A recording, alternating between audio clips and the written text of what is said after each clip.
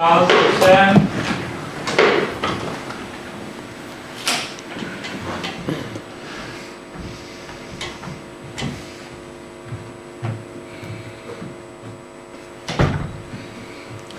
Please open the commission. The Royal Commission is now in session. Please be seated. Yes, Mr. Boss. Commissioners, before we move to the next witness, there's a matter that requires a procedural direction from you. I'm instructed that tab 48 of Exhibit 8.1 in the Earl Haven tender bundle was published on the Royal Commission's website with incomplete redactions that had the effect of identifying certain providers. That document has since been removed from the Commission's website this morning.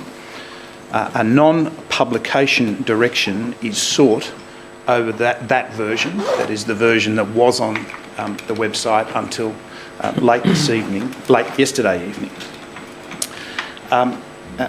Those following the proceedings and who may have accessed this document are advised that it is not to be published pursuant to a direction under Section 6D, subsection 3 of the Royal Commissions Act.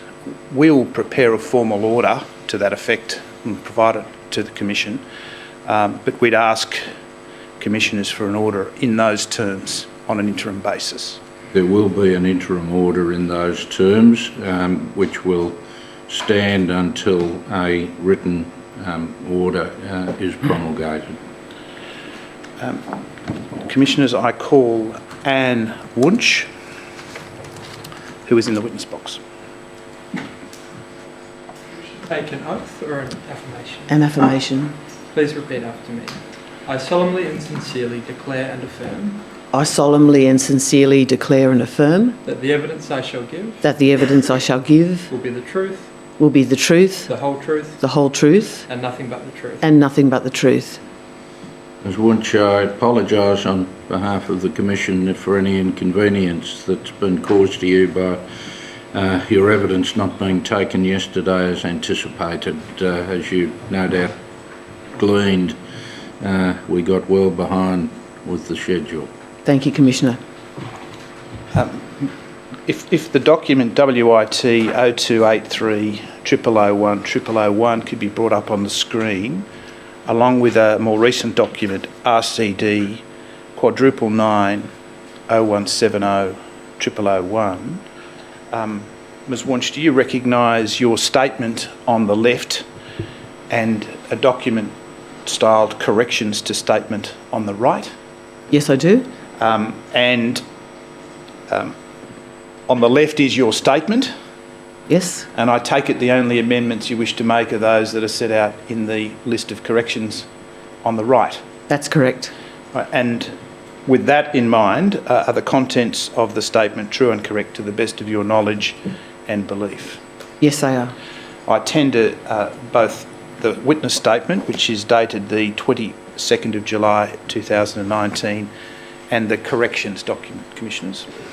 Yes, I think I'll make them one exhibit. So the witness statement of Anne Dominica Wench, dated the 22nd of July 2019, and the corrigenda thereto will be Exhibit 8-30.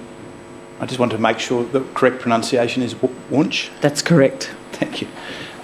You are currently the Executive Director of Quality Assessment and Monitoring Operations under the Commission. Yes. And I'll call it the Commission, so we'll... Sure. For ease of reference.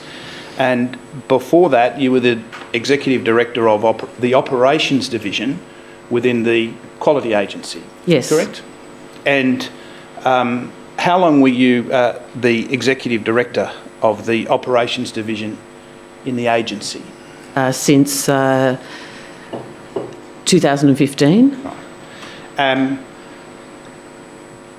Could you describe the transfer of the division under the agency to the Commission when the transfer of responsibilities occurred last year? How did that operate? Essentially, The responsibilities for each region under a regional director transferred from the quality agency to the commission. So the structure within the operations area essentially operates in the same way, led by myself. So there were operational divisions in, for example, Brisbane? The operations in Brisbane essentially operate in the same way under the regional director under my leadership. Yeah. And the staff are essentially the same? To the extent that they are the same staff, of course we have a recruitment program ongoing, but there are the same staff that were a part of the quality agency under my direction as part of the same teams operating under the commission. And what have been, if any, the significant changes in direction that have followed from the transfer from the agency to the commission? The direction has moved us into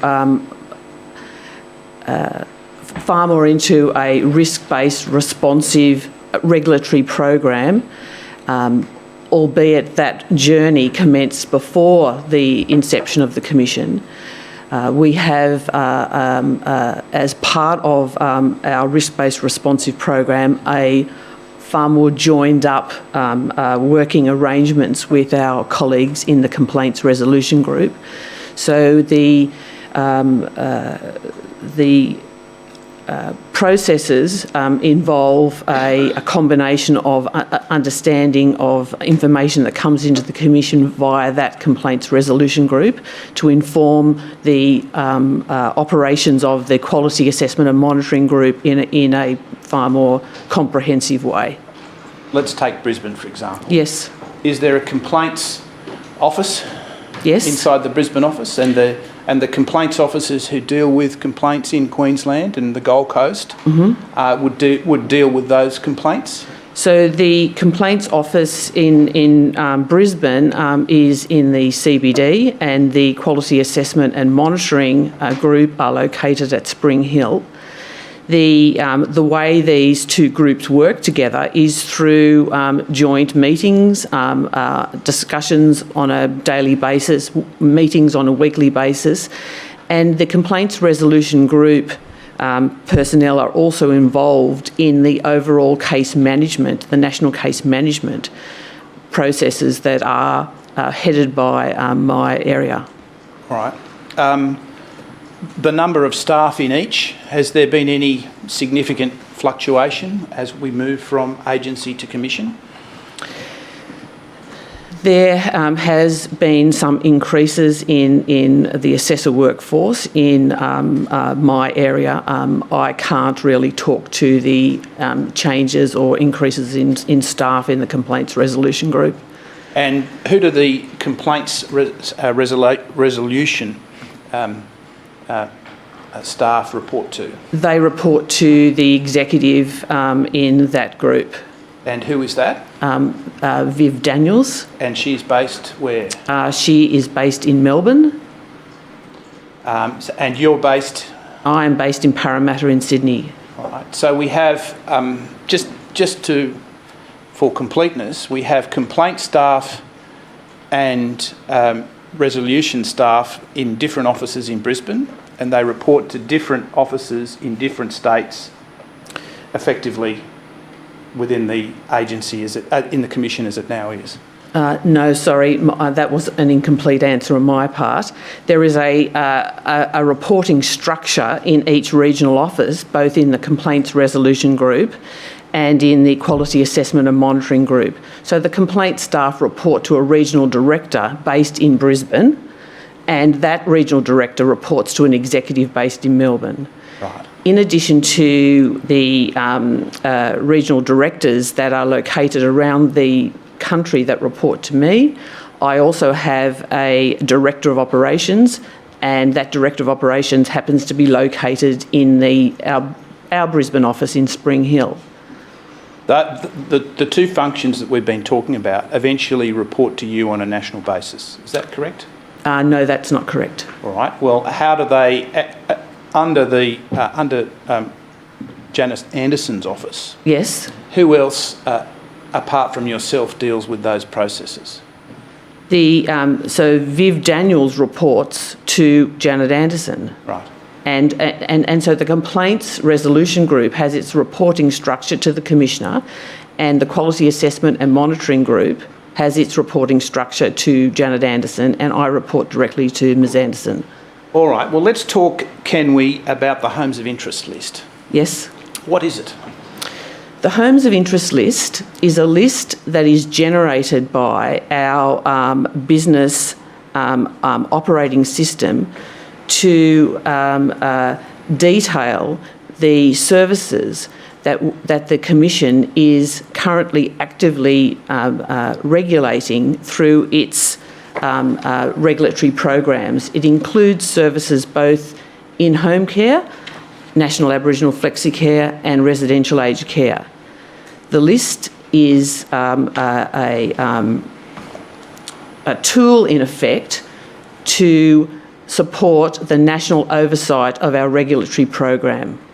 Is it a list that is generated within the Commission and the Commission only? The list is generated in the Commission. And is it circulated to the department? The list is not circulated to the department. However, the list has significant overlap with the service providers of concern list. There's about an 80% overlap in terms of services that the Commission is actively monitoring, and that the list that the department maintains, which may include some other services that are not included on the Homes of Interest list. What's the best way to describe the difference between the service providers of concern and the Homes of Interest list? The best way to describe it is that the Homes of Interest list is a service-by-service list, and it reflects the regulatory program for each service.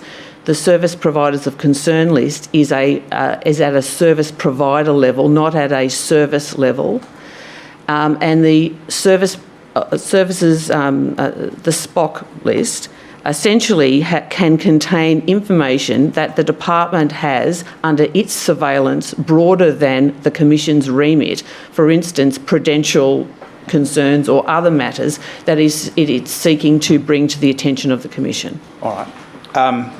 One of the differences that would seem to be apparent is that there is no fixed criteria for entry to the SPOC list. That is, there's a discretionary element to the inclusion of someone on the SPOC list. Do you agree with that? I cannot comment on that matter. It's the department's remit. Well, you have sat, haven't you, on a liaison meeting for some years between the Yes. department and the agency, where I take it issues arising out of providers on the SPOC list have been discussed in the context of the agency or the Commission's work in relation to the Homes of Interest list. Yes, that's the case. Is it a useful exercise in regulatory oversight to compare notes on what providers are doing according to the two lists? It's certainly valuable to have those discussions in relation to matters that the department may have direct line of sight to that informs our regulatory actions. Yes. All right. Well, let's, if we could bring up, please, tab 53 in the Earl Haven tender bundle. You'll see there, these are some minutes from 2017 of the SPOC committee meeting on the 21st of August. Are you familiar with those minutes? Have you reviewed them in preparing for your evidence today? I have seen these minutes, yes. When we see compliance section as denoting the role of three officers from New South Wales who were attending that meeting. Are they compliant? What compliance section are we talking about there? Compliance officers under your direction and control, or a different form of compliance? Could you point to the line that you're referring to, please? Well, you see, the names of the attendees are obviously blanked out, and the chair is identified as being the first person there, and then you can assume from me that compliance section refers to three officers from New South Wales from the compliance section. Yes. Which compliance section? One under your control or one within the department? They're not descriptors that we use to describe our officers. Right, okay. Even in 2017? That's right. All right.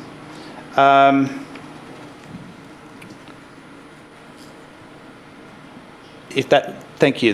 I don't need that anymore. Ms. Bramison gave some evidence the other day to the effect that the SPOC list identifies a higher level of risk compared to the homes of interest list. Do you have any insight in relation to that comparison?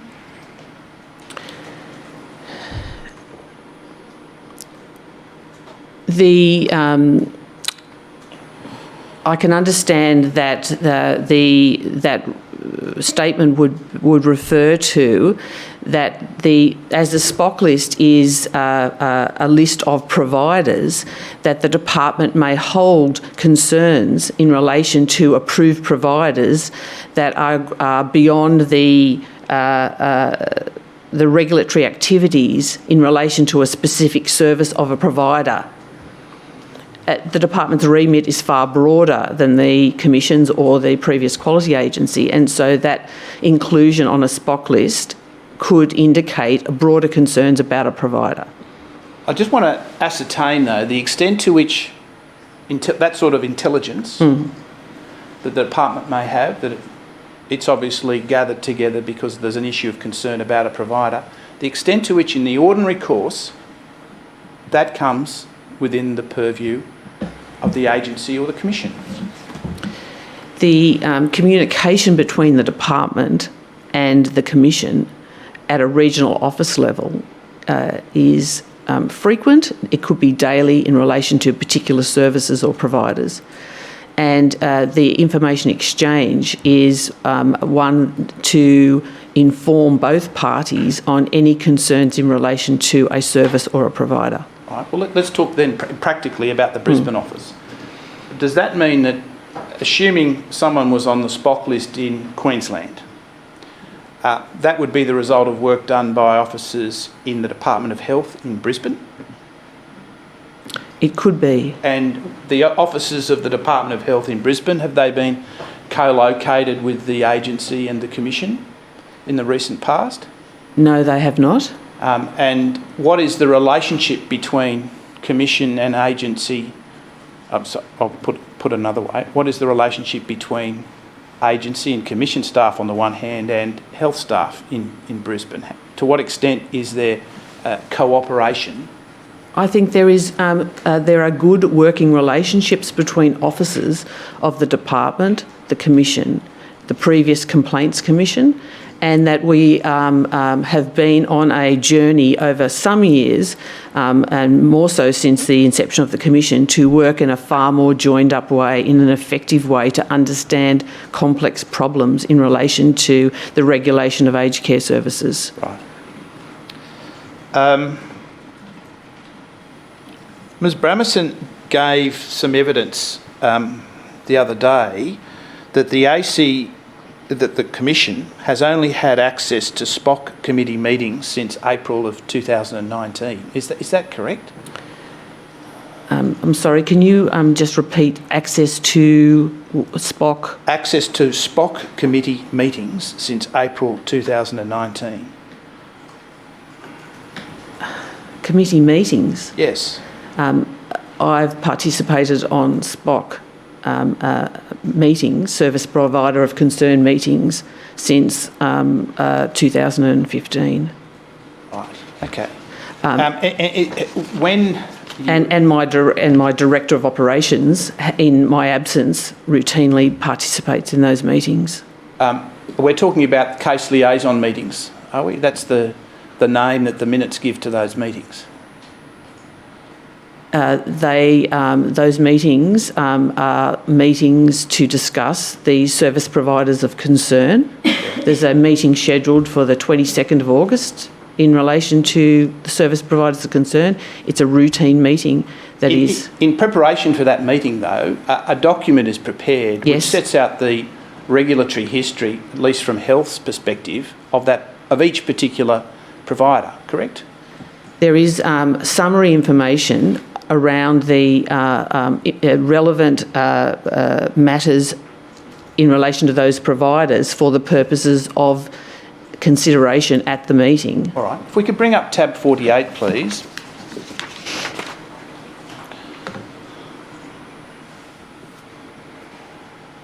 This is a SPOC, a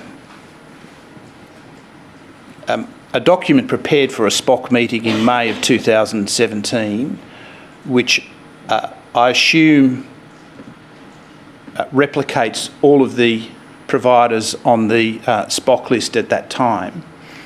That you're familiar with the format of that particular notice? Yes, I am. If we could go down through that document to the people care entries, if you'll find those.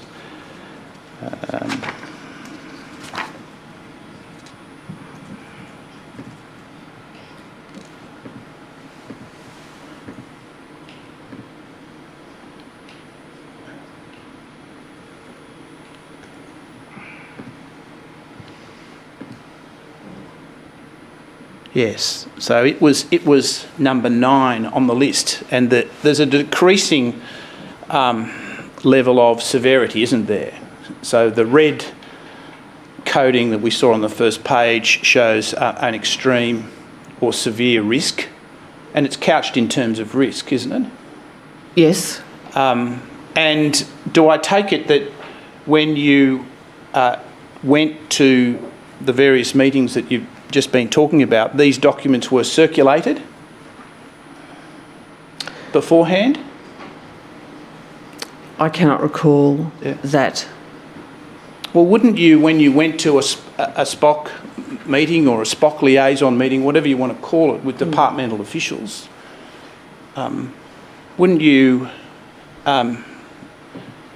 want to go through in some detail the record of the various providers that you were discussing?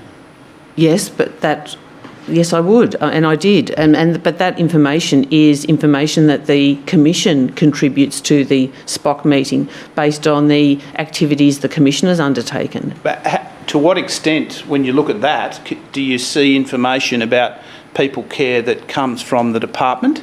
And to what extent do you see information that comes from the Commission?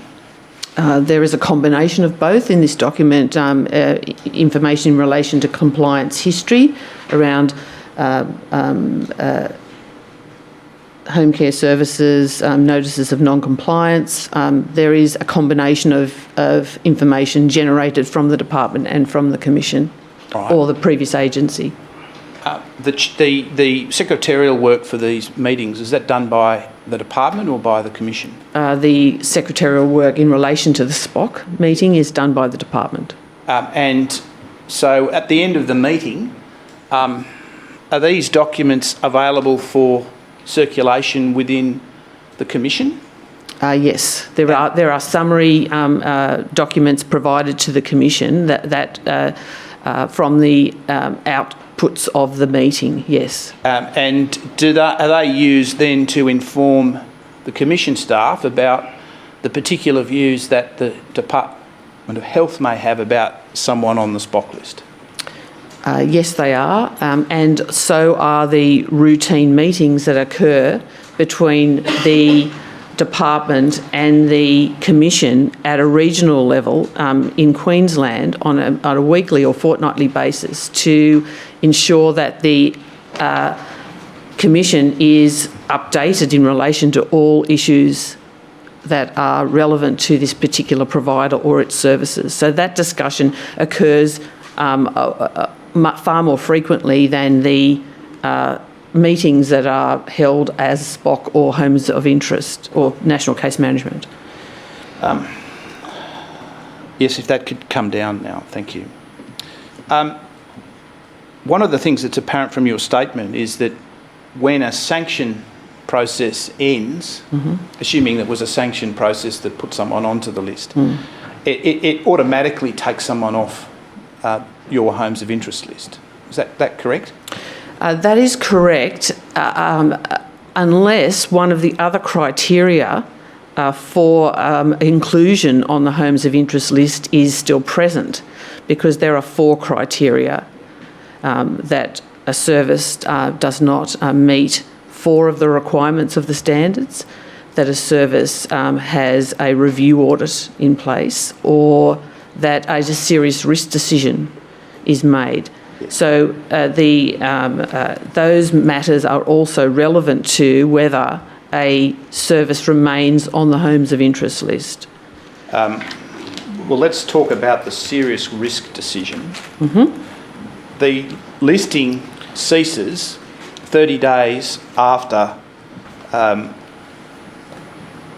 making of that decision, correct? If that's yes. the only reason why someone is on the Homes Yes. of Interest list, 30 days, they're automatically off, correct? They are off that list. However, the active case management of those services continues in a regional office where the officers are working. The assessment teams are being assigned to monitor, to continue the surveillance of those assessments to those services. Yes, but in paragraph 30, don't you say that listing has at least one significance for that provider, in that listing or non-listing informs the Commission's regulatory approach to a particular provider? Yes, that's correct. So when you go off the list, there's a different regulatory approach? No, the regulatory approach has already been considered through a national case management consideration, and the ongoing monitoring of that service is still conducted with oversight from myself or from the Director of Operations, because we are meeting regularly with my direct reports, regional directors, to continue to understand those the performance of those services, and any regulatory intelligence that comes into the Commission from any source will also prompt further consideration of escalation to a regulatory approach. All right. Is there a different regulatory approach depending upon whether the risk, according to SPOC, is high, medium, low, severe? The regulatory approach adopted by the Commission is informed by consideration of any matters that the Department brings to the Commission's attention, because it adds to the regulatory intelligence that we have in relation to the service. So let's take, for example, Earlhaven and People Care. Yes. It went off sanctions towards the end of 2017. Yes. It did not go back on sanctions before the events of the 11th of July. That's your correct. understanding? Yes. Is your evidence that even despite the relatively poor regulatory record of People Care up until December 2017, you kept what might be called a regulatory approach that was appropriate for a provider that had a serious or moderate risk in SPOC terms? I believe we maintained a regulatory approach in relation to that service commensurate with our understanding of their current risk. We conducted an assessment contact at that service in June, and towards the end of June 2019. The assessment of risk is one that is dynamic in each regional office in relation to all the services that that office is responsible for engaging in. And an assessment was made in relation to the frequency and the form of those assessments by that regional office. Let's unpack that a bit with people care. By December 2017, it had been through multiple sanctions. Correct? Yes. It had come out of the sanctions process, and you had seen it come up in SPOC Homes of Interest liaison minutes Yes. on a number of occasions.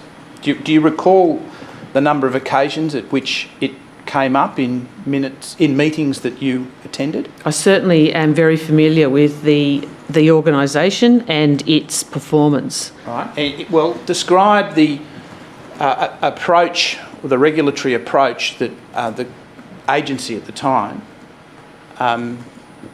was intending to apply to people care in December 2017. The approach is to, when a service returns to compliance, to, after a period of non-compliance, to determine risk based on information that is available to the Commission at a point in time, and assessments are scheduled on that basis. Sorry, had you finished? Yes. What risk did you apprehend in December 2017 when it came to people care? The circumstances in relation to the findings of the agency advised us of the risks in relation to that service. But in our compliance monitoring work, we came to a view that that service was then at the end of that period meeting standards. All right. Was the introduction of a third-party service provider in the form of Help Street conveyed to the Commission at any stage in 2018? The Commission, the Quality Agency was aware of Help Street as a subcontracted entity, subcontracted by People Care. When did it become aware of that? I can't recall that at this time. What is the procedure for dealing with that sort of outsourcing when you become aware of it?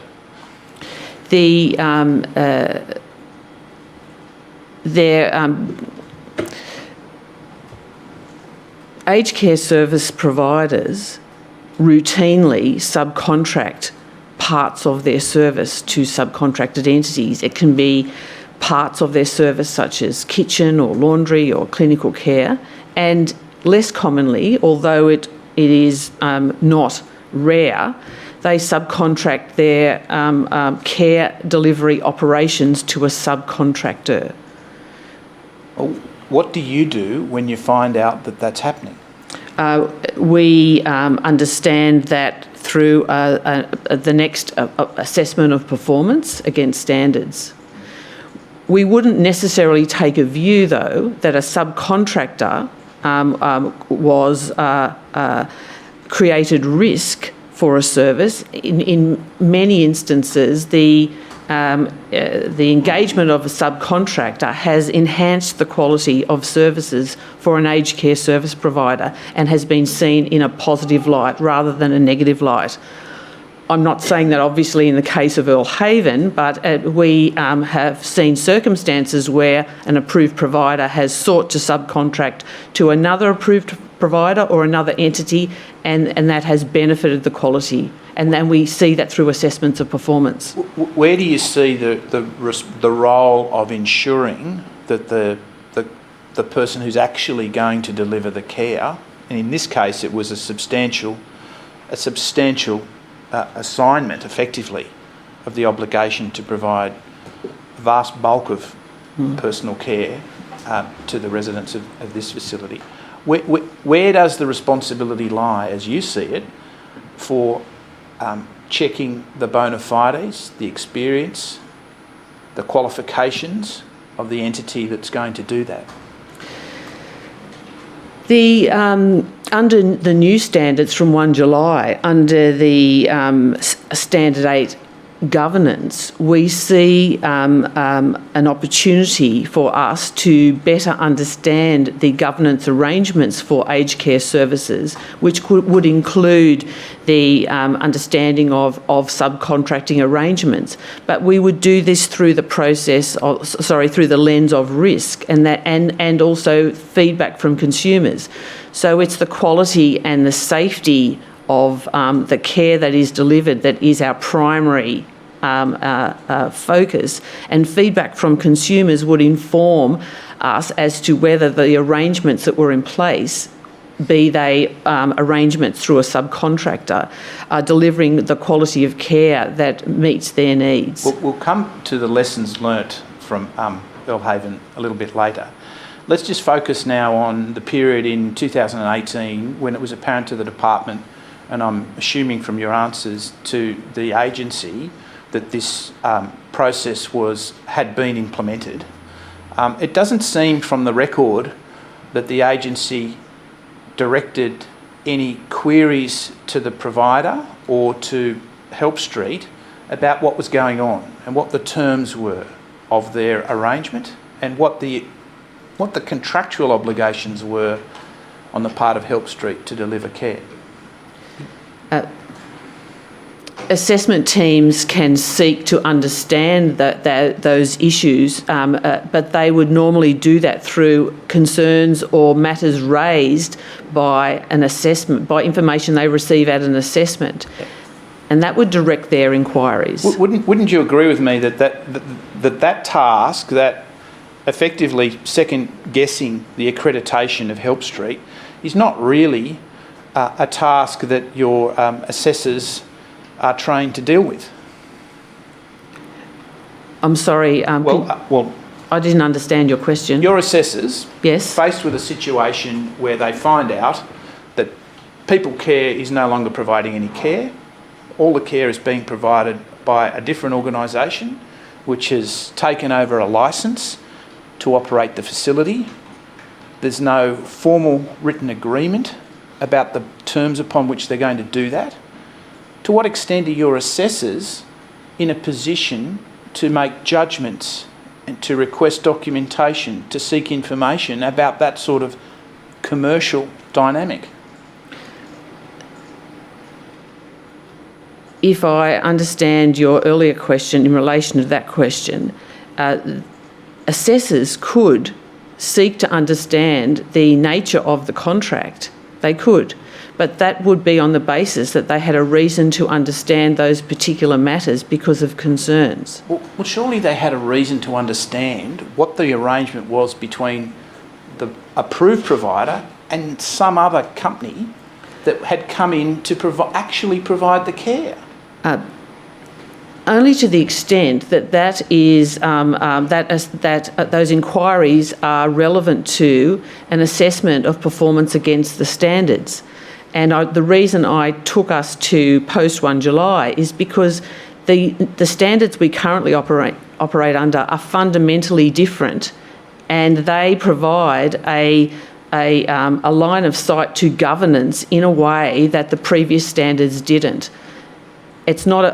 I'm not seeking to refer to lessons learned. I'm seeking to establish that we have a stronger and sounder basis to understand those arrangements under current standards. All right. Well, let's look at the old accreditation standard 1.6, which required appropriately skilled staff and qualified staff sufficient to ensure that services are delivered in accordance with these standards and the residential care services philosophy and objectives. I'm sure you're very familiar with that particular standard. Yes. Now, is that historically a standard that is enforced by either the agency or the... Was enforced. That was enforced. That's what I said. That was enforced by the Commission, by the agency. the agency assessed performance against standard 1.6 at every reaccreditation audit, at every review audit, and at assessment contacts where that was the relevant scope of assessment. It's certainly the case that it was part of the assessment. However, it may not be the case that through the assessment of that expected outcome, we would understand whether the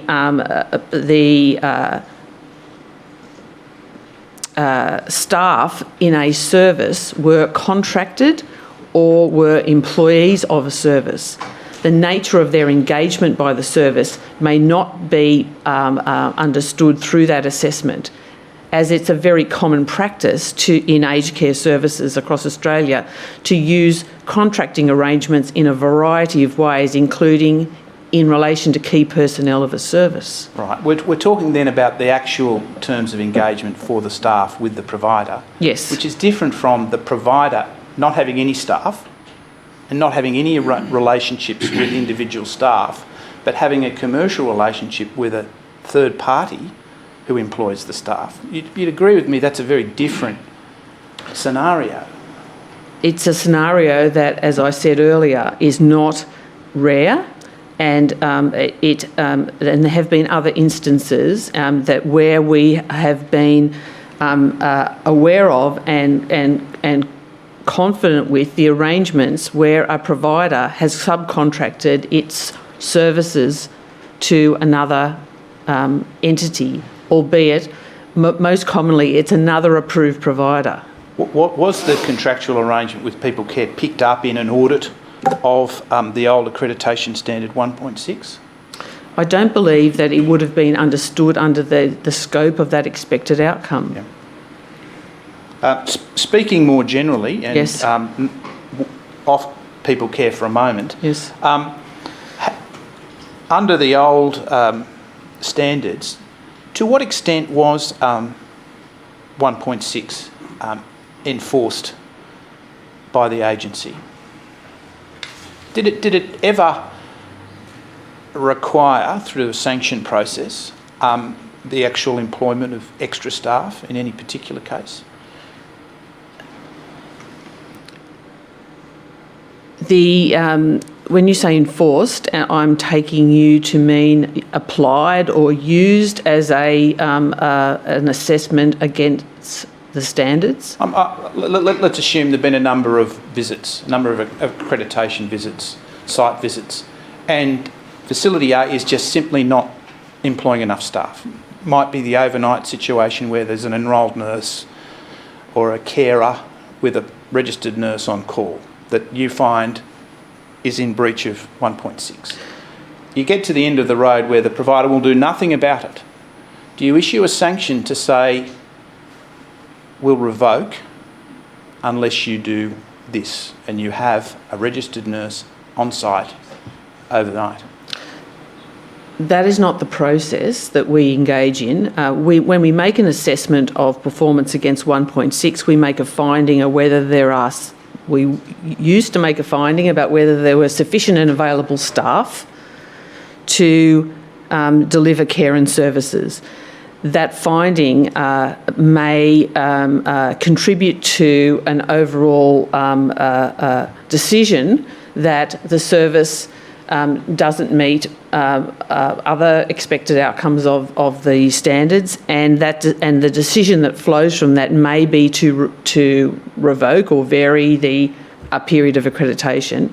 Sanctions imposed by the department are specific to a particular outcome or issue, and that sanction that the department issues may result in the service increasing its staffing. The service may come to that view without a sanction as well. They may come to a view that they need to increase or change the mix of staffing based on a decision of the agency in relation to that expected outcome. All right. If we could turn, please, to tab 95, and let's look at the last contact report for People Care before the 11th of July. you'll see that this contact occurred on the 25th of June. Yes. In briefing the Minister and looking into people care and preparing for your evidence, are you familiar with this report? Yes, I am. When you read it, was there anything in it that concerned you? Yes. And what was that? I was concerned about the use of restraint in that service. I was going to ask you precisely about that. If we could go please to the page that has 7 questions and 7 dot points. I think it might be 3 or 4 pages in. Just keep going. Yes. No, back 1 page.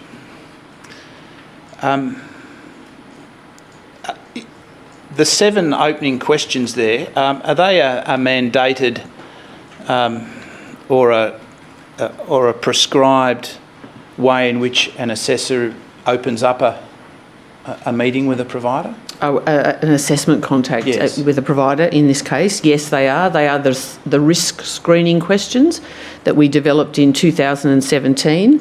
They are available on our website and they are used routinely to understand or open up lines of inquiry to undertake an assessment. When you look at the second last dot point, Yes. 2 quite striking figures come out, namely 71% of care recipients receiving psychotropic medication. Yes. When you read that, did that surprise you? That is at the very high end, and I've seen examples where that percentage has been in reports for services that have predominantly consumers with mental health or other complex care needs, but that's a very high number. Withdraw that. Did that cause you to go back over the record to see whether there had been any previous reporting of that sort of prescribing regime? That is not my role, but certainly the regional director and assistant director in this office were involved in reviewing this report.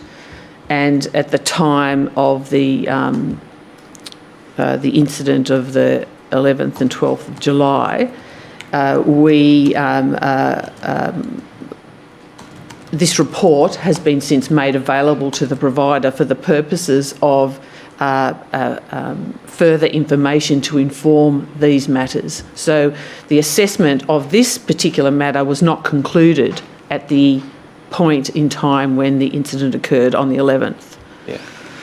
The documentary record doesn't show, it was very limited time between the 25th and the 11th for anything to happen. What would be the ordinary regulatory response to this sort of voluntary reporting?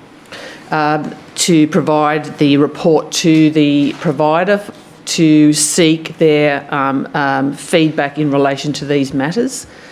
And at the same time that this report was provided to the provider also received, along with all other residential aged care services in Australia, an assessment contact with a self-assessment tool to assist them to capture information in relation to each person in their service that was subject to psychotropic medication. And that assessment to all residential aged care services in Australia was developed in response to information that was coming through partly from the responses to risk screening questions. So there was an escalation of activity that this service would have also received along with others. The second aspect, the psychotropic medication is one thing, but the figure about physical restraint, may I suggest to you that's even more troubling? I agree that is a very troubling number. We determined in June to undertake an assessment contact specifically in relation to psychotropic medications, and we advised in a letter that I issued to the sector, to all services, that we would follow this up in August, September with a further same type self-assessment tool process to understand physical restraint. We didn't collapse it together into one a tool, because we know that the sector is also on a journey of improving its performance, and we want to support their own efforts to improve their performance in relation to the use of both physical and chemical restraint. Are you concerned that none of the earlier contact reports disclose these sorts of problems in relation to people care, and it's only in June 2019 that we see that sort of disclosure on the record? I believe that we have made significant progress in relation to this issue. When we first developed this risk screening question in 2017, it was a broader question. Since the inception of the Commission in February, we sharpened up this question so that we could see what a self-assessment of percentage of restraint looked like, and we've now moved to provide significant resources to the sector to assist their improvement in their performance. And I think our line of sight to this issue is far sharper now. And we expect that with additional resources and attention, supported through also efforts of the industry associations with policies, procedures and training, that will make a significant impression and impact in relation to this issue. Well, if we assume that the incidence of those restraints didn't change over time, we don't know the answer to that. Is the effect of your evidence that had the right questions been asked in 2018, we might have found out that information earlier? I don't know, but what I do know is that this reflects a point in time, and what we don't know is whether the same cohort of care recipients were there at that time. And there are many issues that impact on this information. But a 50% figure for physical restraint is totally unacceptable. You'd agree with that? It's an unacceptable level, and the sharper focus has brought this information to light, and the value is in seeking to work to improve this picture across the sector, and that is the reason for seeking to understand these matters in terms of percentages. Right. I want to move to a completely different topic. I want to talk about... Before you leave this report, I just have one question that I want to ask, and that is, after you read this contact report, were you concerned not by what was there, but by anything that wasn't there?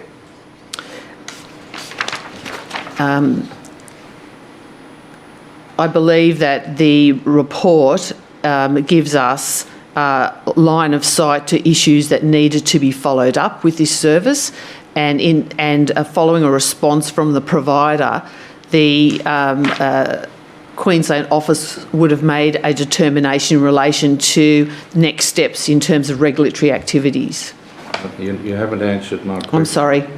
The question was, once you read this report, were you concerned about the absence of any material issues that you thought should have been there but weren't?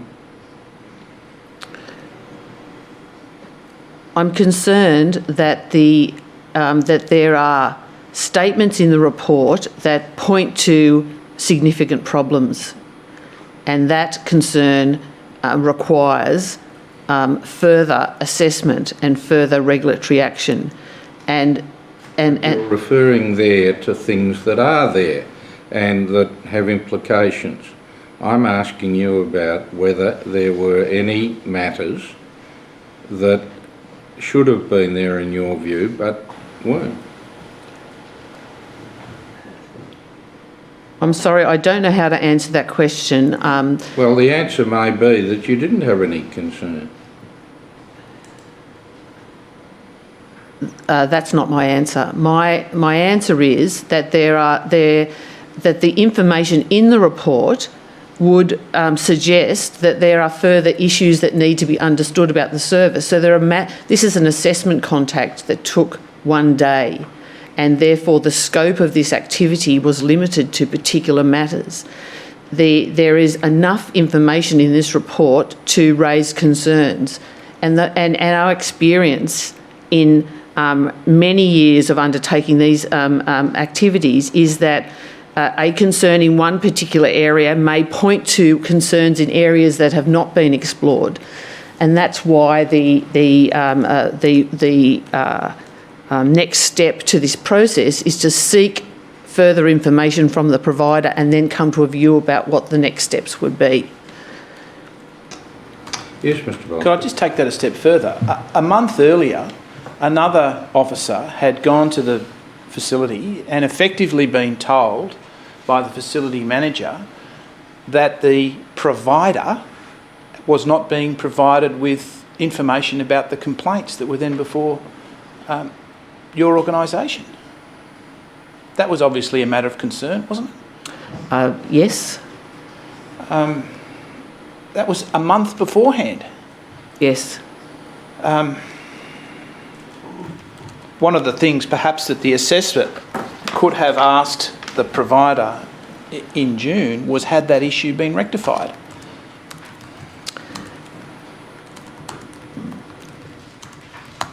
That was could the last pressing issue that had been on the Commission's file. and I note that information wasn't sought from the provider. No. Just on another point, the facility manager here who dealt with the officers and who answered the questions was not clinically trained. Is that normal process when you're carrying out an assessment contact visit to deal with someone who's effectively the business manager or the residential manager but doesn't have a health qualification? The person in charge, who is nominated by the provider, could be a facility manager, it could be a registered nurse, it could be a clinical manager, it could be a non-clinical business manager. It's certainly not unusual for us to be liaising with an approved provider delegate who is not a clinical person. Is that a best practice procedure? Is that likely to get the best result when you're assessing whether this facility meets accreditation standards?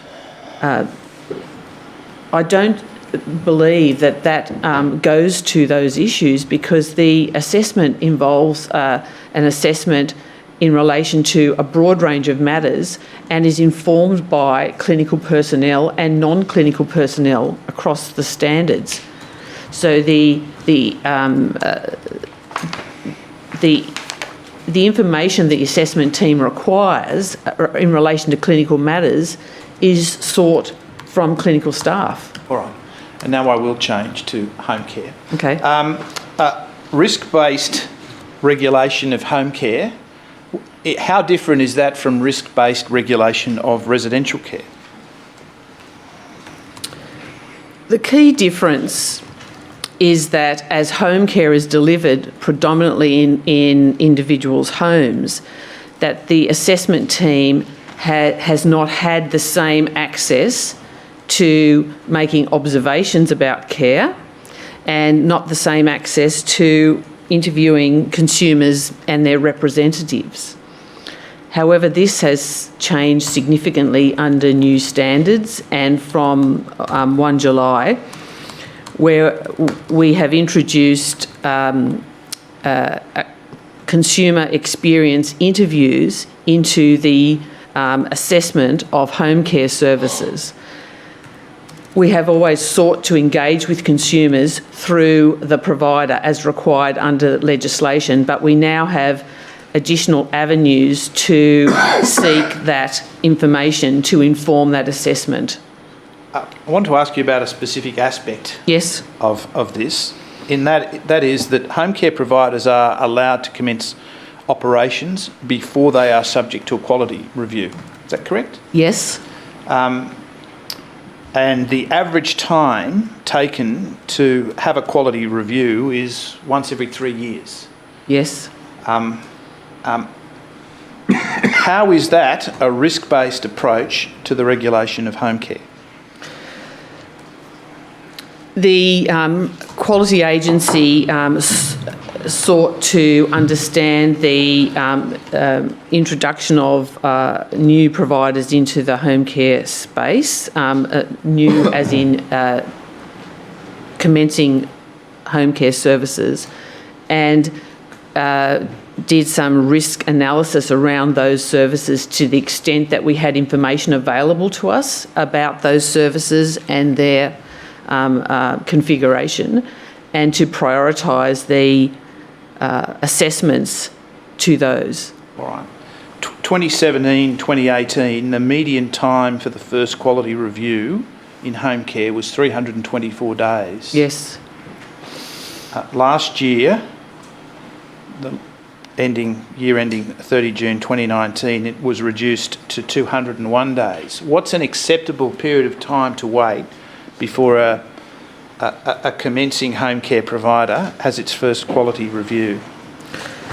So in understanding an acceptable timeframe, we look to the information that we have in relation to the type of care that the provider is providing, whether we can understand that in terms of the acuity of the needs of the consumers of that service and the numbers of consumers receiving that service.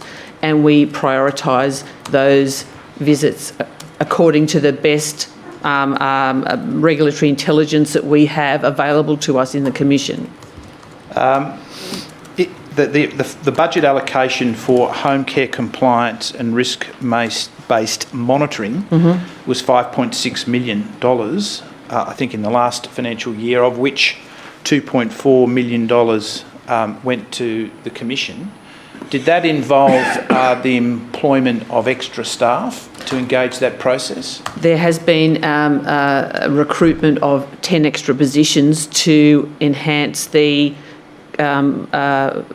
staffing cohort to support the increased numbers of home care services that require quality review and monitoring. And are they being allocated geographically to meet the need for review that's outstanding? Certainly, we allocate our staffing based on geographics and the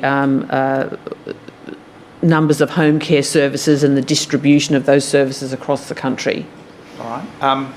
The Carnell-Patterson report recommended that the Commission develop a more robust risk profiling instrument. Yes. What steps have been undertaken to do that? So in the context of home care, please. Sorry. The department is leading this work. We've contributed significantly to this work to seek to access data sets that have not been available to us to better understand risk in relation to home care. And we will be accessing a risk profiling system which will be underpinned by statistical models and analysis from 1 July 2020. And that will significantly benefit us in being able to understand the acuity of consumers. How are you going in terms of meeting that deadline? This project is progressing well, and we are very confident that we'll have a sound basis to better understand risk from 1 July next year. Can I ask you to have a look at tab 140, which is going to come up, of the general tender bundle? Thank you.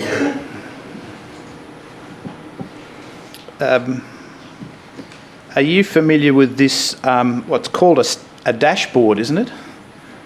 Yes. And what's its purpose?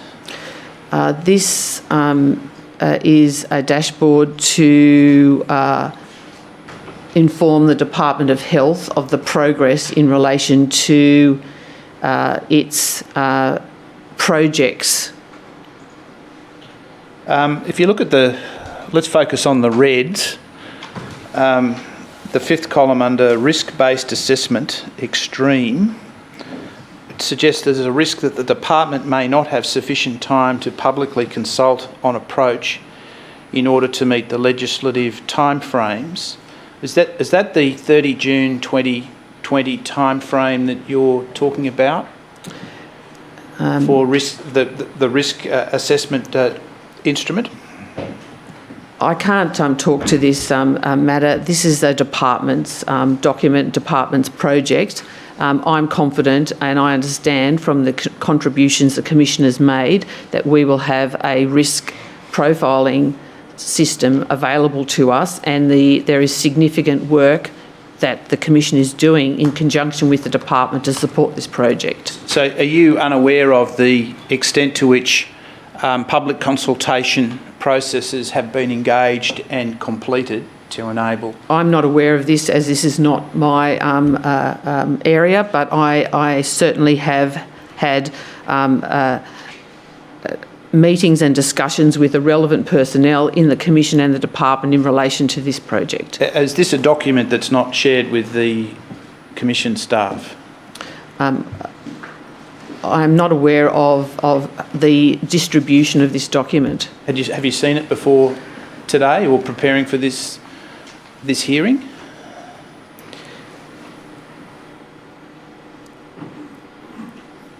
It's possible I have seen this document. It doesn't spring to mind for me. So do I take it from your evidence that you say that the implementation on Carnell-Patterson in relation to risk profiling is on track? I believe so.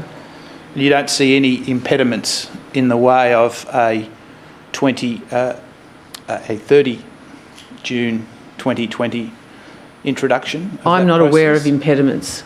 All right.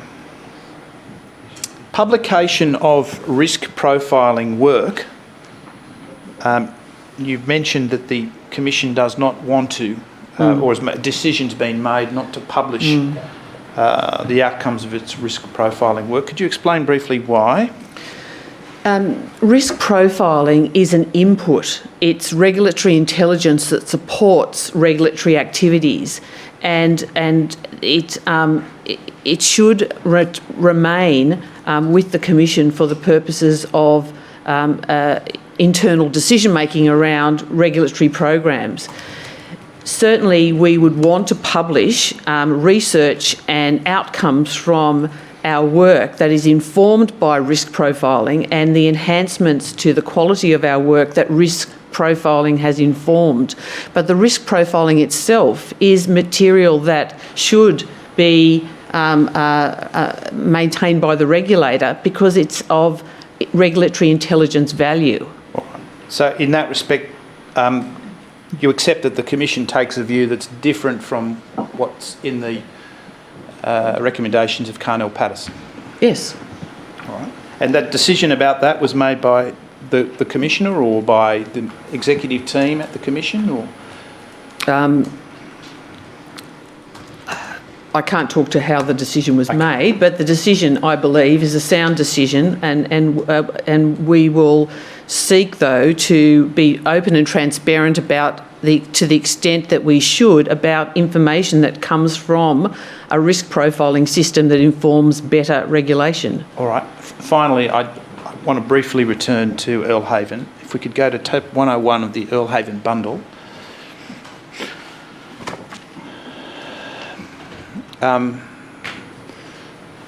let me just summarise the context of this. You'd be familiar with this email from Janet Anderson to you and others. Yes. This was an email sent on the evening of the 11th following a briefing to the Minister about the events of the day, and I understand you were present at that briefing. Yes. And in that email, Janet Anderson indicates 5 areas or issues that she wanted addressed in terms of some intermediate response or an immediate response to what had happened. Has the Commission progressed a response to those 5 matters? I understand that discussions will be held with the department to seek to understand these matters, and the priority in relation to Earl Haven has been on the operational management of this particular matter, which has involved significant numbers of officials in both the Commission and the department. The matters in the email, though, are very relevant to informing how we will seek to assess performance under Standard 8 governance, to the extent that they are relevant to an assessment of performance against standards from a quality and safety lens. But these matters are also ones that involve the department's oversight as well. Yeah. And we will progress further discussions with the department in relation to these matters. So I take it it's a work in progress. Yes. From a departmental and a commission perspective to respond to Earl Haven. What is the status of those considerations, and when are we likely to hear something, if at all, about what the response is going to be? In relation to the Commission's work with Earl Haven? Yes. Both the review audit and the quality review reports are with the provider, which is part of the procedural fairness process to obtain their response, the provider's response, prior to making decisions in relation to the services delivered through People Care. What about the broader issues that are identified? And these matters are matters that we'll be seeking to progress with the department at the earliest available opportunity, albeit numbers of officers of both the Commission and the department are still significantly engaged in the operational management of the Earl Haven matter. So I have no further questions, Commissioners. Ms Wunsch, thank you for your evidence. Not only are we interested in providers or services, we're interested in trying to gain an overall understanding of the industry as a whole. Mm-hmm. You, of course, are quite familiar with the 3 lines of defence in terms of audit risk arrangements, and I'm quite interested in your views as a regulator as to the sophistication of the sector in terms of understanding and operationalising those 3 lines of defence. I think we're at a watershed moment in time with the introduction of new standards, and we will need about 12 months of assessment of performance against those standards to understand what the bell curve looks like across the sector. We have used various regulatory strategies and levers, and including nudge regulation, to try and influence provider behaviour and to understand provider behaviour better. And that example of the self-assessment tool for understanding the administration of psychotropic medication is a good example of getting a line of sight to a particular complex problem in the sector. I think there's variability across the sector in terms of its sophistication. We have leaders and we have followers, and I think if I look at the way the Care Quality Commission describes the provider cohort that they regulate, I think we would have a similar distribution, and that distribution will be better understood in 12 months' time when it can be informed by differentiated ratings of performance. So these are all ways of getting a more nuanced understanding of the sector that can then provide more detailed information to consumers and to inform regulatory approaches that we take. So let's then go to, say, the top 100 providers of services. They're big organisations. How sophisticated do you think they are in terms of implementing the 3 lines of defence? I think we have seen examples of quite sophisticated performance in the sector.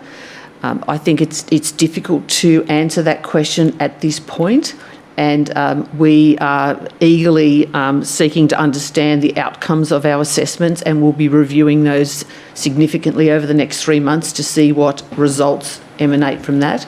But we have providers that do inform us about the efforts that they take above and beyond meeting standards and demonstrate leadership in the sector. So would it be correct to say that really you don't know, and you won't know for some time to come until you've got your more sophisticated systems in place? Well, we won't know what performance looks like under new standards, and the bar has been raised by these new standards until we have some data on that performance. Okay, what about performance under the old standards? Under the old standards, we certainly were able to identify examples of better practice, but under a binary system of met and not met, that nuanced view of providers could not be informed by regulatory activities. We're very interested in how that will change once we have a differentiated model that allows us to see the spectrum of provider performance. So fundamentally, we don't know much at all about the quality of the risk management approach of the services within the sector. We have limited information to differentiate beyond services that meet the standards and services that don't meet the standards. We have information about providers that have performed consistently and met standards over many, many years. We have information that comes to us routinely by providers that are seeking to appraise us of their system development, their research, their efforts to move well beyond standards, and we use that information to inform ourselves about what best practice looks like. Now, the new standards also require all providers to reference best practice in meeting these standards. So the lens has shifted and changed, and it will provide us with a better understanding of that. But to date, you cannot tell us what proportion of providers, at least in the self-assessment model, believe they're meeting best practice. Only through an assessment of performance against standards, and that is an ongoing... So your answer is yes. Thank you. Anything arising, Mr Bolster? Nothing. Thank you, Commissioners. Yes, very well. Thank you very much for your evidence. You're excused from further attendance Thank on you. your summons. The Commission will adjourn until 11:10. All stand. The Royal Commission is now adjourned at 11:10.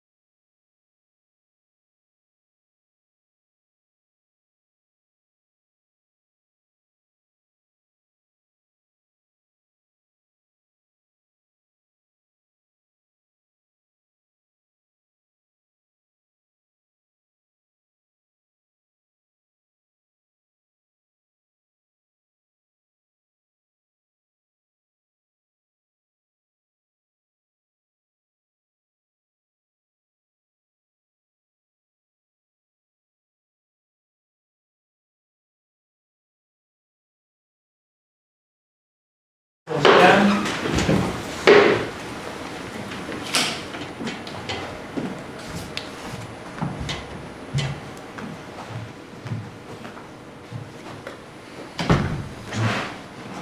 Please be seated. Yes, Mr Gray. Thank you, Commissioner. I call Ms Amy Laffin.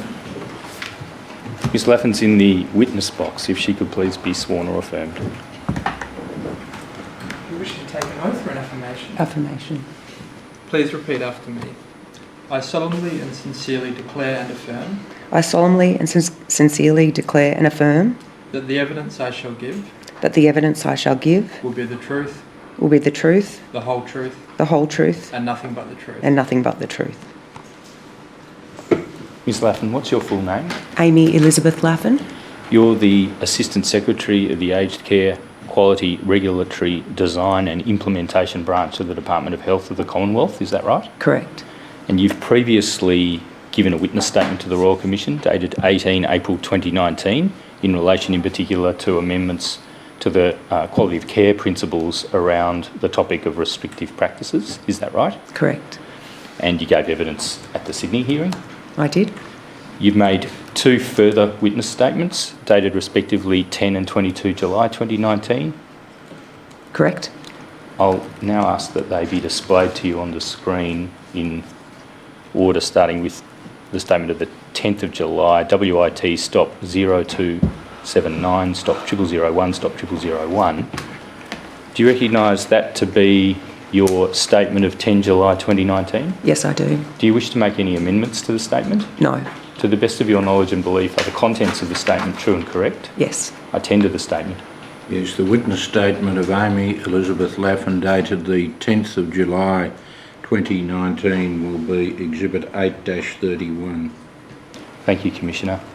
Next, Ms Laffin, I'll ask that your statement of 22 July be displayed. WIT stop 0282, stop 0001, stop 0001. Do you recognise that to be a copy of your statement of 22 July? I do. Do you wish to make any amendments? No. To the best of your knowledge and belief, are its contents true and correct? Yes. I tender the statement. Yes, the witness statement of Amy Elizabeth Laffin dated the 22nd of July 2019 will be Exhibit 8-32. Thank you, Commissioner. In your role as Assistant Secretary, Aged Care Regulatory Design and Implementation, Aged Care Quality Regulatory Design and Implementation Branch, you're overseeing the process of a series of reforms to quality and safety regulation of aged care, is that right? Correct. And they're a work in progress at present, is that That's right. Amongst other things, they involve implementation of aspects of the 10 recommendations of the Carnell and Patterson review, is that right? Correct. They don't involve implementation of all of the actions recommended within those 10 recommendations, do they? At this point in time, no. And is that going to change? May depend on decisions of government. All right, so there are still pending decisions about whether certain of the actions that haven't yet been the subject of decisions might be implemented at some point in the future, is that right? Correct. All right. Now,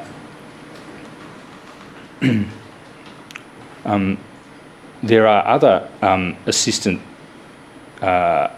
secretaries at your level in the department who have titles such as strategic policy and regulatory policy.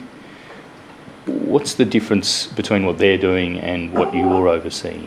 So my task is very, I would say, is less strategic at the moment and details focused. We have government approval to implement a number of recommendations, and I'm doing the policy and design work to implement those recommendations.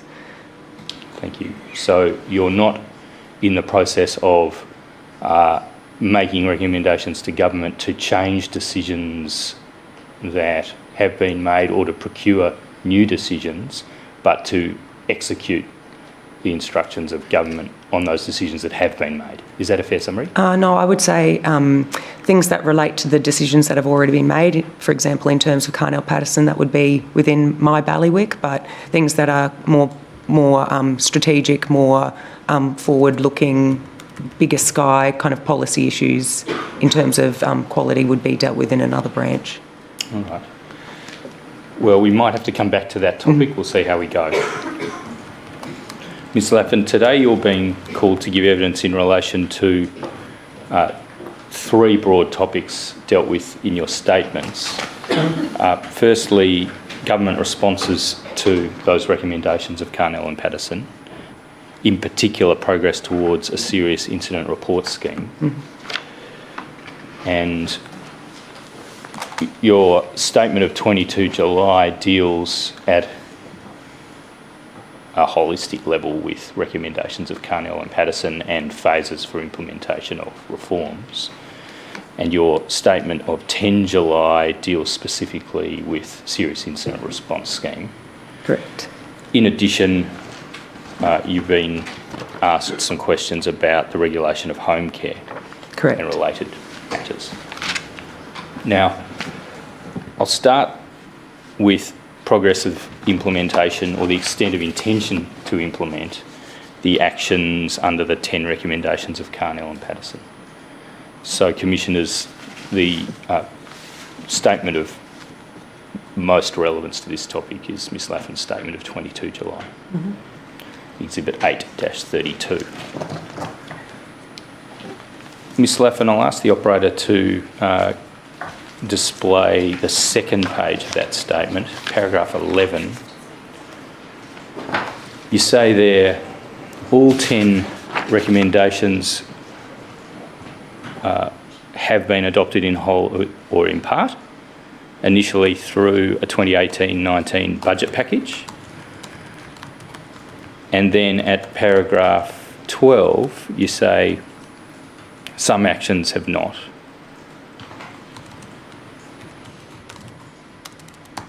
And some actions have not yet been the subject of proposals to implement that specific action. In the Sydney hearing, there was a ministerial submission in evidence in that hearing, which I'll ask you to comment on. It's in tab 10 of the bundle of documents already tendered. It's doc ID CTH 1000-0002-6501. Thank you, operator. You've had occasion to see this document and familiarise yourself with it before, I take it? I have. This was a departmental submission to 2 ministers in relation to the recommendations in 2 reviews, wasn't it? The review of Mr David Tune and the Carnell-Patterson review? Correct. And I'll just ask you about the recommendations in it concerning the Carnell-Patterson recommendations. The memo on page 3, if we could go for a moment to page 3, said in the second bullet point that on releasing the report, Minister Wyatt announced that the government generally supports the broad direction of the report and committed to replacing announced re-accreditation audits with unannounced audits as soon as possible. That was part of recommendation 8. If we go back to the beginning of the memo, page 1 on paragraph 2,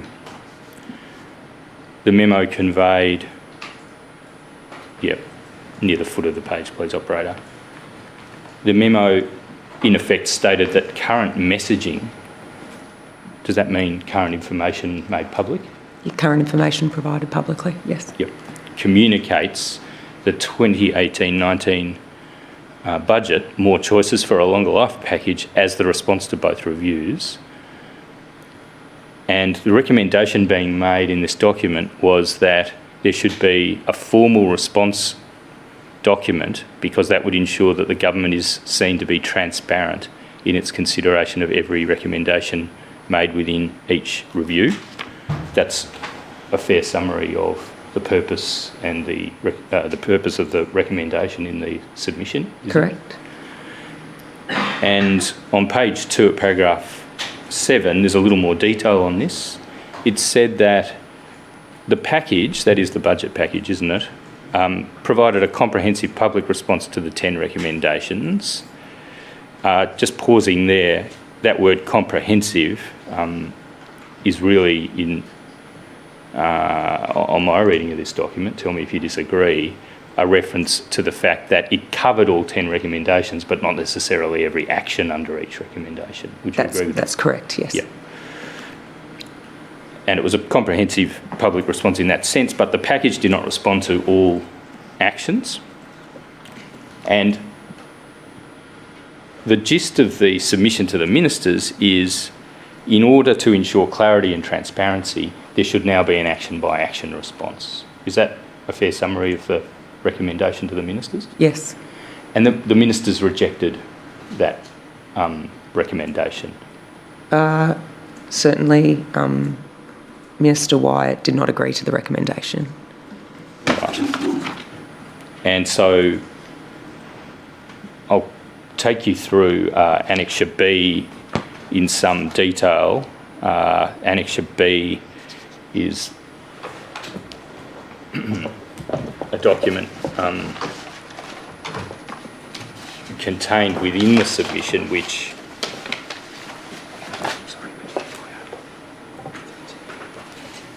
Annexure B is a document contained within the submission which sets out the department's proposals as to an action-by-action response to the Carnell and Patterson recommendations, isn't it?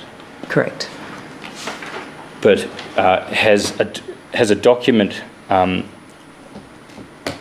has a document in the nature of a formal response from government been published since the time of this recommendation in late 2018? Published by the government? No. No.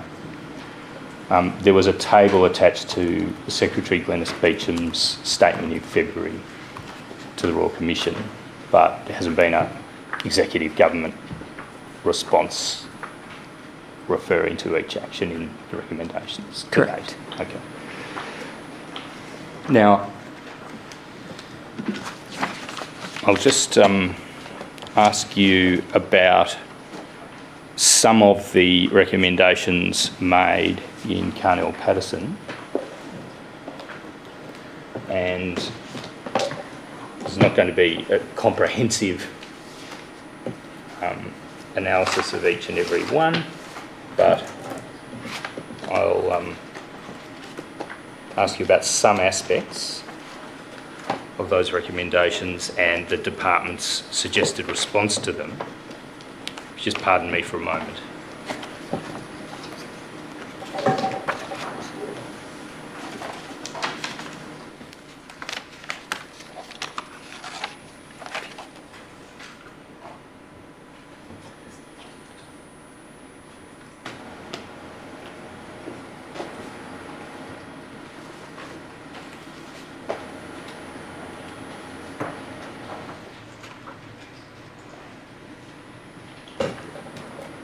Thank you.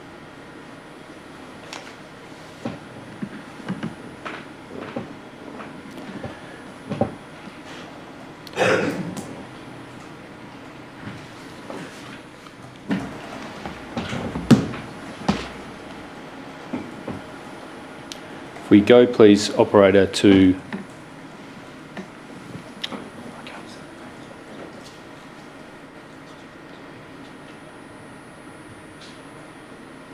Thank you.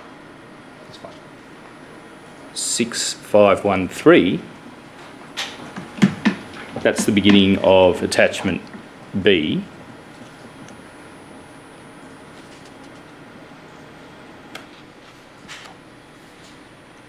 And recommendation 1 of the Carnell-Patterson review was a recommendation for the establishment of an Aged Care Quality and Safety Commission constituting a number of independent commissioners, including a complaints commissioner, and governed by a board. That's right, isn't it, Ms Laffin? Correct. And the response on 6513, amongst other things, is to the effect that that model, governed by a board and with multiple commissioners, was not cost effective. I just want to ask you about the proposal to have an independent complaints commissioner. Did the department do any modelling as to what would be the additional costs of having an independent complaints commissioner within the Aged Care Quality and Safety Commission? No, we didn't. So it can't be said with any certainty that it wouldn't be cost effective to have an independent complaints commissioner under the roof of the Aged Care Quality and Safety Commission, can it? I think we can expect that it would cost additional funding. Well, you didn't do any modelling of it? No. So it's just an assertion? Yes. In fact, having an independent complaints commissioner would ensure that in decisions around resourcing, the interests of the complaints function were robustly advocated within the commission, wouldn't you agree? Not necessarily. All right. Now, your department's response also refers to mitigation of the risk of creating silos. Recommendation 2 of Carnell and Patterson report was for a robust data collection and sharing and risk profiling mechanism to be employed. If that was done right, then there wouldn't be an appreciable risk of silos occasioned by having an independence complaints commissioner, would there? I think there may still be that risk of silos. Well, I suppose there's always a risk, whether you have an independent commissioner or not. We've seen a risk. We've seen evidence this week in the Royal Commission of complaints officers within the Aged Care Quality and Safety Commission not apparently communicating all of their concerns in a timely fashion across to the quality monitoring aspect of the commission. So there's always a risk, I accept that, but it's no higher risk from having an independent commissioner under the model recommended by Carnell and Patterson, I suggest. I don't think it's about information sharing, but it's about that decision making, and that decision making being somewhat to the side and isolated to other decisions. Well, in terms of intelligence, the complaints function can simply transmit information gleaned during the complaints process, and that won't impact on the issue that you're referring to, decision making, will it? It shouldn't. And when you speak of an impact on decision making, the complaints function and the progression of a complaint is in fact a distinct form of decision making from compliance related decision making, isn't it? That's correct. So there's no problem with a separation of those functions. In fact, in terms of decision making, they should be separated. Wouldn't you agree with that? I do agree. All right. Now, what about the governing board? Were you present, or were you able to review the evidence yesterday afternoon of Professor Patterson about the importance of a governing board in his view? Yes, I watched that. Was the importance of a governing board not appreciated by the department at the time of the preparation of this response document and indeed the legislation for the Aged Care Quality and Safety Commission? No, I would suggest we were aware of the matters that Professor Patterson raised yesterday. Because a board is a completely different proposition from a mere advisory council, isn't it? Correct. And according to Professor Patterson, it was very important that the commission be in fact governed by a board, not simply advised by a council. And he hoped that there would be a consumer voice on the board. Don't you see the force of those reform recommendations?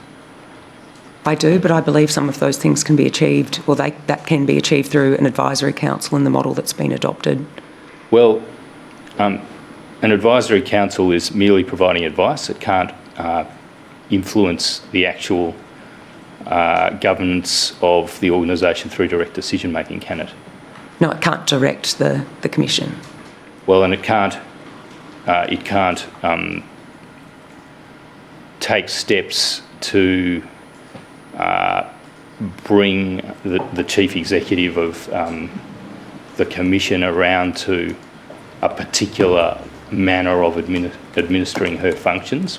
It can merely provide. That's correct, yeah. Whereas a board would be able to exert far more direct governance capability. Do you agree with that? Yes. I want to go to recommendation 2 now on page 6514. This recommendation is also critical to the future of the monitoring model under recommendation 8, isn't it? Correct. The monitoring recommendation 8, is to move from cyclical accreditation to ongoing accreditation supported by risk profiling. That's right, isn't it? That's the recommendation, yes. What's the status of government's decision about whether that is the ultimate destination? Government has committed that it will progressively move to a more risk-based assessment system. That risk-based assessment system could be ongoing accreditation, but it might be another option. So no final decisions yet been made about whether to abandon cyclical accreditation? Correct. But there will be a more risk-based approach to monitoring? Correct. And does that also apply in home care? Yes. Yep. So Carnell and Patterson weren't dealing with home care? No, they weren't, and also noting that home care doesn't have accreditation, but the concept of a more risk-based approach, Yep. yes, would apply to home care. All right. So that's in effect the meaning of the words at, I believe they're at 6519, where we see a reference to in principle support for recommendation 8. There's in principle support but no firm decision yet, is that right? Correct. All right. Just back to recommendation 2 on 6514, the first action was the Australian Health Ministers Advisory Council is to consider options to improve sharing. That's a co-ed council, isn't it? Correct. Is to consider options to improve sharing patient-resident information between, in effect, the state elements of health and mental health on the one hand, and the, in effect, Commonwealth supervised aged care sector on the other. Yes, that's my understanding. And what's the government's position on that particular proposal? Government has yet to make a decision on that. All right. It's a good idea, isn't it? It seems that if you can get information from a variety of sources that would assist in risk profiling, then yes. So it is a good idea? From my perspective, yes. Yeah. Your personal opinion is that should happen? Yes. Yeah. And what's the status of any departmental work on that proposal, and has it been put to government? It's yet to be put to government, and we're yet to do any thorough work on that. I think for us that we'll develop that risk profiling system, have that bedded down, and then we'll look at potentially ways to increase that information sharing and risk profiling systems that we have. Well, there's no need, is there, to wait before progressing those COAG level efforts until you've got the risk profiling system up and running. In fact, it's illogical to wait until then. There's no causal connection between the two of them. I wouldn't say it's illogical. I agree that you could progress it at this point in time, but I would suggest that any state and territory ministers would be interested to know what sort of information sharing, the sorts of protections we have around our system, the robustness of the information sharing system that we do have. So that would be an advantage to waiting until that system was in place. Well, why not start the discussion with them and see what they need by means of protections around their information? We could do that. Well, why haven't you done it already? It hasn't been one of our priorities. Well, it's the case, isn't it, that the department is under-resourced to deal with a reform program of this kind and needs to outsource things to KPMG, as you've described in your statement regarding the Serious Incident Report Scheme. Correct. The department just doesn't seem to be able to move promptly on this large reform agenda. Do you agree with that? No, I wouldn't. Okay, well, we'll come back to that in a minute.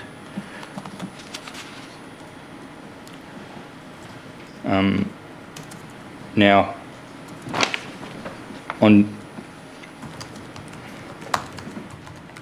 In your statement,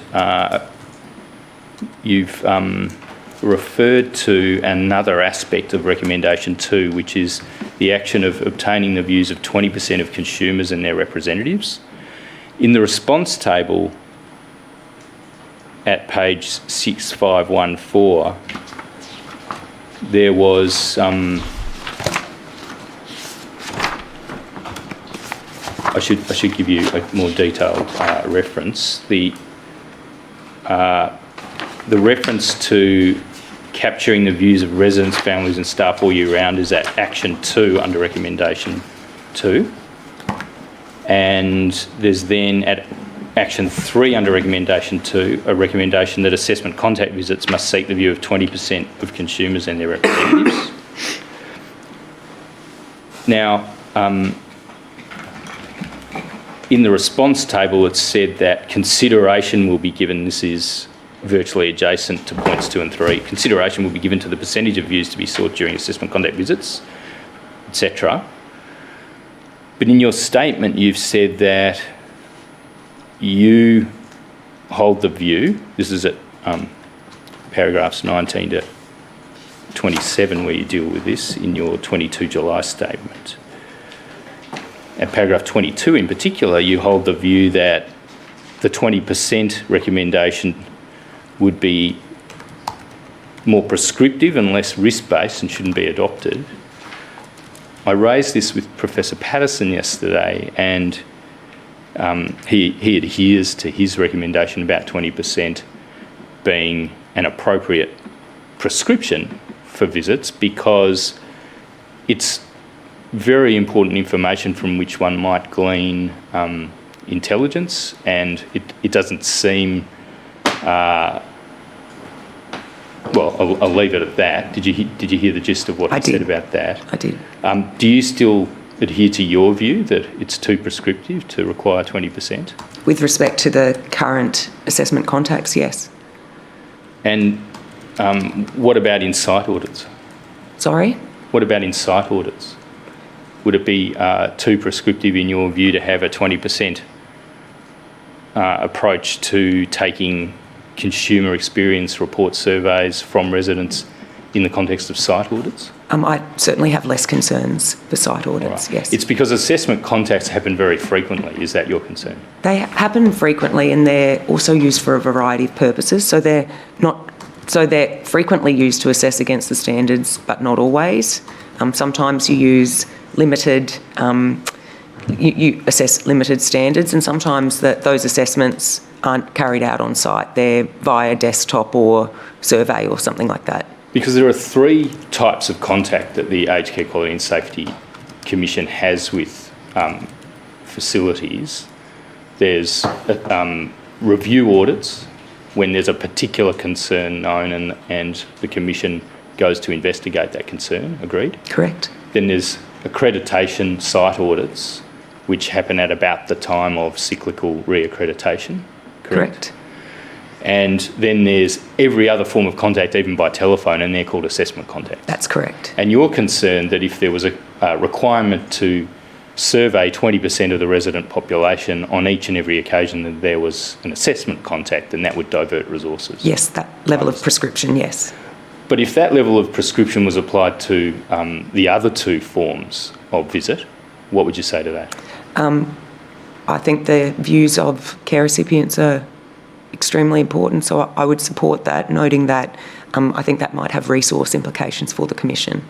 Well, presumably it would, but on the other hand, giving people their say is not a terribly cost-intensive exercise, is it? You can provide them with a survey, and if they have high cognition, they can do it themselves.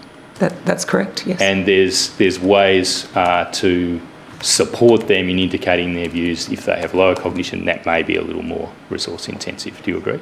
That's correct, although my understanding is that currently we conduct interviews face-to-face so the Commission can seek further answers or clarify things. Yep. And that's entirely appropriate, even if it does have resource implications, because this is, as you've just acknowledged, a very important thing to hear the voice of the people who are receiving the care and their families, correct? In my view, yes. Yeah.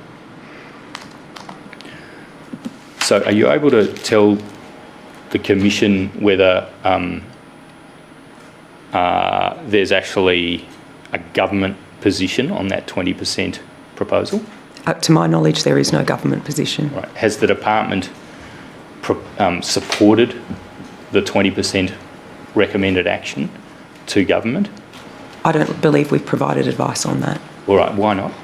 And I refer to this in the, we talk about, in this exhibit, saying that it's something that we'll consider as part of Recommendation 8. So the sorts of things that in doing further steps on Recommendation 8, we'd be looking at things like the three sorts of contacts that you talked about previously. Do we have more sets of contact? Do we change those? What sorts of audits and visits would make up the system, and what would be the requirements of those audits and visits and assessments? So considering consumer interviews and percentage for consumer interviews, I think would logically come up under that consideration. And in the meantime, there's no reason not to require it as an interim measure until you've sorted out exactly what monitoring regime you want to have. It could be, yes. Could be done easily, couldn't it? Yes. Now, Professor Patterson has also explained an additional recommendation, which is this idea of making the consumer experience reports accessible all year round and online. That could be done easily, couldn't it? From a technological perspective, and I would say yes, although there may be issues with statistical analysis and making sure that, I'd have to seek advice from experts on that. Has that action been the subject of a recommendation from the department to government? No, it hasn't. We're now getting on to 2 years since this recommendation was made. Roman 2, the Commission will develop options to capture the views of residents, families and staff all year round. That's directed to the new Commission. Do you know whether they've been working on that? I know that's something that's been under consideration. I'm aware that they've set up a 1-800 number to receive the views of consumers and their families. Okay, but with regard to the specific recommendation in the report about making the consumer experience reports available online all year round, you don't know whether that's been considered? So to clarify, they're available all year round to view, just not to input into. Yeah, I mean to input. Yes. I mean in an interactive interface where a resident or family member in any particular facility can fill out a consumer experience report and submit it to the Commission. Correct. That's not yet happening? No, noting that any time people can raise concerns through the complaints. That's so. However, it's a lot less confronting to be prompted through the survey on consumer experience and to be able to rate the facility in that format, I suggest. Don't you think that's so? Yes, I do. And that'd be a very useful tool to support the goal or the purpose that you acknowledged a short time ago in your evidence, that the voices of the care recipients are very, very important. Correct. Let's just think about that topic and unpack it a little further. The voices of the people receiving the care are really integral to a proper regulatory response on quality and safety, aren't they? Correct. What are your views generally about whether there are sufficient mechanisms under the present quality and safety regulatory design for those voices to be heard? I think that things have improved and grown. So especially with the new quality standards, which have that consumer focus statement, that requires more of an assessment of consumers and what their perspectives of their care and services are. So I think it's something that we're building over time. There could probably be more things done. Professor Patterson referred to advocacy, strengthening the National Aged Care Advocacy Program. Mm-hmm. Would you agree that that would be a sensible suggestion? With respect to Professor Patterson's evidence, he was describing the advocacy program at a point in time, so I think around, say, October 2017. At that point, the kind of the new provider was only established on the 1st of July that year, so I would suggest that improvements and things have been made since that time. When we consider the evidence, some of it quite confronting, about the experience of complainants under the complaints mechanism, do you accept that it sounds like there's room for vast improvement in engaging complainants in that process, including the outcomes? From a departmental perspective or advocacy perspective? From a program design, from a framework design perspective? Yes.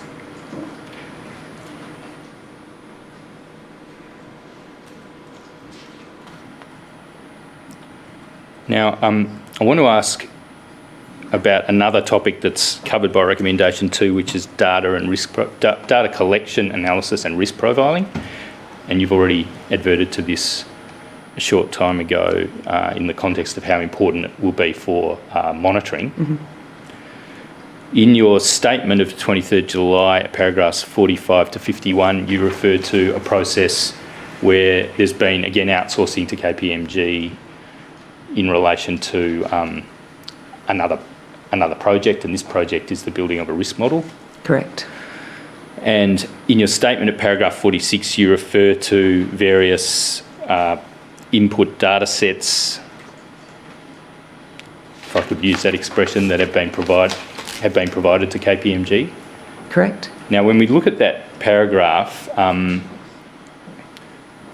when the Commissioners come to consider what weight to put on that paragraph, the Royal Commission's also been provided with a confidential document which describes the risk model, which will not be published, and I'll be asking for a non-publication order in relation to it. But I'll ask that you be shown a hard copy of that document, which is CTH:0001.100.7539.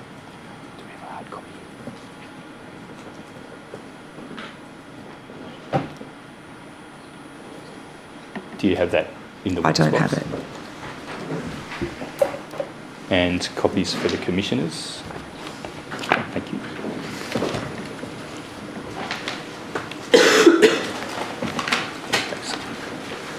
And in that document at pages 34 to 36, there's a passage on data sharing and capture inputs and gaps. I won't ask you to read those out, but have you had a chance to familiarise yourself with those pages? Yes. So my question is, when the Commissioners come to weigh your evidence about what KPMG was given, it's the case, isn't it, that what appears on those pages of that confidential document is more detailed and up-to-date than what appears in your paragraph 46? I would say that this is more detailed. So in my statement, I'm talking about broad categories of systems, and I think in the KPMG report, we talk about slices of data within those systems. All right. And I think you're saying that the Commissioners would be correct to put more weight on what appears on those pages of this document than trying to draw inferences simply out of your paragraph 46? Yes, the KPMG report provides further detail, yes. Yeah. Thank you.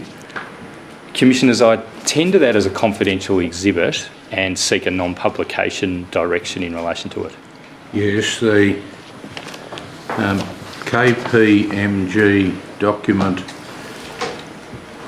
entitled Risk Profiling Model and Prototype, dated the 5th of July 2019, will be confidential exhibit 8-33, and there will be a direction that none of the contents of that document be published. Thank you, Commissioner. Now, could I ask that you go back to the attachment B, response to the Carnell and Patterson report in the ministerial submission at page 6514. There's a reference there to the consideration of inclusion of home care and flexible care in the model. What's the outcome of that consideration? So with respect to the model that that we developed that KPMG reported on as part of this report, home care wasn't included. But since that time, there's been another government budget package, and as part of that package, feasibility study for risk profiling of home care will be conducted as part of that. Now, the plan is that the risk model will be available by 1st July 2020, is that right? That's the go live date, yes. However, this element in relation to home care, will that be later than that? It will. Right. In terms of the go live date, you might have seen that Ms Wunsch was asked to comment on a dashboard of program status in relation to certain measures, including this one at CTH 1016.1010.0427. In relation to risk-based assessment, it's said on that dashboard document that there's an extreme risk that the department may not have sufficient time to publicly consult on approach.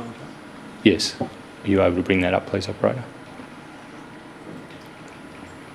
This is a document in respect of a period called a reporting period, 21 March to 23 April. Mm-hmm.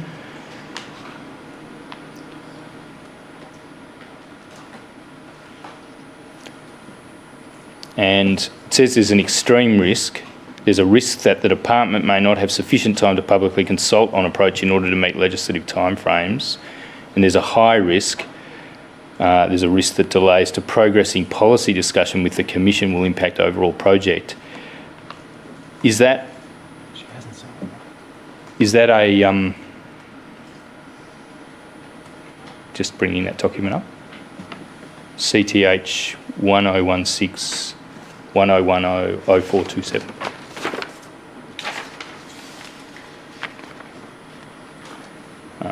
It's General Tender Bundle, tab 140. Thank you.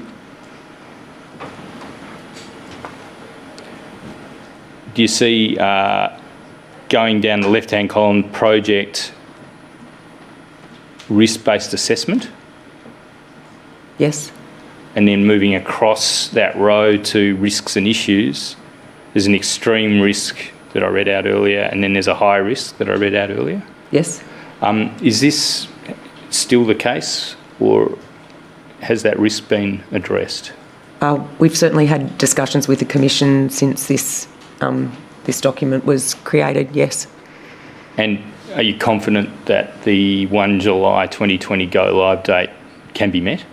Sorry, so this relates to risk-based assessment. So this is more about the recommendation 8, whether we move towards ongoing accreditation or that sort of thing. In terms of the go live date, so the system, yep. I think that's captured in the item above, the risk profiling and second pass business case, and I am confident that that will go live on the 1st of July. Thank you. So the risks in relation to that element of the programs covered in this table identify high risks but not extreme risks. Correct. Yeah. Now, the risk-based assessment, does that have a legislative time target set for it?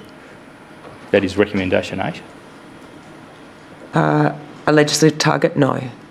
It just says, if we look at this row again, mm-hmm. under risks and issues, where it says extreme, it says there's a risk that the department may not have sufficient time to publicly consult on approach in order to meet legislative timeframes. So my question is, if this row relates to recommendation 8, it seems to be referring to a legislative timeframe. Do you know what it is?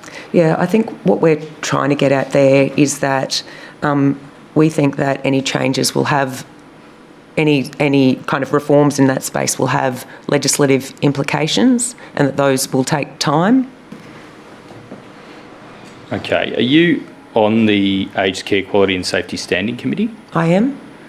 Has there been a more up-to-date program status dashboard produced by that committee? Yes, there has. I'll be calling for that. I'll call for that if necessary now, Commissioners. And we'll be seeking a direction from the Commissioners for the production of that document. Yes, I'm sure Mr Kennett's instructors have heard what's been said. Thank you. I just want to ask you, Ms Laffin, just without reference to that confidential document, I'm not seeking to make any use of it, I just want to ask you whether certain inputs are going to be included in the risk model that's currently envisaged by the department. Firstly, consumer experience reports, CERs. The information used from consumer experience reports, which inform then accreditation decisions, yes, but the CERs themselves, I'm not sure. So that a statistical analysis of the CERs will be included, is that what you're saying? I couldn't answer that. All right. Sorry. It's just that going back to that point about the importance of the consumer voice in trying to achieve a responsive regulatory design, that would suggest that the CERs would be very important data to try to capture in a risk model. Wouldn't you agree? I agree. But the consumer voice is the assessment against the standards. So whether a service is accredited, whether it meets or doesn't meet the standards, is influenced by those consumer discussions. That's the purpose for which those discussions are held. Somewhat indirect, though, isn't it? I would say that the consumer experience directly results in those met or not met findings. All right. Well, that's really a matter for the methodology of the particular assessor who's come to the facility or gone to the home care service from the Aged Care Quality and Safety Commission, I suggest. There's no straight line, there's no direct connection between the contents of the consumer experience reports and the decision that assessor makes about whether the quality standards are met. What do you say to that? I think that's a question best asked for the Commission, but certainly things I've seen, accreditation reports, things like that, talk really specifically about what the consumers have found, what their experiences has been. It actually contains statistics from those consumer experience reports, so I think that they are a large input into those met or not met decisions. And I think if you look at the Commission's guidance material, that talks about how the Commission's going to inform itself whether certain standards are met and how they'll do that, and talking to consumers is part of that. All right. And this is post 1 July, is it? Correct. What about prudential and financial risk analysis? Is that going to be included in the risk model envisaged by the department? That category of risk, yes. No, I mean data resulting from analysis of the annual financial and prudential reports filed by approved providers, that is provided by approved providers to the Secretary. I'm concerned about providing details as to specific reports. Right. What about complaints, and that is trends in complaints about particular approved providers and the content of particular complaints made about approved providers? Is that going to be included? Broadly, complaints, yes. Broadly? Sorry, I don't want to go to specifics of what particular risk features we use as part of complaints, but yes, there's complaints features. All right. What about outsourcing arrangements to management companies? Again, I think that that's providing detail that I probably wouldn't like to provide publicly. All right. Past concerns that officers of the department or the Commission have formed about the level of engagement and cooperation with inquiries shown by particular approved providers? Not to my knowledge. Past concerns expressed and found by officers of the department or the Commission about the corporate governance capabilities of approved providers? Governance matters, yes. Concerns or opinions on those matters, I don't think so. Okay. Serious incident reports. So we're now I'm now making a link to the serious incident reporting scheme that's under consideration. Yeah, so I would suggest that once a serious incident response scheme is underway, that information would be a data source for risk profiling. What about before then, with the compulsory reports about suspected and alleged assaults and unexplained absences, albeit there's an element of an exception that applies to the assaults? Is that information that's going to be Compulsory taken into reporting, account? yes. What about National Quality Indicator Program data? Again, I think you're asking me some very specific questions which go to what we do and don't count as in that risk profiling system, and I'd prefer that they remain confidential. All right, I won't press you. Tip-offs? Tip-offs that come through complaints and various other mechanisms, I would expect that would be included, yes. All right. Can I just ask you more broadly, not necessarily in connection with the risk model, but just more broadly, does the department have any proposal to expand the concept of key personnel to key personnel of contracted management companies? Not to my knowledge. And there's a obligation in the Act to report. This is an obligation imposed on approved providers to report on material changes in circumstances relevant to the suitability of the approved provider. Are you familiar with that provision? That's my understanding, yes. But it's only a requirement to report within 28 days of the change. Is there any proposal within the department to tighten that requirement? Not to my knowledge, noting that that probably wouldn't fit within my responsibilities. All right. What about monitoring of ASIC disqualifications for people who are identified as key personnel?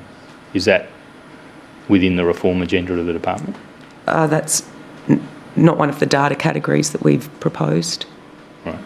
It's not to my knowledge, sorry. Yep. Okay, I just want to ask you now about an aspect of recommendation 7. So if you've still got the document available to you through the operator, if we go to the response to recommendation 7, which is around the use of restrictive practices.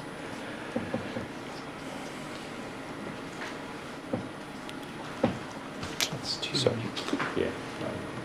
I just need to find the right page. It's on page.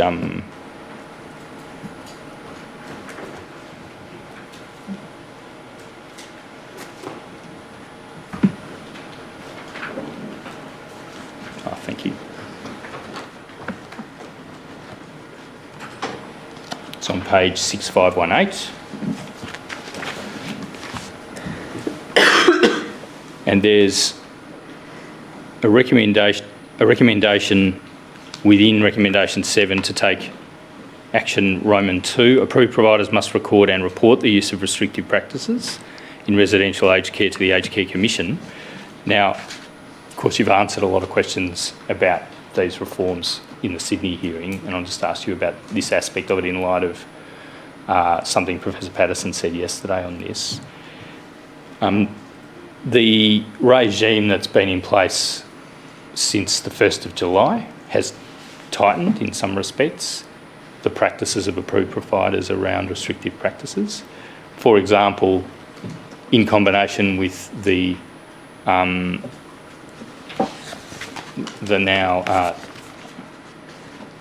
compulsory National Quality Indicator Program, the use of physical restraints must be reported, although perhaps there are some issues around the definitions of physical constraints as between the quality of care principles and the reporting obligations in the accountability principles. You're familiar with this topic, aren't you, Ms. Laffin? Sorry, The reporting of physical restraints. yes, as part of quality indicators, yes. Yep. Now, and the National Quality Indicator Program has also been made mandatory since the 1st of July. And that means that the reporting of the use of physical restraints is a mandatory matter for all approved providers in a residential setting? Correct. Now, there's no equivalent requirement in relation to chemical restraints, is there? The use of chemical restraint doesn't have to be reported by the relevant approved provider.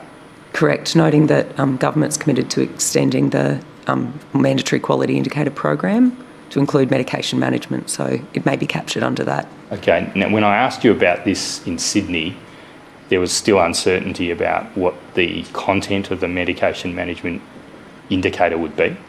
It might, for example, be polypharmacy, or it might relate to the use of chemical restraint. We didn't know at that point in time. Has there now been a decision that it's going to be one topic or another? There's no decision at this stage. All right. So it's at present unknown whether there'll be any mandatory requirement to report the use of chemical restraint to the Aged Care Quality and Safety Commission as and when that restraint is used. Correct. Now, Professor Patterson said that was a very important matter. It was important to shine a light onto that practice, if only to make approved providers think carefully about what they're doing. Mm-hmm. Did you hear that evidence? Yes. Do you agree with that? I do. Has the department advocated the extension of mandatory reporting to the use of chemical restraint? Not mandatory reporting, no. And when I say advocated, I mean advocated to executive government? No. No. All right. The Australian Law Reform Commission recommended a national approach to regulating restrictive practices covering all sectors, most relevantly disability as well as aged care, didn't it? Correct. And in the disability context,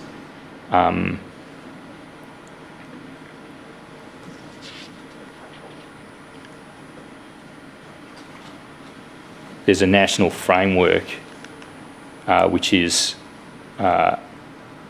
more prescriptive. Well, I'll withdraw that.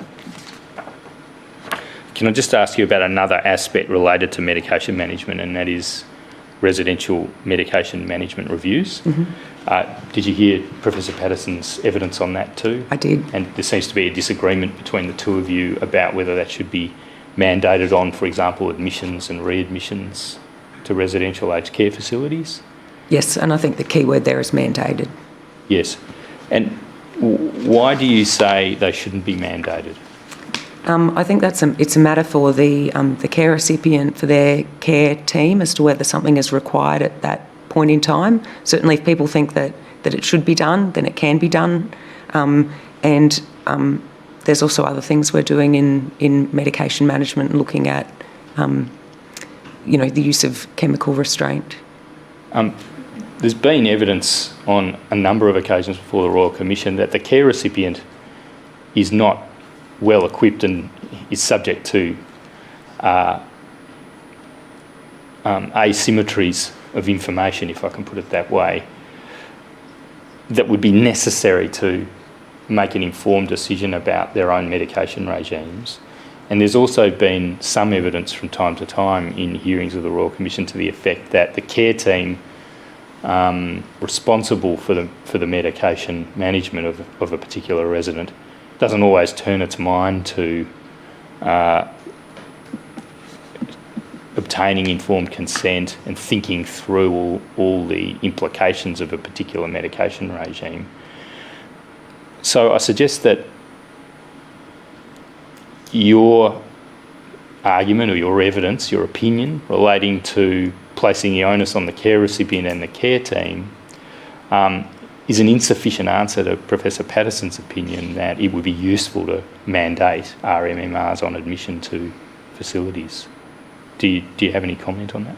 I accept that, but I think that the RMMRs are not the be-all and end-all of what we're doing in this area, and things that rely on a care recipient kind of advocating for themselves. So, for example, one of the things that's being implemented as part of the Chief Medical Officer's group that he held on chemical restraint is looking at streamlined authority for risperidone. So that's something that would be built into the system and doesn't rely on a consumer advocating for themselves. That would just cover that one antipsychotic, though. At this point in time, yes. I want to ask you about the online register of complaints that Professor Patterson spoke of in his evidence. Is there a misunderstanding here? Professor Patterson clarified that he was talking about aggregated and de-identified information. This is recommendation 10, Roman 4, on page 6521. Is there a misunderstanding? If the information is de-identified and aggregated, would you, as a matter of your personal opinion, support the implementation of an online register of complaints? Yeah, I think somewhat Professor Patterson and I are talking about different things. I do personally support information being out there about complaints, and I note that the Commission has recently released a sector performance report which talks about categories of complaints, percentages, those sorts of things. I think where my comments go to is the detail of the report, which talks about a specific register, that register being available monthly, and a level of detail that would go into that register, which I think is potentially too much detail or too specific. Well, so the devil's in the detail. Yes. But if trends in types of complaints were identified, that'd be useful, wouldn't it? Absolutely, yes. Could I ask the operator to put up a document now relating to the progress of the transfer of functions? It's General Tender Bundle tab 143, CTH 1016, 1023, 1926. I just want to ask you about one aspect of this document, Ms. Slaffen. Are you familiar with this form of document? Yes. Yep. There's been a series of drafts in relation to proposals for transfer of functions in the lead up to 1st January 2020, haven't They have, so this isn't a final. This isn't final? No. No. The key point I want to ask you about is 1.3 and 2.1. 1.3 suggests that amongst other regulatory functions, prudential compliance, i.e. operational compliance, will be going to the Commission as of 1 January 2020, but prudential and financial analysis will be staying with the department. Is that a topic you know anything about? I do know some about that, yes. And is that what's going to happen? Is that a firm decision? It's subject to the passage of legislation through Parliament, yes. Now, there's a risk, isn't there, that keeping prudential and financial analysis within the department could lead to the very siloing of risk-related intelligence that you referred to in your evidence a little earlier as a risk to proper regulation. There is a risk, and we'll have to work quite closely with the Commission on cooperation and information sharing to mitigate that risk. Right. Do you know what the steps are that are going to be put in place to mitigate that risk? I don't think we've done any specific planning at this stage, but certainly I've seen discussions about MOUs, also the information risk profiling system that I was talking about earlier, which is mainly for use by the Commission, would also be used by the team working on prudential and financial analysis. Thank you. I'll leave Carnell and Patterson and now go to what's really a subset of the recommendations in Carnell and Patterson, but it's really a topic of its own, the Serious Incident Report Scheme and the progress towards implementing a Serious Incident Report Scheme. This is the subject of your 10 July statement. It also is the subject of recommendation 6 of Carnell and Patterson, but we can put your other statement away for the time being. In your 10 July statement, which is Exhibit 8-31, at paragraph 56, you refer to KPMG having estimated that there are 10,500 resident-on-resident incidents each year where the aggressor has a mental or cognitive impairment that would be exempt from reporting. I want to ask you about progress towards implementation of a scheme, and in particular whether the current exemption in relation to cognitive impairment is going to feature in the scheme or not feature in the scheme. Is there any decision on that question? A decision still to be made by government on that feature. Okay. Has the department advocated a particular position to government? I'm not sure that I think if I were to answer that, that might expose Cabinet. All right, I won't press you. Now, there's some evidence from Mr. O'Brien, yes, I just want to ask you about. He refers to, of course, to the reports that actually are made, not the reports that aren't made because of the exemption. And he refers to a rough estimate of annually about 3 reports coming in per 100 places. Now, he might have been including in that notional estimate, this is at transcript 4503, he might have been including in that notional estimate unexplained absences as well as suspected or alleged assaults. But given the magnitude of that figure, that's an annual figure, this suggests that some very urgent actions needed on tightening up this area of incident reporting. Wouldn't you agree? Sorry, I don't understand the question. Well, it seems to be a very high figure that the department is getting what it estimates to be 3 out of 100 residents are being subjected to a suspected or alleged assault, or possibly in smaller numbers. That's very concerning, yes. Unexplained absence. It's extremely concerning. Yes. It requires very urgent action, doesn't it? It requires action, absolutely. And if you take the KPMG estimate, about 3/4 of incidents aren't actually being reported, so the figure's actually much higher than estimated by Mr. O'Brien. Would you agree with that? I'm not familiar with Mr. O'Brien's estimate, but yes, there seems to be, there's a number of, a large number of resident-on-resident incidents that aren't currently captured.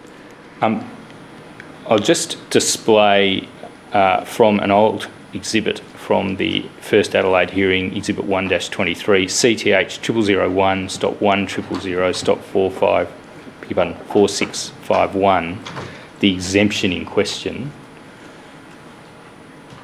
And it's to this exemption I wish to direct my questions. At page 4667, we have section 53 of the Accountability Principles 2014.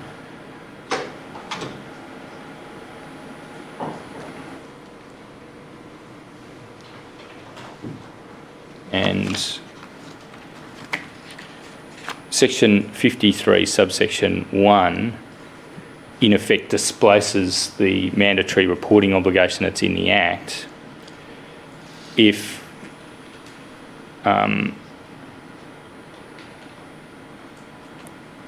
the relevant element here is B, before the receipt of the allegation or the start of the suspicion, the care recipient had been assessed by an appropriate health professional as suffering from a cognitive or mental impairment. And then C, the exception applies if within 24 hours after the receipt of the allegation or the start of the suspicion, the approved provider puts in place arrangements for the management of the care recipient's behaviour.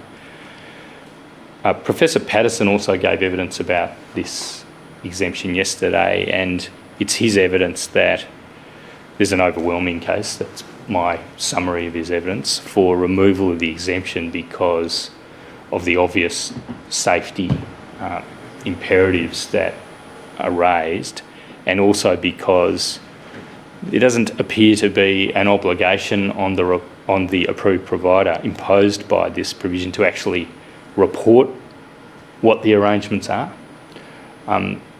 They're required to make arrangements, and that triggers the exemption, but in terms of providing a mechanism for the scrutiny that those arrangements have been put in place and are efficacious, there's no statutory obligation imposed on the approved provider. Correct. What's your personal opinion about those two elements of Professor Patterson's evidence? Do you think he's right on those two things? The exemption should be removed and there should be an obligation to report what the arrangements are? My personal view is yes. Yep. And KPMG has been retained in the manner you've described in your statement, beginning with a process in, was it about September 2018? They were retained to advise on options for a serious incident report scheme. Yes. And there was a consultative process and in effect, an options paper, and you've produced the options paper. Yes.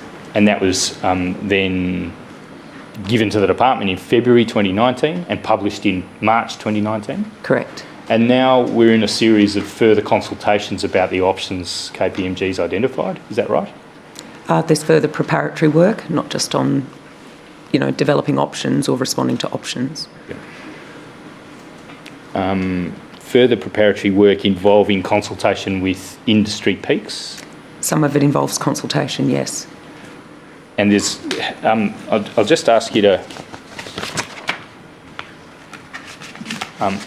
just comment also on this. Do you know whether that KPMG estimate of 10,500, is that the best information the department has as to the scope of the incidents that are not being reported by reason of the exemption? 10,500 a year? At this point in time, that is the best we have, and that's why, in fact, we've recently gone through a procurement process to have someone look at, in further detail, the prevalence and the kind of categories of incidents involved in resident on resident. I think we could probably get a better estimate. Right. And now there's a exhibit from the Sydney hearing that I should show you.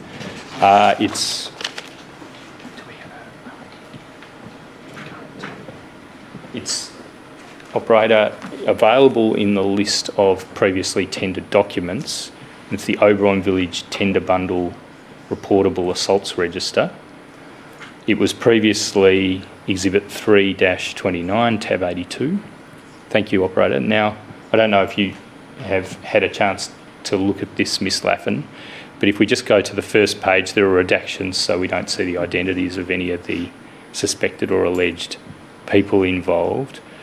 I won't go through the whole document, but I've done an arithmetic exercise. You see down the right-hand side, this status not reported resident has cognitive impairment in a number of cases. And yes. In fact, there aren't that many in the entire document that don't have that status. If we just keep going, please, operator. You see at the top of that next page, there's one that's finalised. It can be inferred that that was a case that didn't involve the exemption, so it was reported and finalised. That's my suggestion about a reasonable construction of this document. Now, if that's the case, there are 82 incidents in this register, and only 10 of them were reported, and the exemption applied to the rest. Anecdotally, it suggests that KPMG's estimate is actually a very low estimate, and in fact, the extent of the effect of the exemption is much greater than merely a proportion of 3/4. It's something more like about over 10%, a little over, between 10 and 20%. This evidence suggests, at least anecdotally, that the problem's even bigger than KPMG suggested. Do you have any comments on the points I've just I would made? say that's precisely why we've gone to this further costing and kind of counting exercise. And in fact, this is extremely useful because part of that procurement process, part of what we'll be engaging the consultant to do is to actually go to aged care providers and see if they have these sorts of documents available, Yep. so that we can use those to make better estimates. Yep. And this approved provider's absolutely done the right thing in maintaining a register of this kind, hasn't it? But I guess there's no guarantee that they all have. Is that right? That's correct. Now, thank you, operator. We can put that document away. I asked Mr. Speed yesterday about some policy documents relating to the assessment of compulsory reports that come into the department. And there's a compulsory reporting manual And previously there was a quick reference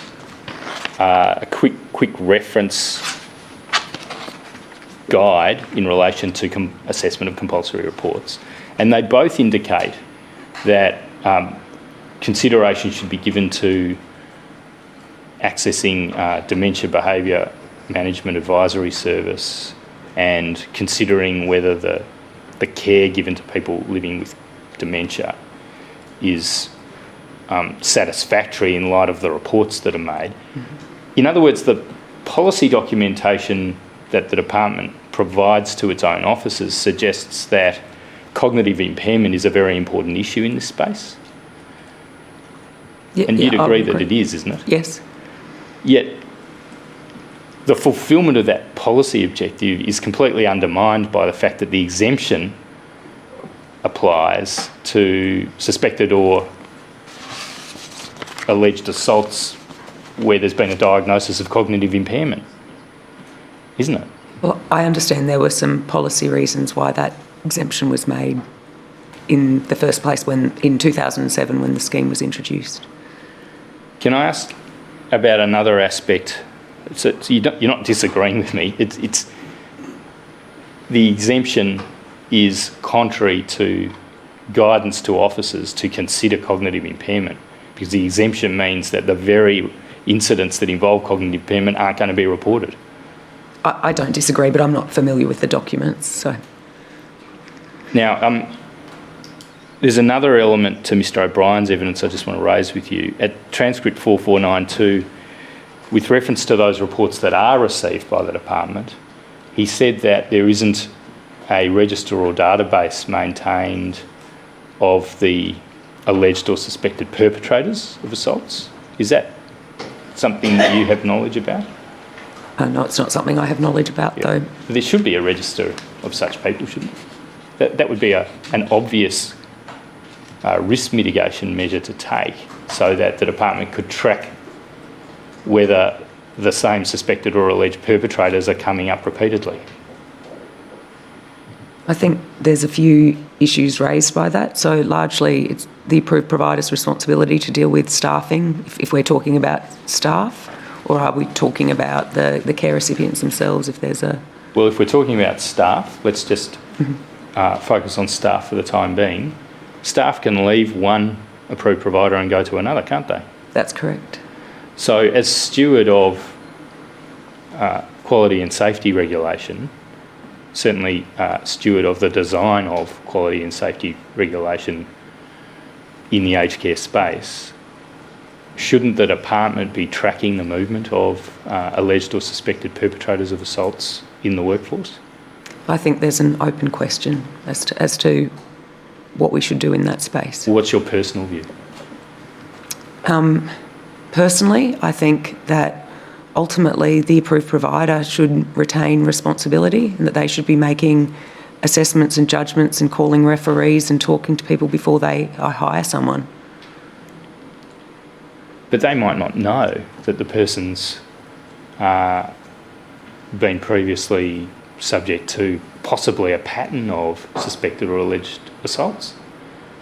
That's possible if past referees or other places they've worked haven't been honest or filled in all the detail. Well, that just sounds like raising an obstacle to an obvious risk mitigation measure, doesn't it? Wouldn't it be much more sensible for the department to just collate the reports it receives, maintain a database or a register, and then on application by a particular approved provider seeking to recruit a new employee, provide an indication whether that person is the subject of previous suspicions or allegations or not? I think in the way that you've described, that seems, quite suitable. But I think if you kind of work into implementing that, there's issues about, due process, whether people whose names appear on that register have had a chance to, to talk about allegations that are made against them. So I think in a broad sense, it does make sense. It would be something that would be useful, but I can see a number of implementation issues that would need to be considered and resolved before such a system would be able to be in place. And subject to that detail around due process, it could be done, couldn't it? And sorry, I should add here that the government, as part of the 1920 budget measure, is looking at a feasibility study for a staff register. And would that pick up matters of this kind reported under the SIRS? I believe some of the things we talked about would be part of that consideration.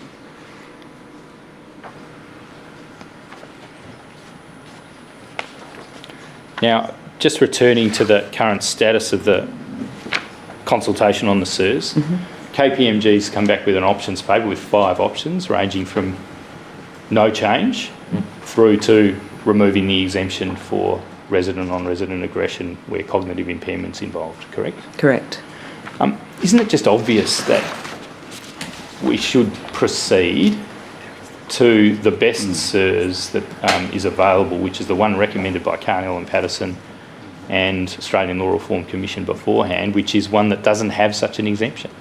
I think that's just one aspect of a SIRS, and there's other aspects that require consideration and deliberation. And so the industry consultation that has occurred so far included some quite stringent resistance, is that right? That's my understanding from the KPMG report, is that there was some stakeholder resistance to that option, yes. Yeah. And is that because there'll be a burden, a reporting burden on them, or is it a more substantive concern that there's a big issue here that they want to conceal? I can't speak to providers, but I expect it's a regulatory burden issue. Why is it taking so long to complete this consultative process? I would say that a serious incident response scheme is a large and complex scheme, and I think some of the things that you read in ALRC and KPMG report demonstrate that we need to do work around definitions, that the devil is in the detail on these things, that we require really active consideration of a number of issues. All right. I want to ask you now about the third topic, which is home care quality and safety regulation. You addressed this also in your 22 July statement. You've accepted paragraph 64 on page 11, various gaps and weaknesses in home care regulation that currently exist, in your opinion, or in the department's opinion. You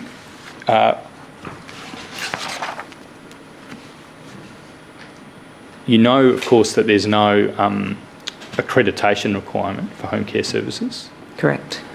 And in effect, a home care provider can begin operations without there ever having been a prior review by the Aged Care Quality and Safety Commission as to the safety or quality of its services.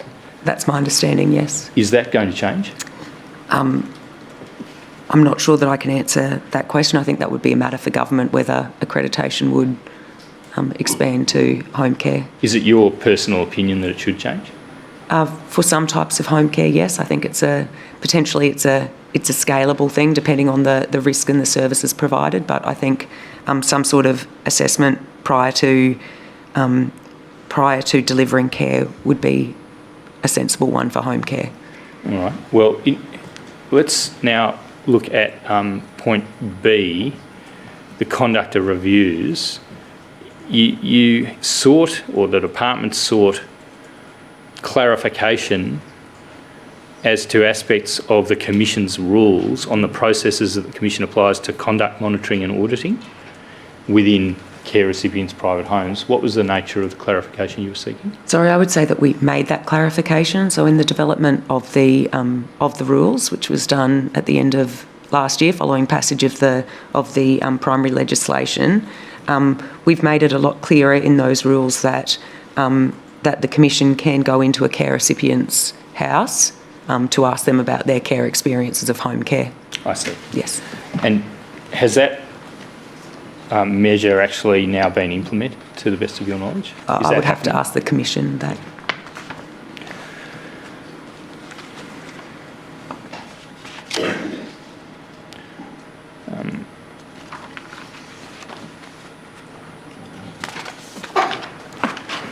quality assessment information's not published, that's in contradistinction to the publication of accreditation outcomes in following re-accreditation audits in the residential care setting, isn't it? Correct.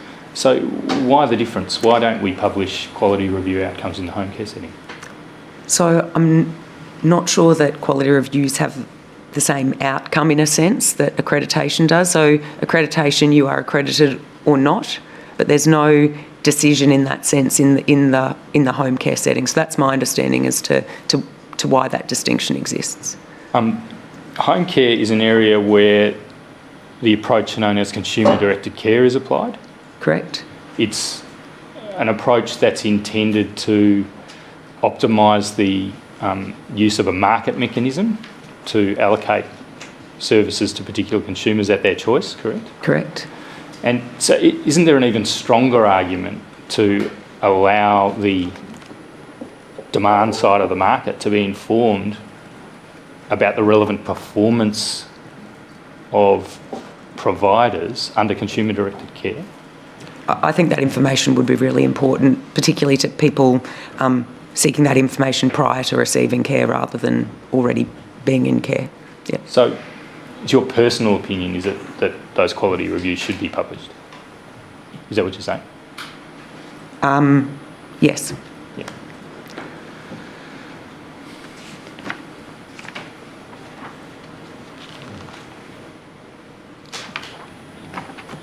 In paragraph 66, you refer to some factors that have influenced the department's approach to home care regulation, including that it's less complex care and you've said lower risk. You've also mentioned privacy issues in assessors going into homes, but that's now been addressed by the amendments to the rules you just mentioned. Is that right? I think that some of those issues still exist. So I can recall in our discussions when we were developing the rules that some consumer groups were concerned that consumers didn't feel that they had to or were required to let assessors into their house, that there was consent available. So I think it's still that they were able to consent or not consent. So I think it's still a live issue in that it is more difficult. You need to seek that consent. Okay, but moving past that privacy issue and looking at the concept of there being lower risk in a home care setting, isn't it the case that in a sense there's a higher risk because what's happening is happening behind closed doors on private property, not in an institutional setting, so there are less eyes on what's happening? So I believe what I was referring to was my view of the historical findings that it seemed to be less risky. It was a view that was held within the department. You don't necessarily agree with it, is that what you're saying? I think I understand it was a view held within the department, but I think the department acknowledges that times have changed and that with the complexity of care that's now, and people's acuity growing before they, for example, go into residential care, that more complex care is provided in a home care setting. Just want to ask you about one further matter, that is enhancing the sanctions regime with measures that are specifically directed to directors of approved providers. Ms Bramison suggested in her evidence that it would be amazing, and I take that to mean good, if measures of that kind were incorporated in the regulatory design. Do you agree? I think that we should look at all potential regulatory tools, and that would absolutely be one of them. And would financial penalties against directors be one of them? That could be, yes. No further questions from me. Are you likely to need Ms Laffin further in relation to that document you've called for? No. I'll be able to make submissions in due course on the basis of the document alone. Yes, thank you. Ms Lavin, thank you for your evidence. It's been quite helpful. One of the things that we hear is that there's a lot of emphasis around reduction in red tape, and as a result of that, the department sometimes is incapable of moving on regulation that might be deemed to be necessary and appropriate. because the providers create such a strong force not to move. I don't want to ask you that in the general. I want to ask you specifically, have you experienced examples of that? I've experienced examples where providers have said there is undue regulatory burden, yes. Does the government or has the government in the last couple of years introduced new regulatory arrangements without consulting with industry, in your knowledge? I don't believe so, noting that we would also consult with consumer and consumer peaks as well. Thank you. Ms Latham, thank you very much for your evidence. You're excused from further attendance. Yes, Mr Bolster. Yes, Commissioners, the next witness for today, and for the sake of all those present, I hope to finish this evidence by 1:30, is Mr Graham Head.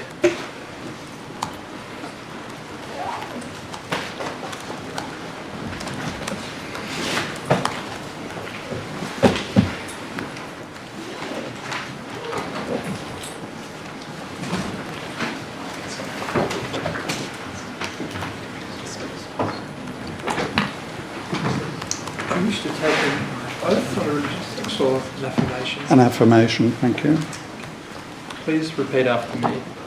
I solemnly and sincerely I solemnly and sincerely declare and affirm declare and affirm that the evidence I shall give that the evidence I shall give will be the truth, will be the truth, the whole truth, the whole truth, and nothing but the truth. and nothing but the truth. Thank you. If document WIT 0291 0001 0001 could be brought up, please. Mr Head, you'll see a screen in front of you. Is that a copy of your statement? Yes? Do you wish to make any amendments to the statement? No? And are its contents true and correct to the best of your knowledge and belief? Yes, to the best of my knowledge. There's one other matter of tender that I wish to deal with, Commissioners. If the following document could be brought up, RCD 999 0166 0001 through to 0208. That's an information paper that's referred to in your statement, Yes? and there are six attachments there too. For the record, Commissioner, they run through from page 1 through to page 208, which I tender. If you look at the cover page, it appears to conclude at 0204. Yes, but that goes right through to 0208. It's a full-page document.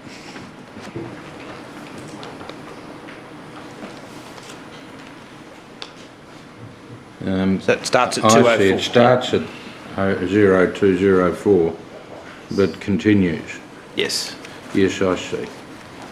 Yes, thank you.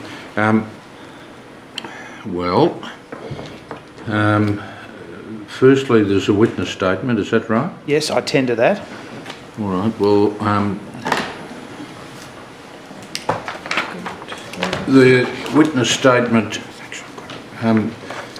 of Mr Graham Head, dated the 25th of July 2019, will be Exhibit 8-34, and the information study with attachments A to F inclusive will be Exhibit 8-35.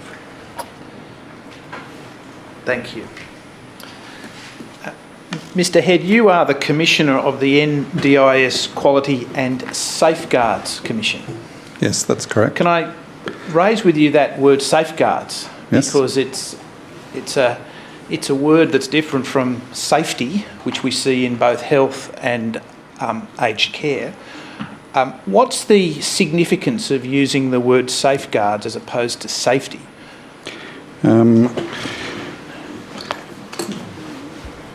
Well, the arrangements that have been established for the Commission really focus on how supports are provided to people in such a way as to support what they're seeking to achieve through their participant plan with the NDIS, while making sure that those supports are delivered in a way which reflects both quality and ensures the safety of people. But I think I can't answer the exact basis why that word was chosen, why that term was chosen. Could I venture this perhaps explanation? You can tell me if I'm on the right track. Is that the concept of safeguarding really goes to lifestyle as well, and includes and embraces safety as well. In other words, when a disability service provider is attending to one of their customers, they have to pay heed to both the lifestyle and the safety of the services that they're providing.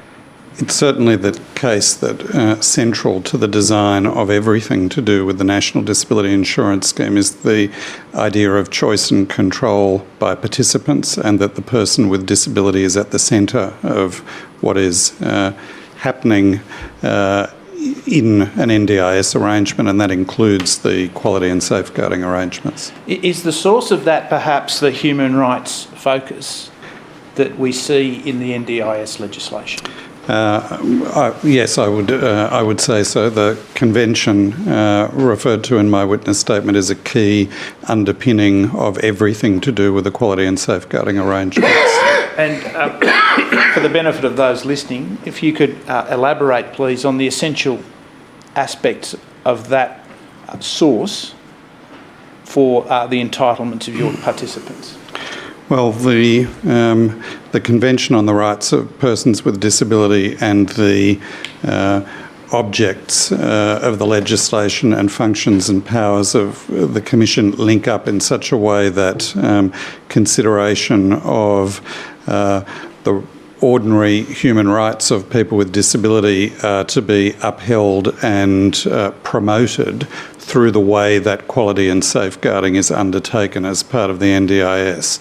And that includes things like the exercise of choice and control. It includes things like being free from violence, abuse and exploitation. It includes key elements related to the involvement of people in decisions that affect those people. Well, you've been a senior official in the Department of Health, and I take it you have experience in relation to aged care regulation.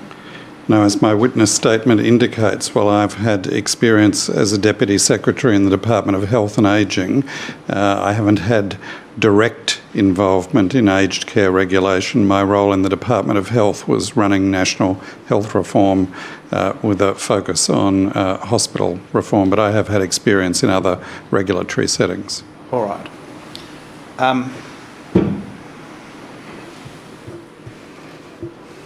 Paragraph 28D, subsection 4 of the Act states that people with disability should be supported to exercise choice, including in relation to taking reasonable risks in the pursuit of their goals and the planning and delivery of their supports. What's the challenge for a regulator in accepting a choice-based risk when it comes to delivering care? Well, I guess I would preface my remarks by saying that any regulatory design will have challenges related to the context in which it's being deployed. In respect of quality and safeguarding as it relates to the NDIS, it's helpful to understand, I guess, some of the key design features that relate to people with disability exercising choice. So all providers who provide supports and services under the NDIS are regulated, but not all are required to be registered. So self-managing participants can use unregistered providers.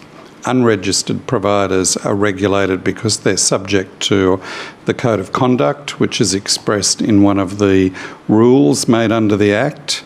But of course, the challenge from a regulator's point of view is that for us to take action against an unregistered provider, we need to be notified, a complaint made to us about that activity, whereas with a registered provider we have a range of other tools. So the challenge for us is really to make sure that people with disability understand that whomever they're using for NDIS supports is regulated, that they have the right to complain, and that we can take action in respect of complaints against either registered providers or unregistered providers if those complaints relate to Code of Conduct issues. When registration is necessary,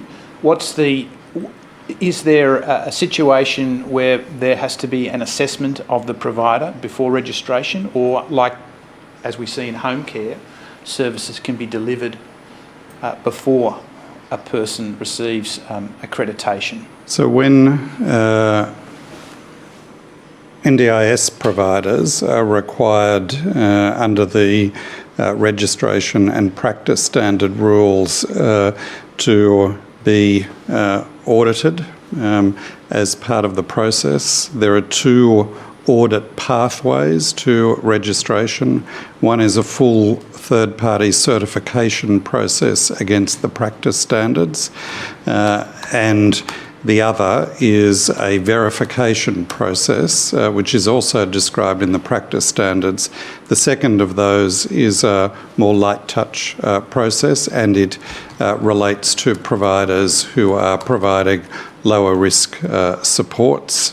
So risk is central to determining which pathway a provider is on. And then the process in the rules describes what happens in what order for a prospective provider to be allowed to operate. And briefly, is registration required before services can be provided? Registration is required for certain mandatory registration groups. So if a provider is providing specialised behaviour support or specialist disability accommodation, they must be registered.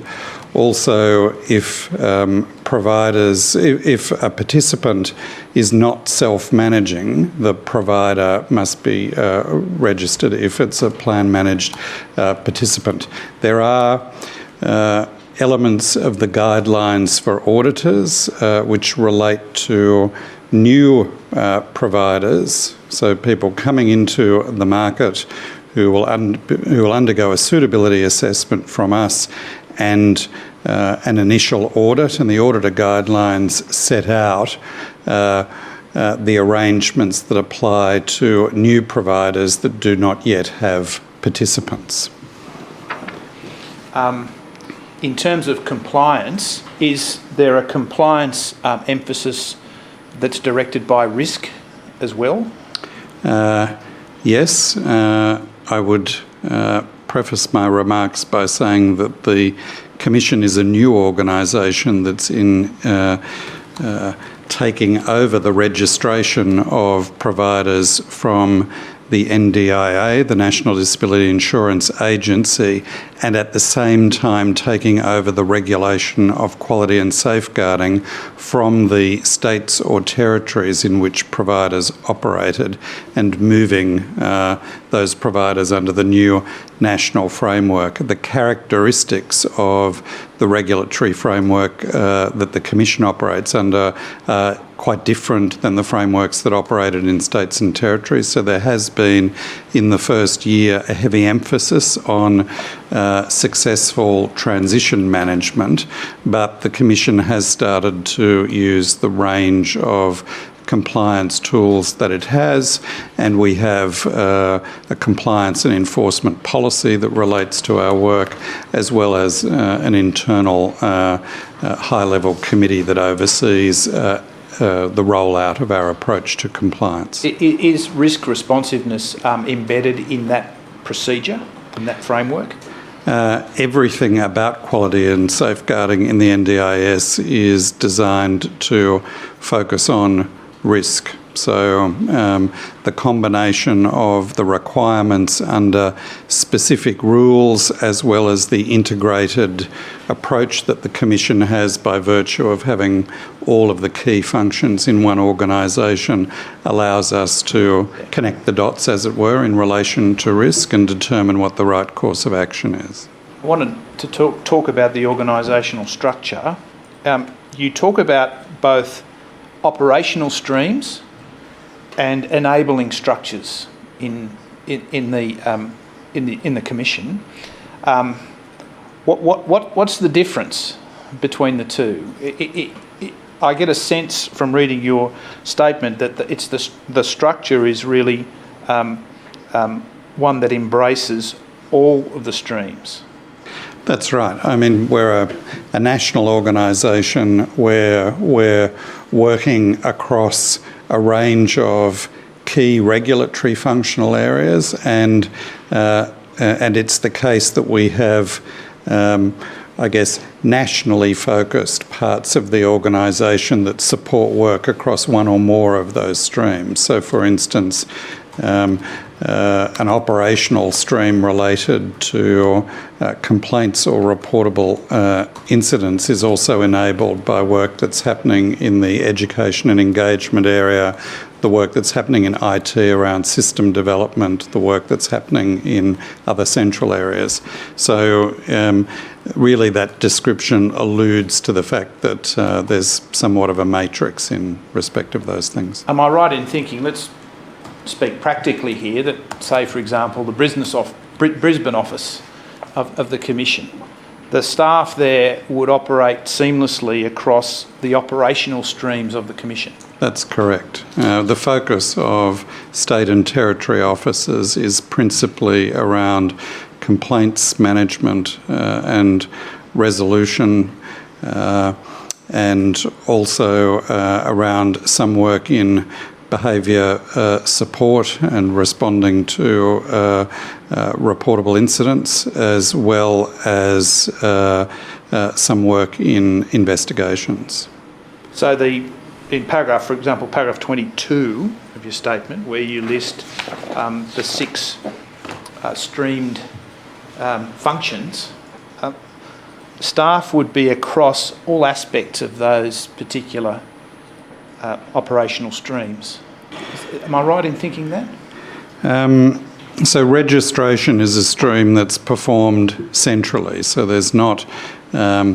So the process of registering people happens through a central unit nationally, but processes that relate to compliance with the conditions of registration may involve both staff from the relevant state or territory office in addition to some specialist resources from one of the enabling groups in the national office. What's the driving force between having that streaming structure? Where is that taken from best case practice in other areas, from your experience in New South Wales where you were the Public Service Commissioner, or where does the design for that scheme come from?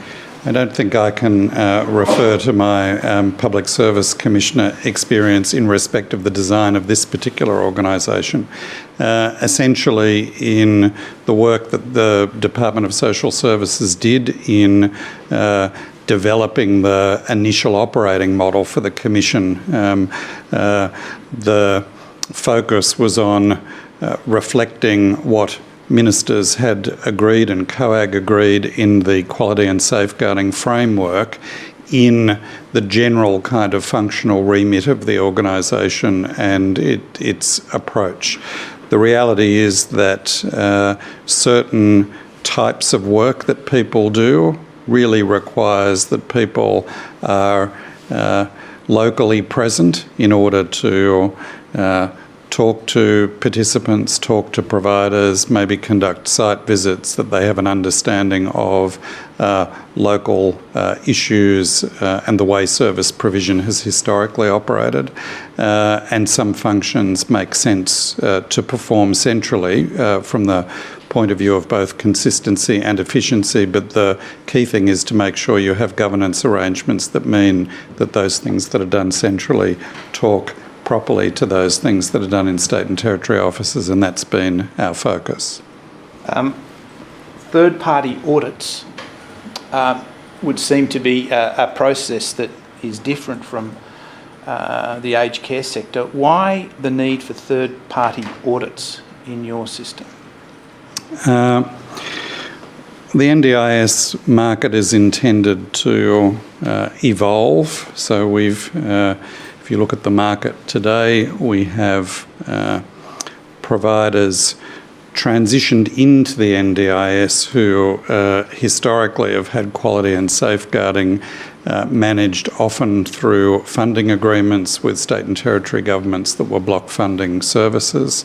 The NDIS is a very different model, and over time the market that provides supports and services will diversify. That's the intent. I think that certainly from my point of view, and the decision about the audit model was taken before the Commission was created, but I think it makes good sense in terms of availability of expertise, particularly given that the Commission has a lot of authority in the way the audit process is conducted. So the registration and practice standard rules determine what kind of audit is required for what class of supports, and then for full third-party certifications, there is both a core module and specific modules related to different classes of supports. And we, through the Joint Accreditation Scheme Australia-New Zealand, have a process for approving new accreditation bodies to come in, where part of that process is that we train the auditors. So already we have over 19,000 providers that are registered. The transition process involves registered providers re-registering and going through that audit process. So this model, I think, is very appropriate in terms of meeting the supply requirements of auditors, and the way it's been designed ensures that the things that the Commission is concerned about in terms of the quality of audits are addressed through our arrangements with JASANTS and our direct involvement in the training of auditors. Paragraph 86 of your statement, you refer to the requirement for auditors to notify uncontrolled risks that might impact on participant safety. Is there a body of such reporting that's developing, or is it still too early to talk about that? It's too early to talk about that, and I'm not aware of the specifics of instances where that's occurred, but I do know that these arrangements were certainly included in some of the early discussions with JASANTS as well. All right.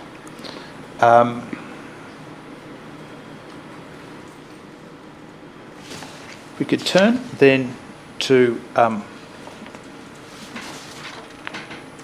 the question of the home or in the home delivery of NDIS services. What proportion of NDIS participants would receive services in the home?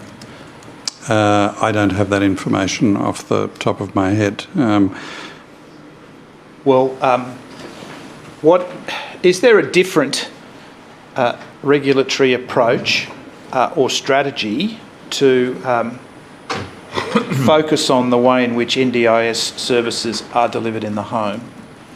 So the practice standards and the code of conduct, which are both relevant in this space, are really focused on how services are provided by providers, not the specific environment in which they're provided. So if if one were to go through the various schedules to the practice standards that relate to registered providers, the outcomes that are described in those standards and the quality indicators that attach to those outcomes are not specific to the environment in which the supports are provided. They're specific to the types of supports and what a participant should experience in the receipt of those supports, irrespective of where they're received. And how will you engage with the care recipients to assess performance against those standards or those criteria? In a number of ways. So the auditor guidelines that are a notifiable instrument made by me in connection with the provider registration and practice standard rules talk about the specific requirements as part of audits to involve participants and including guidance on sampling and those sorts of things. So the voice of participants is built into the audit process. It's also the case that information that we get through complaints and reportable incidents is relevant in respect of that as well. I was going to turn then to the issue of complaints, and I saw a video on the website where you emphasised the need for participants to have the confidence to complain. I was wondering if you could talk about what that means and how important it is to maintaining or safeguarding the process.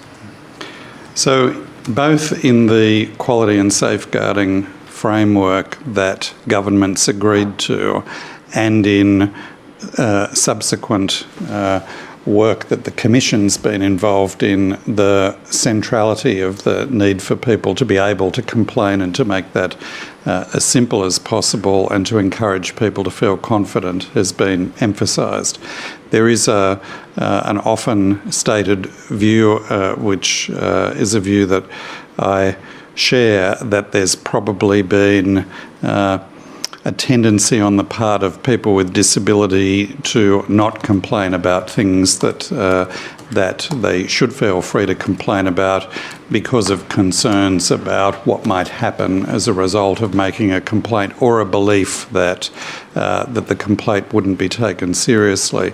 So part of the Commission's work directly with people with disability, but also a part of our work in dealing with advocacy organisations, is to encourage people to speak up, to attempt to demystify the process of what happens when a person makes a complaint, and to ensure that we handle the complaints in the way that the rules require, which include an emphasis on involving people with disability in the process, and also providing feedback to the person with disability or another complainant about the process. The other aspect of the complaint process is what it tells you as a Commission. You may have heard the evidence of Professor Patterson yesterday when he described the complaint system in relation to aged care as like the canary in the mine, because it enables you to see precisely what's going on. Do you share that metaphor? It's not one I ever use, but yes, I mean, complaints can be an extremely important early warning system. What do you expect complaints to tell you going forward with the Commission? So some complaints will tell us about a unique experience that a participant is having that needs to be dealt with specifically. Some complaints will tell us both about that unique experience, but will also provide a window onto I think other more systemic issues. So information about complaints will often raise potentially or present insights about things like the culture of an organisation, workforce training issues, whether or not good systems are in place. So complaints data is important in its own right. It's important to ensure that the individual complaints are resolved, but also to provide those insights into wider problems. And in an organisation like the Commission, where we also have the information we collect through registration processes, through our monitoring of behaviour support and through reportable incidents, we have the capacity to join dots in a way that historically hasn't been available in this sector, and to, I think, determine where there might be systemic issues much earlier than would have been in the case previously. Is it too early to talk to whether you are getting data in your complaints process that's of assistance in that way? It's not too early to make the general observation that some of the information we've received in complaints, alongside information we've collected in reportable incidents, has assisted us to take proactive action. But it is important to point out that we're still building our analytics capability. There's work that the Commission is about to undertake, which will much more explicitly consider what our information holdings are, how we make the best of those in order to predict issues, as well as how we work with other key players, both in terms of them sharing information with us and the other way around. There's the related issue of audits. So separate from a separate complaint, from an individual complaint where you get an individual instance of conduct that may be troubling, the audit process is designed to pick up other issues through interviews with family and the participants themselves? Yes, the audit process once again focuses on a provider's conformity with the particular standards, the core module and the particular standards that relate, this is in a certification audit, that relate to their particular registration groups. And part of the process of that audit is around involving people with disability, families and others in I guess commenting on the extent to which the experience is a reality for the people who are receiving supports. The choice, though, of family, friends and carers, what was the specific reason for that, in including that in the audit provisions?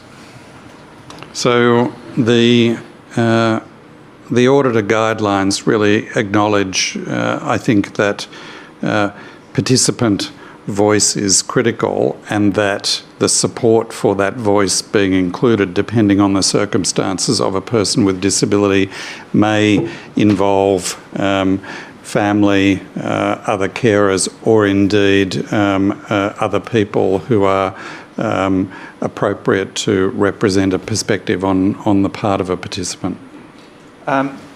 What do you see as being the role for state and territory community visitor schemes that have jurisdiction in this area?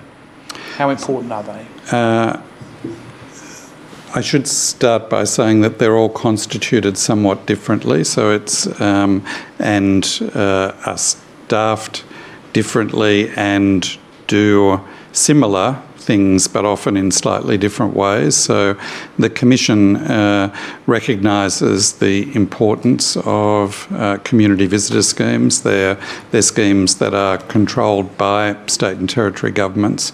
We treat community visitor schemes in a similar way to how we treat state and territory statutory officers that have a relevant role. So the Commission has information sharing principles that we've developed at a high level, which talk generally about what we're able to share information about and the checks and controls on that.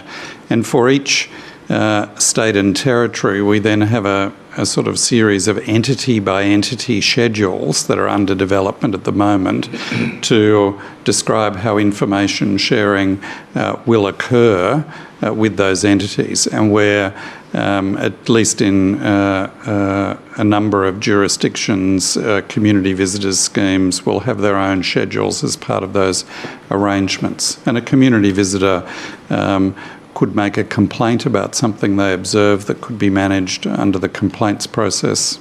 So there's a recognition of the importance of community visitor schemes and arrangements being looked at through the information sharing arrangements about how we work with them. Can I turn to the issue of restrictive practices, which has parallels in aged care? What's the principal attention that the Commission is directing to providers when it comes to this this issue? What's the focus of your work? So, at the highest level, the focus of our work is to work to reduce and ultimately eliminate the use of restrictive practices, and that's in broad keeping with the principles in the convention.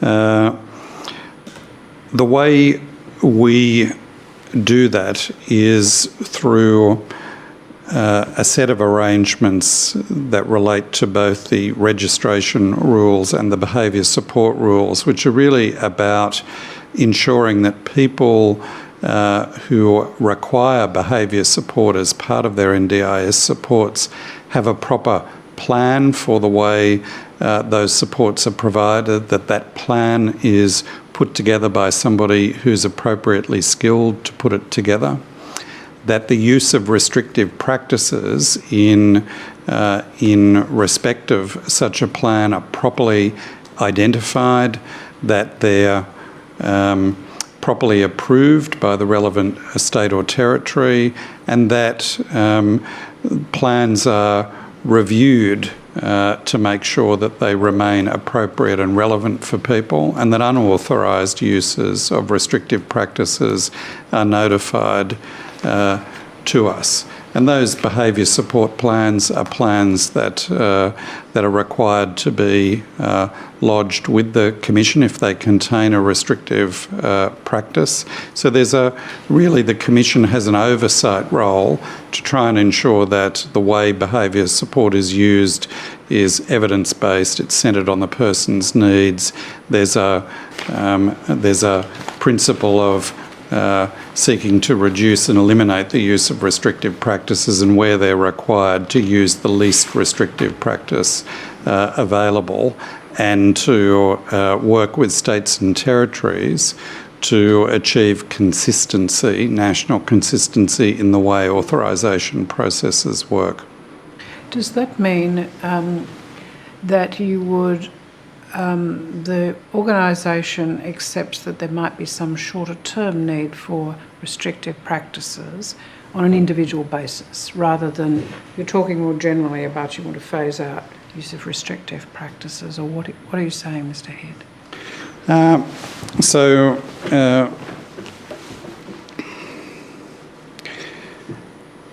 If an organisation is providing behaviour support, they must be registered. The registration rules require them to do certain things. To have proper behaviour support plans in place. There is an allowance for interim behaviour support plans where something's required in the short term, but where something is required in an ongoing sense, there are requirements about a behaviour support plan and the time frame within which it must be developed, the sorts of things it must include, what must be provided to the Commission, what authority for the use of restrictive practices is required from the relevant state or territory government. There are also provisions that recognise that sometime there will need to be an emergency use of a practice, and the rules also speak to the obligations on providers around what is an emergency use and what they do in relation to that. Could I turn then finally to the issue of reportable incidents? What's the criteria for reporting? So both the Act and the related rules define what incidents are reported to us, and it includes, so reportable incidents are reportable when the incident occurs in connection with the provision of supports and NDIS services, and includes the death of a participant, serious injury of a participant, unlawful physical or sexual contact or assault, other forms of sexual misconduct. So there's the rules specify what people must notify us about, and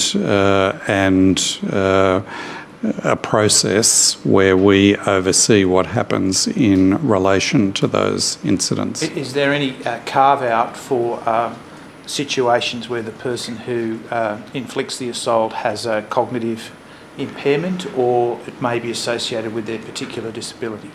The rules don't carve out classes of people who are not subject to the requirements. What they do recognise is that there might be situations where something is technically captured by one of those definitions, but there's negligible impact on the person. So that is the only carve-out, except for those that relate to the use of restrictive practices. With the reporting information that you receive, in what way is that going to inform your regulatory approach at a broader level and at the level of the provider themselves? Well, providers themselves are required to have incident management systems in place. And that's a critical feature of providing safeguarding in certain environments. So information from reportable incidents will sometimes tell us whether or not there's I guess a poor set of arrangements in place generally about incident management. They may point to major issues in terms of the appropriateness or the capability of staff to work in particular situations. Patterns of reportable incidents may speak to more systemic issues with a provider or with an area of activity that a provider appears to be less expert in. Of course, reportable incidents also, depending on their severity, may trigger us to take formal investigative action and to use one of the many regulatory tools we have to prevent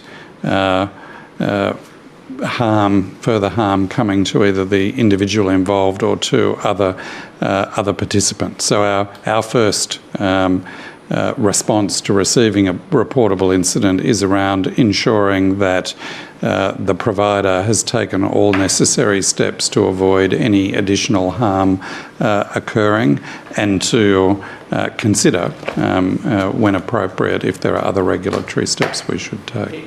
Is there any evidence coming through that this is of assistance to you, or is it still too early?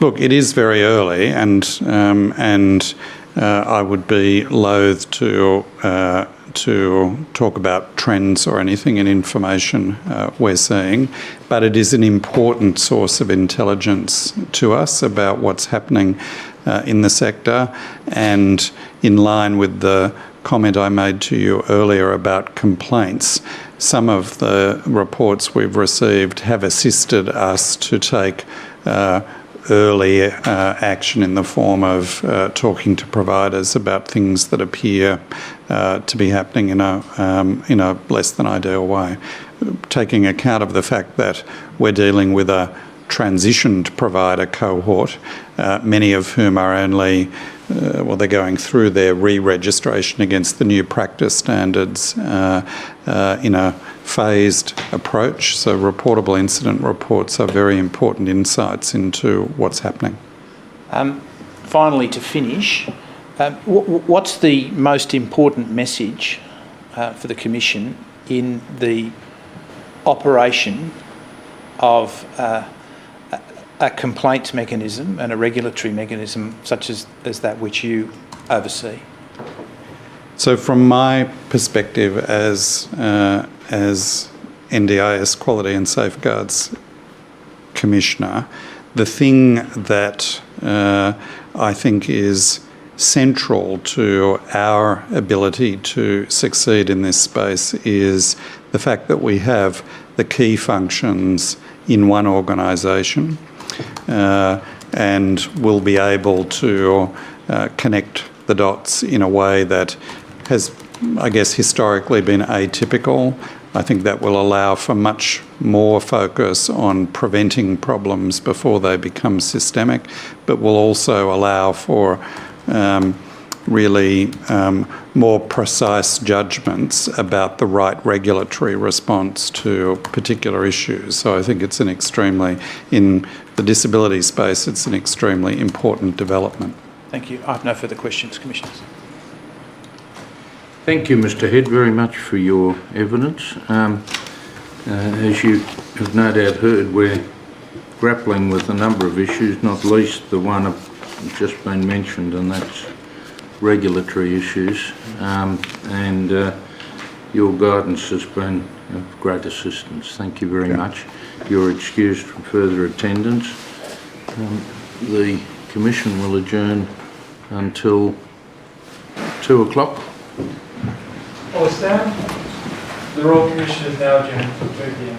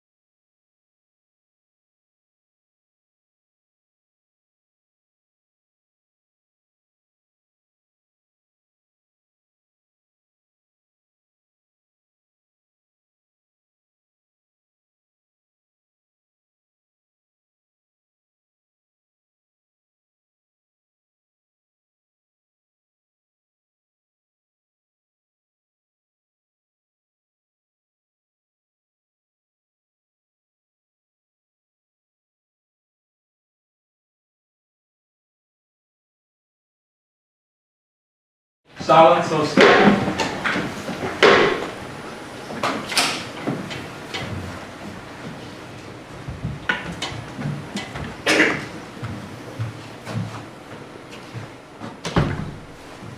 Please be seated.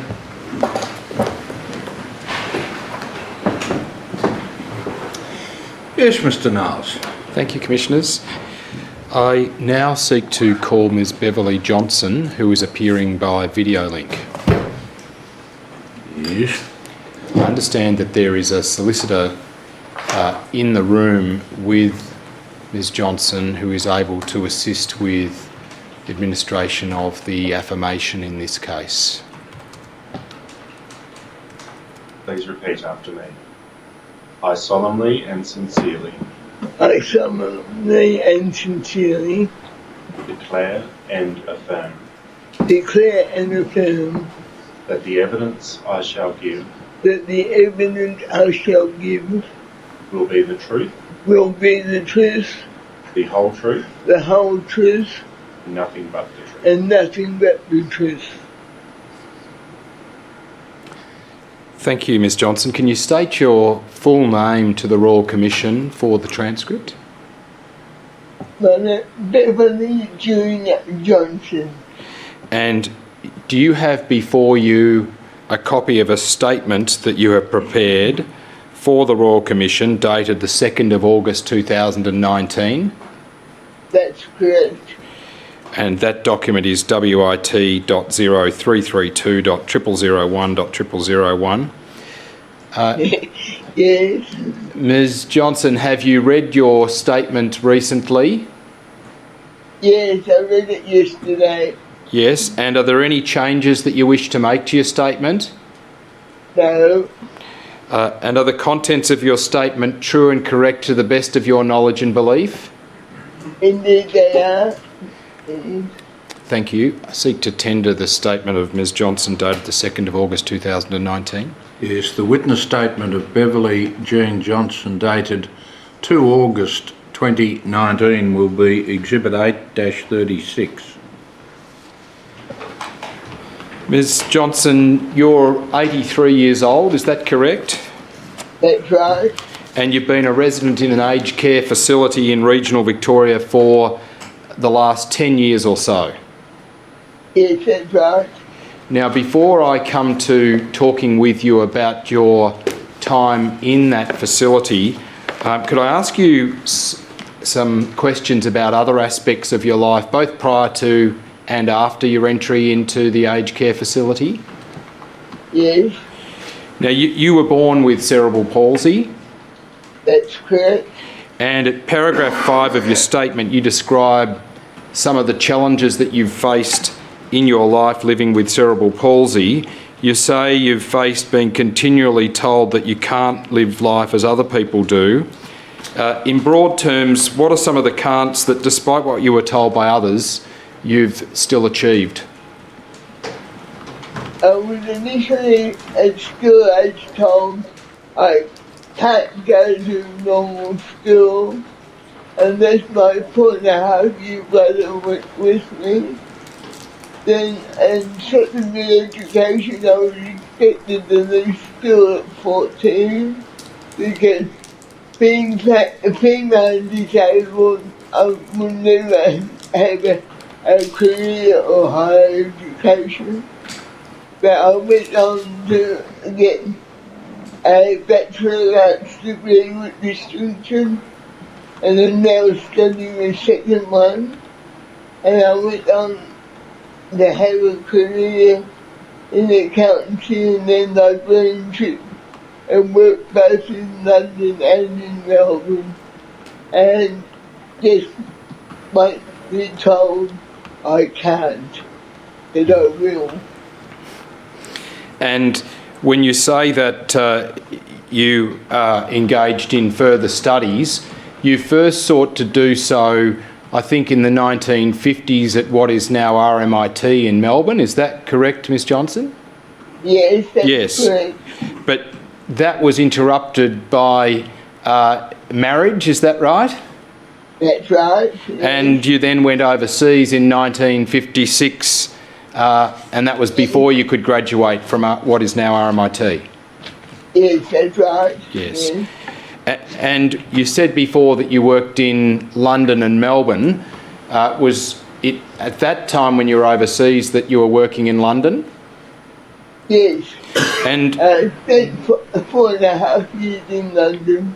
And what did you do during those 4.5 years for work? But for work, I worked in 3 different firms in accounting positions.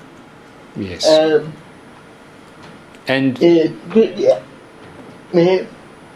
British Railways, an accounting firm, and a garage as the assistant accountant. Yes. And you stopped work to give birth to your son, is that right? That's right. Yes. And when was that? 1963. He Right. was born. Yes. At 62. I gave up working towards the end of 1962.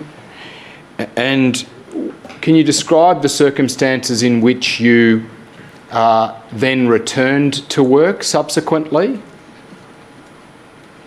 So I was with Adam with a childhood really. I didn't want to go back into accounting because that was not my choice. So I wanted to be a maths teacher. So I did my HSC before going on to uni. Realised that information was more important than teaching it. So I did a librarianship course and graduated with distinction as a librarian. Yes, and it's true also, isn't it, that you were awarded the College Medal from what is now Charles Sturt University for excellence in academic application and achievement in connection with that course? Yes. Yes. Yes. And then what work did you return to after completing that qualification, Ms Johnson? I specialise in information for people with disabilities and went on to work first of all in the Braille and Talking Book Library as a Braille librarian. Then I went on to the Spastic Society, then on to the Multiple Sclerosis Society first, then the Spastic Society, and then Euro Society as the librarian in those institutions. Yes. And when did you retire from that work? In 1982. And after... I've got the year on. Yeah. What's the year, Ms Johnson? It was 19... Where was it? I forget what year. I was 62. So 1998. Right. And after you retired in 1998, what did you do then? In terms of your extra... I then moved on in 2002 the North East and moved up to, I'm allowed to say Wodonga. Yes. Moved up to Wodonga. Yes. And I'd already started taking classes in Melbourne, so I continued watercolour classes with the adult continuing education centre under the University of the Third Age. And exhibited, had success. Then I got classes at the Trade University as an audit student of the University of the Third Age. And I enjoyed it so much that I enrolled at the Trade University to do my second Bachelor of Arts degree. And that was in 2014, was it, Ms Johnson? That's right. Yes, that's it. And can you tell the Royal Commission what you've found rewarding about going back to study since 2014 in the Bachelor of Arts at La Trobe? Well, besides the intellectual stimulus, it was getting out among a younger, more diverse community and actually escaping from the restrictions of being in aged care. Yes. Well, can I come to your move into aged care? You've already acknowledged that that occurred some 10 years ago. It was in July of 2009, is that right? That's right, July the 7th, 2009. And prior to that date and that time, can you say how independent your living was in your own home? Yes, I own my own home. I bought a home in Wodonga and I lived on my own, coming and going, driving a car, going out, doing whatever a normal life is. I led a normal life, going, yeah, it is a normal and abnormal life in today's society.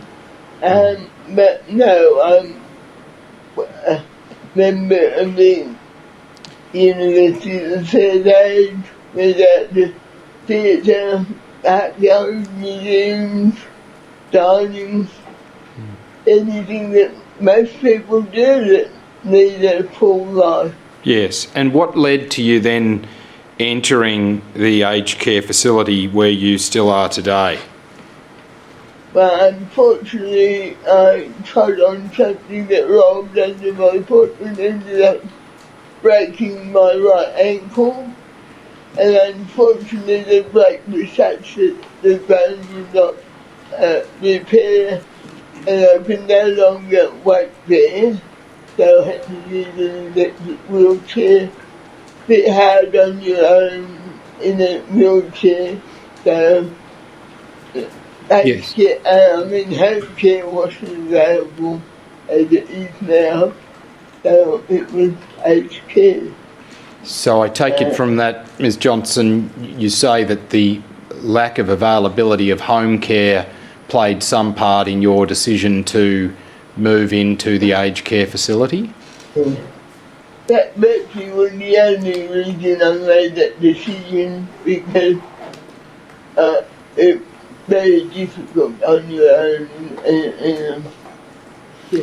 Yes. And by that stage, not only was I a widow, but my son had died, so I had no one else to fall back onto. Yes. And without naming the facility, can you describe what it was like in July 2009 when you moved there?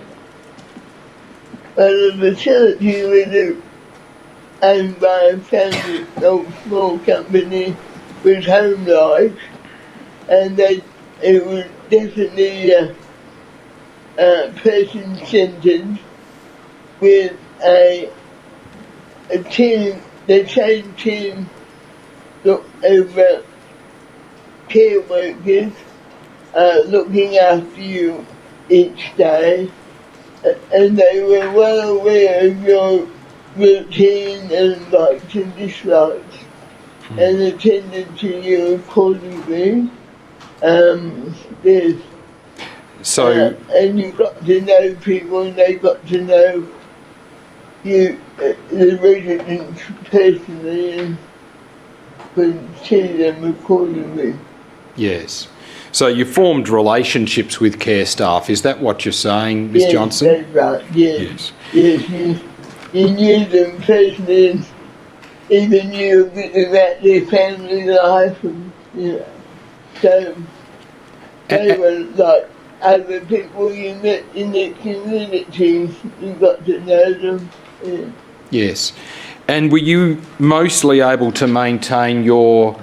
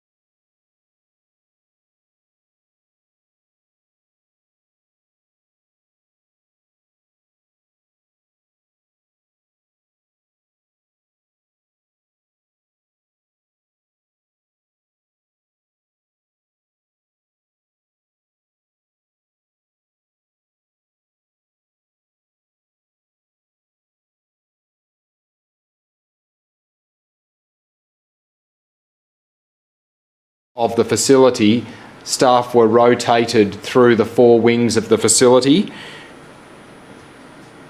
That's correct, yes. And what did you observe of staff morale and absenteeism as a result of those changes, or around the time of those changes at least?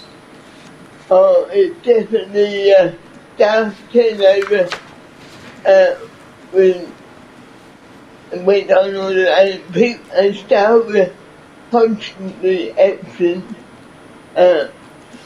It was a different staff all the time, and when they were attending me, they were talking among themselves, and there was no doubt about their discontent. They'd even discuss other employment opportunities, and I hear complaints about management and what was expected of them. It was very obvious to anyone with 2 ears that they were very unhappy with the job situation. And there were further changes that occurred, you say in your statement, in 2014 when the facility was taken over by a new owner. What happened at that time?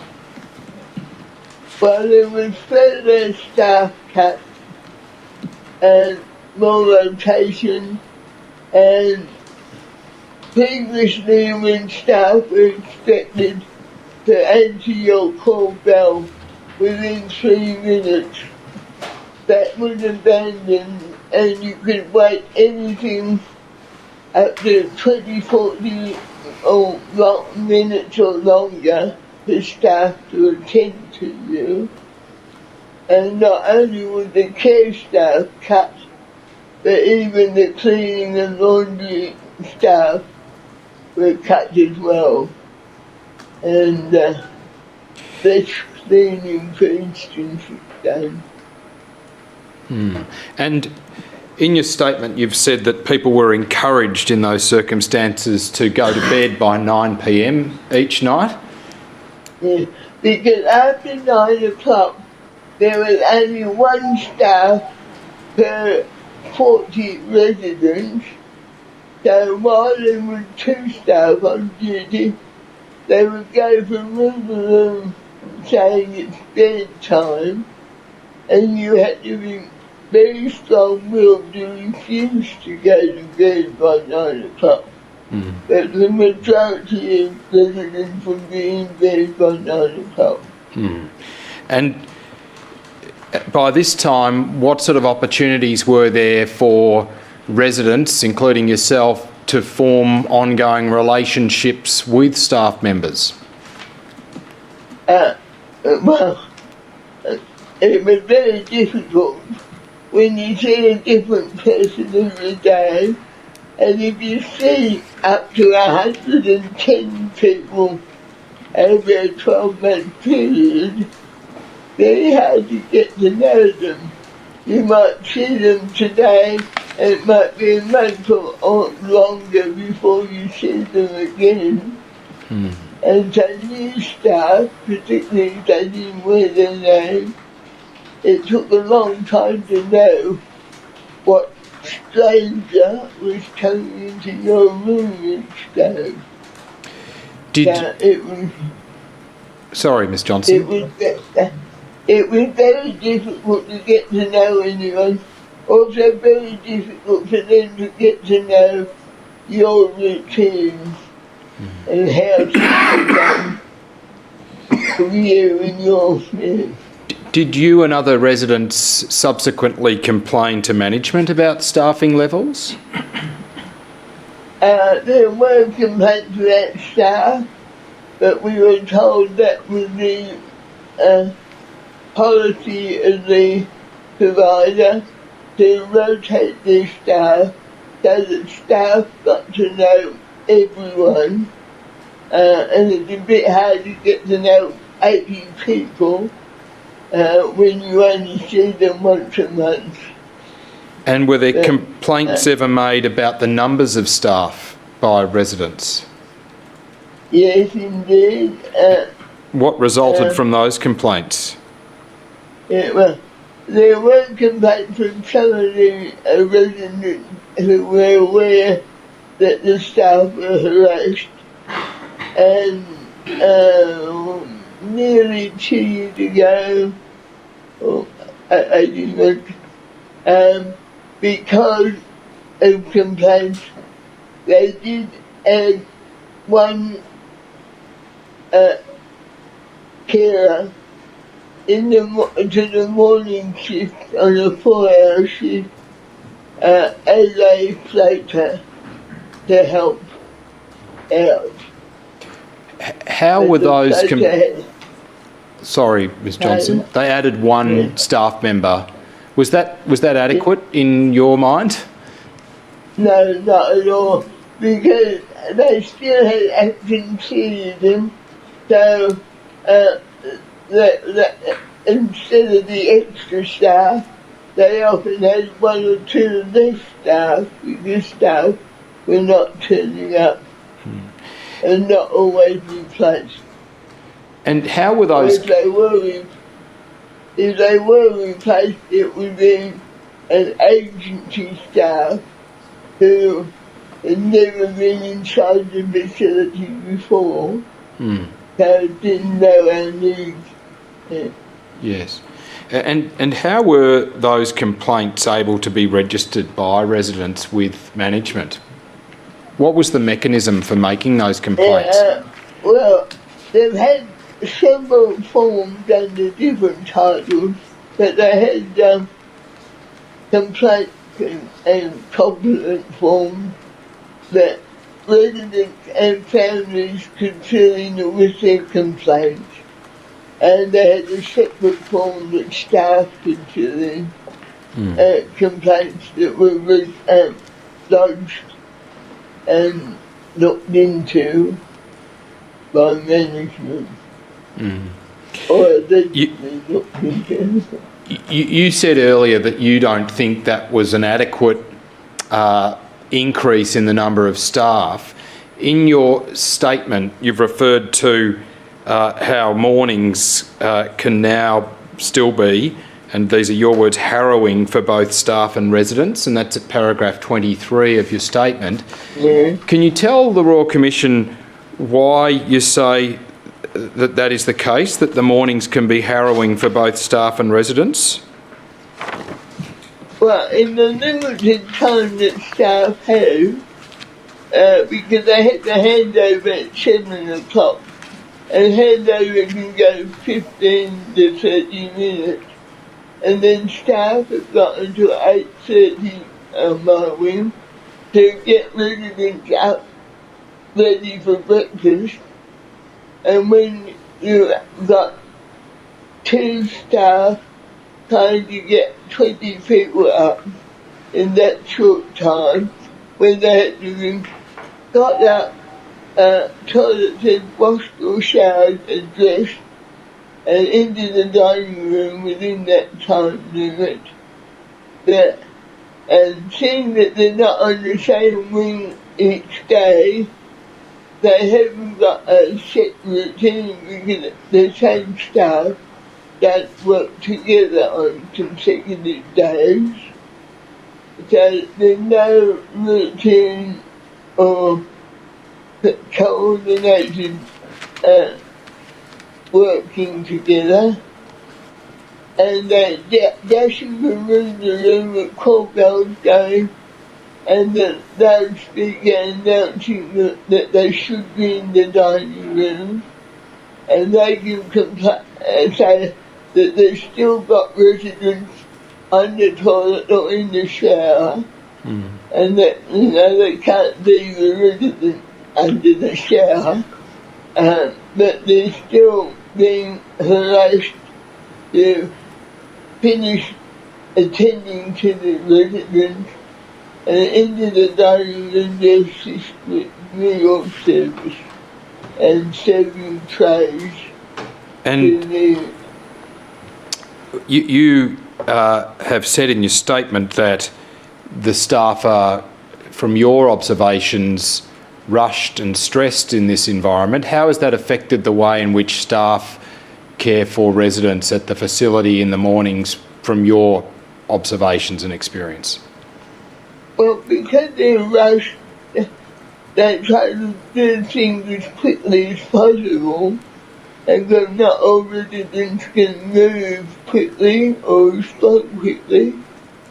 So there's a tendency, instead of allowing you to move at your own rate, they will grab or push arms and legs into position, and in my case, sitting me in my wheelchair, they will push the lifter so that my ankles hit the steel footplate of the wheelchair, which I can tell you is very painful. And because of this rush of doing things and the fact that they, for want of a better word, grab their arms and legs, there is a bit of manhandling, and this is a danger that could lead to abuse of residents, physical abuse, and maybe not always intentional, but it does lead strongly to that possibility of residents being badly treated. And in this environment, do you consider that staff understand your individual abilities and needs, Ms Johnson? Those that get to know me understand that I'm capable, but because they're changing all the time, it takes them a long time, and day after day I get staff that haven't learned or don't understand that I'm perfectly capable of doing.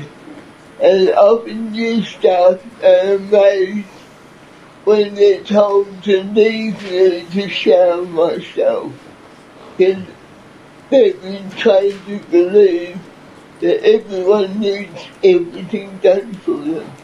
It's very frustrating to have your independence taken from you. On that topic of your independence, you mentioned earlier that you go out of the facility and go to restaurants, go to university, have various other places that you need to go to. You say in your statement you visit libraries and museums and theatre, attend to banking and medical and other appointments.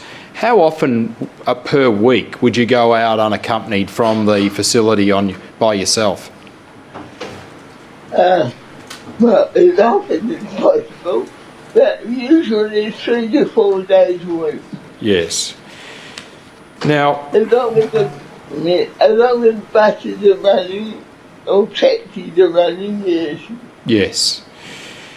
And when you initially moved into the facility, you were classified as low care for funding purposes, is that right? That's right.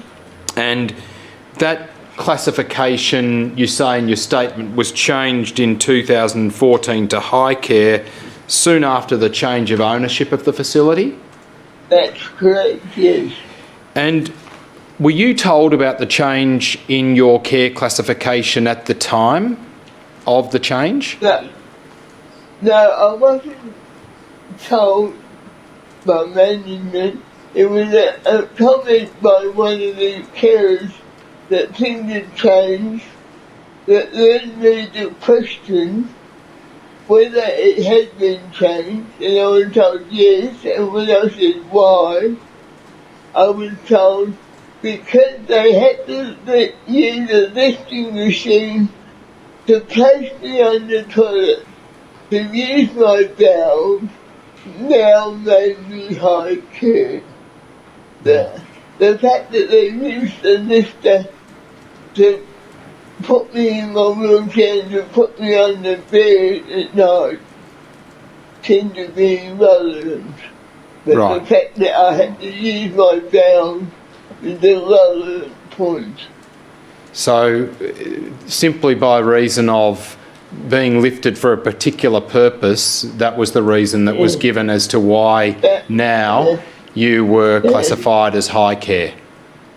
Yeah. And Okay. although I questioned that and said that was ridiculous, that was the reason I was given. Yes. And did you find yourself being treated differently by care staff as a result of the change in your care classification?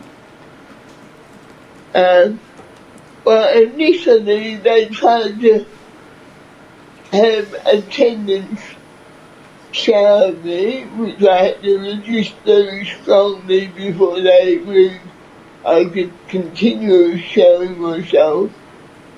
And the staff that has been there previously didn't treat me differently. It was the newer staff that had to be told. So Ms Johnson, am I to understand you to say that initially, in line with the higher care classification, there was an endeavour to try to have people attend on you while you were showering despite your desire for that not to occur? Yes, they said that I should have staff shower me instead of me doing it by myself. Yes.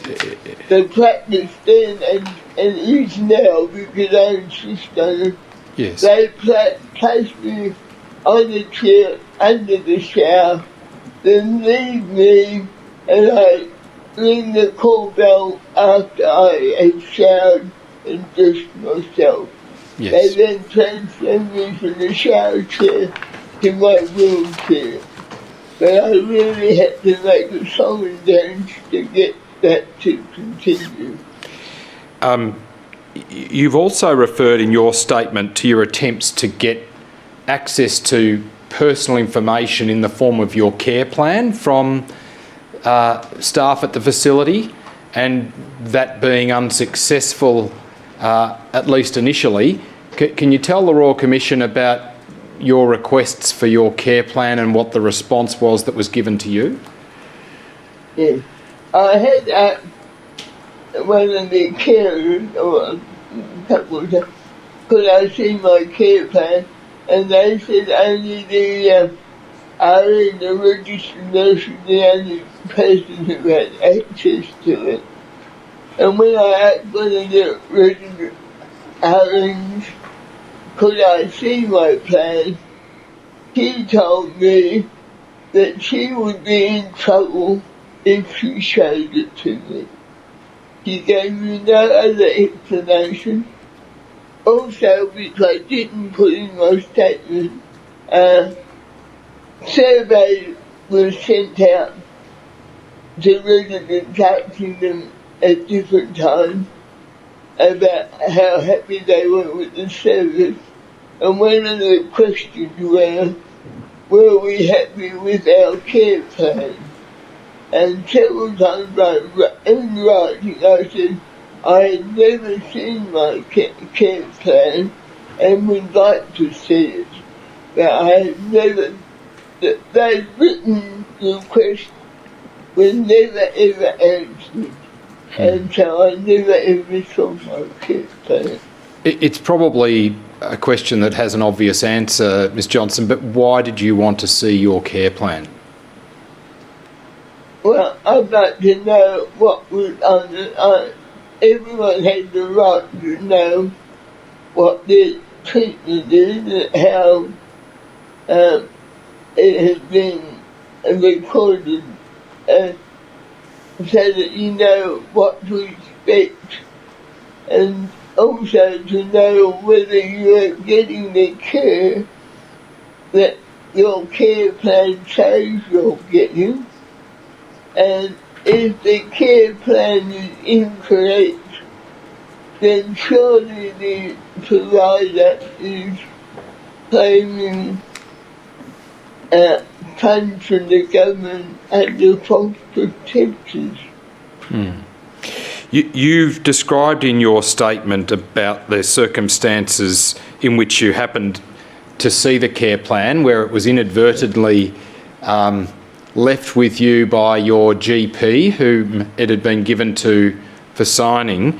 When you read the care plan, what did you read about in terms of your medical conditions in the care plan as set out? Well, the care plan said that I had cerebral palsy and depression, which I've never had depression. I've had seasonal affective disorder once only. When was that, Ms Johnson, that you had seasonal affective disorder? That was in 2015. Right. August, yeah. But it was some considerable time before you saw your care plan, which from your statement you say was in November 2018? That's right, yeah. And you never had any psychological diagnosis at any other time? No, never had any problems at all. Did you raise this with your doctor at some later stage? Yeah, in the next day I asked her about the depression, and she said there's definitely no sign of depression at any time. And she's been seeing me for 12 years. Well, why do you think the depression diagnosis was somehow inserted into your care plan? I can only think that the seasonal affective disorder, which is one kind of temporary depression, whether they interpreted that for their own purposes as depression. You've said some other things in your statement about the information as to your cerebral palsy, which you regarded as grossly inaccurate. I'm not going to go into that now with you, Ms Johnson, but the fact of you finding those matters in your care plan and regarding them as inaccurate, is that part of the reason why you think it's also important for residents to have access to information about their care and how they're perceived by their carers? Yes, well, and one reason they need to know whether the plan is accurate to start with, because depending on what's in the plan is the way they're treated, and to be mistreated because of misinformation in their care plan or in any of the documents held by the facility. We, as residents, we haven't got the opportunity to correct that information, and if we don't know the information, we don't know whether we are getting the care that we are entitled to. Yes. Now, you've also given evidence in your statement about a continuous improvement committee at the facility. you came to be a member of that, I think, in early 2011, after making what were regarded as some positive suggestions by management. You were invited by management to be a member on that committee. Is that right? Yes. Yes. That was for the first provider, yes. Yes. And had you, to your knowledge, had there ever been a resident on the Continuous Improvement Committee before you? Not before and not since. And who were the members on the committee at that time? What were they, I mean, without naming people, what, broadly speaking, were they management or staff? They were all management. The director of nursing, as the title was then, the director, the management officer, and the care manager. They were all management staff. Yes. And what was your response to the invitation to join the committee? Well, I said that if I was to represent residents should have a say in whether they wanted me to represent them. So they did put a motion in at one of the residents' meetings, and they called nomination. I was the only nomination. They then were asked to vote yes or no.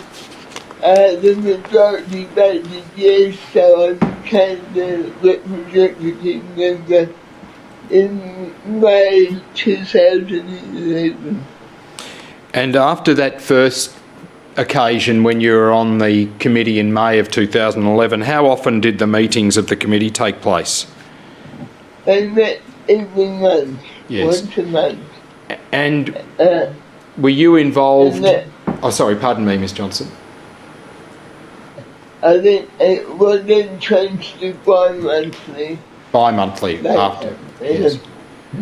And what was your involvement in those meetings? At that meeting they discussed all the complaints and compliment forms they received, and I could bring to their attention complaints from the other residents, and also help the committee decide what action should be taken from the residents' point of view to all those complaints. So those complaints then went to the appropriate sections, and when they came back, the committee, including myself, decided on any further action that had to be taken. yes. And how were you received yourself on the committee by the other members of the committee?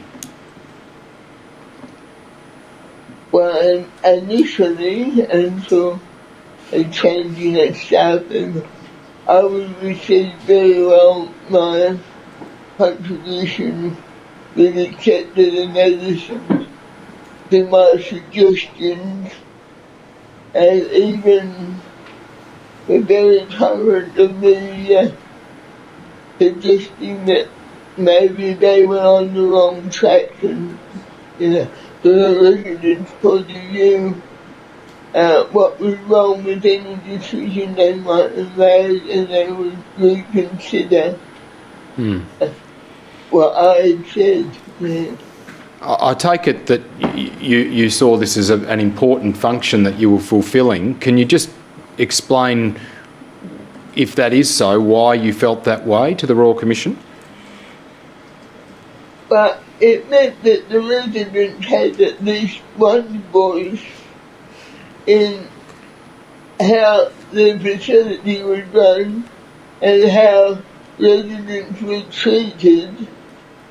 It at least gave the residents some voice in their lives and how their lives were treated. Did you see any changes that were made to the operations at the facility as a result of action on residents' complaints or suggestions? Are there some examples that you can give of that, Ms Johnson? Yeah. Well, one example was we were having problems with a new chef they had employed, and the food was unedible, and the residents were very unhappy about the food supply and had made individual complaints. But there were so many complaints that I organised to send down a form asking for residents to make their comments about the food. About 20 or so residents who were able completed this form with their personal complaints, and I presented this to the committee that accepted them as a valid complaint, and that particular chef was fired and another one hired, and the food improved greatly after that. You were removed from, you say in your statement, the committee by the facilities care manager after serving 2 years on it. What reason was given to you by the care manager for your removal from the committee? Well, first of all, he said that 2 years was long enough for anyone to serve on the committee.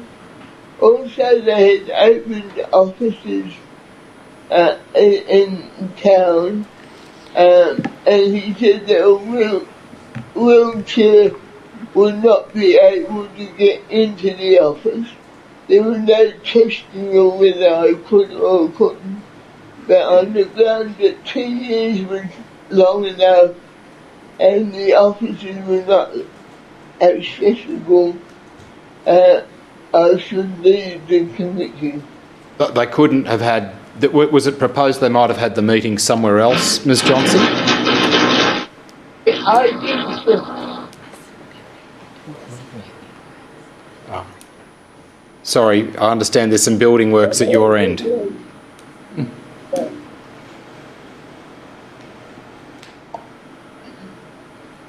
I did suggest that the meeting could continue where we were having them, because it was only once every 2 months, and the manager could easily come to the facility surely once a month, but now that was turned down.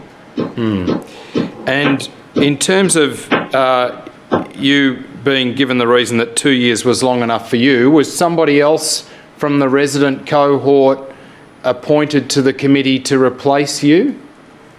No, and there was no suggestion that they should.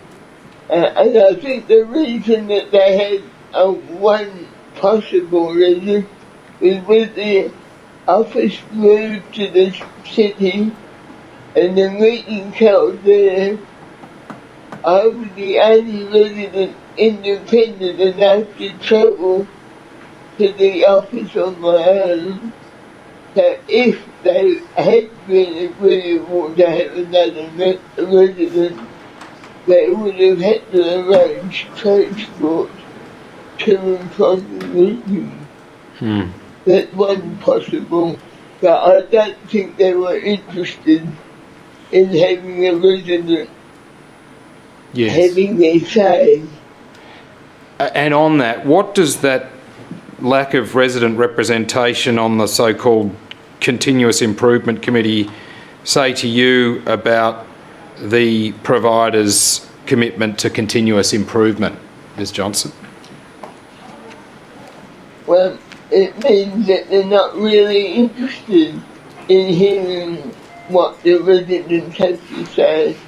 That the providers think or believe that they're doing their best and that they know what residents do and don't need. And that all they have to do is ask residents, are you happy? And what are residents going to say?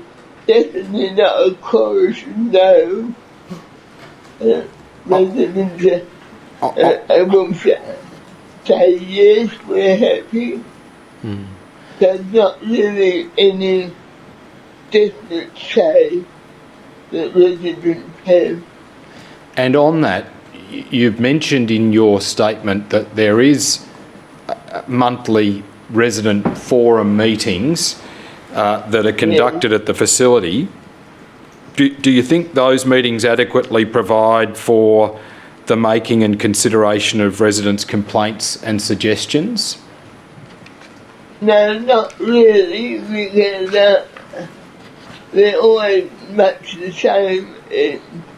One meeting is virtually the duplicate of another, and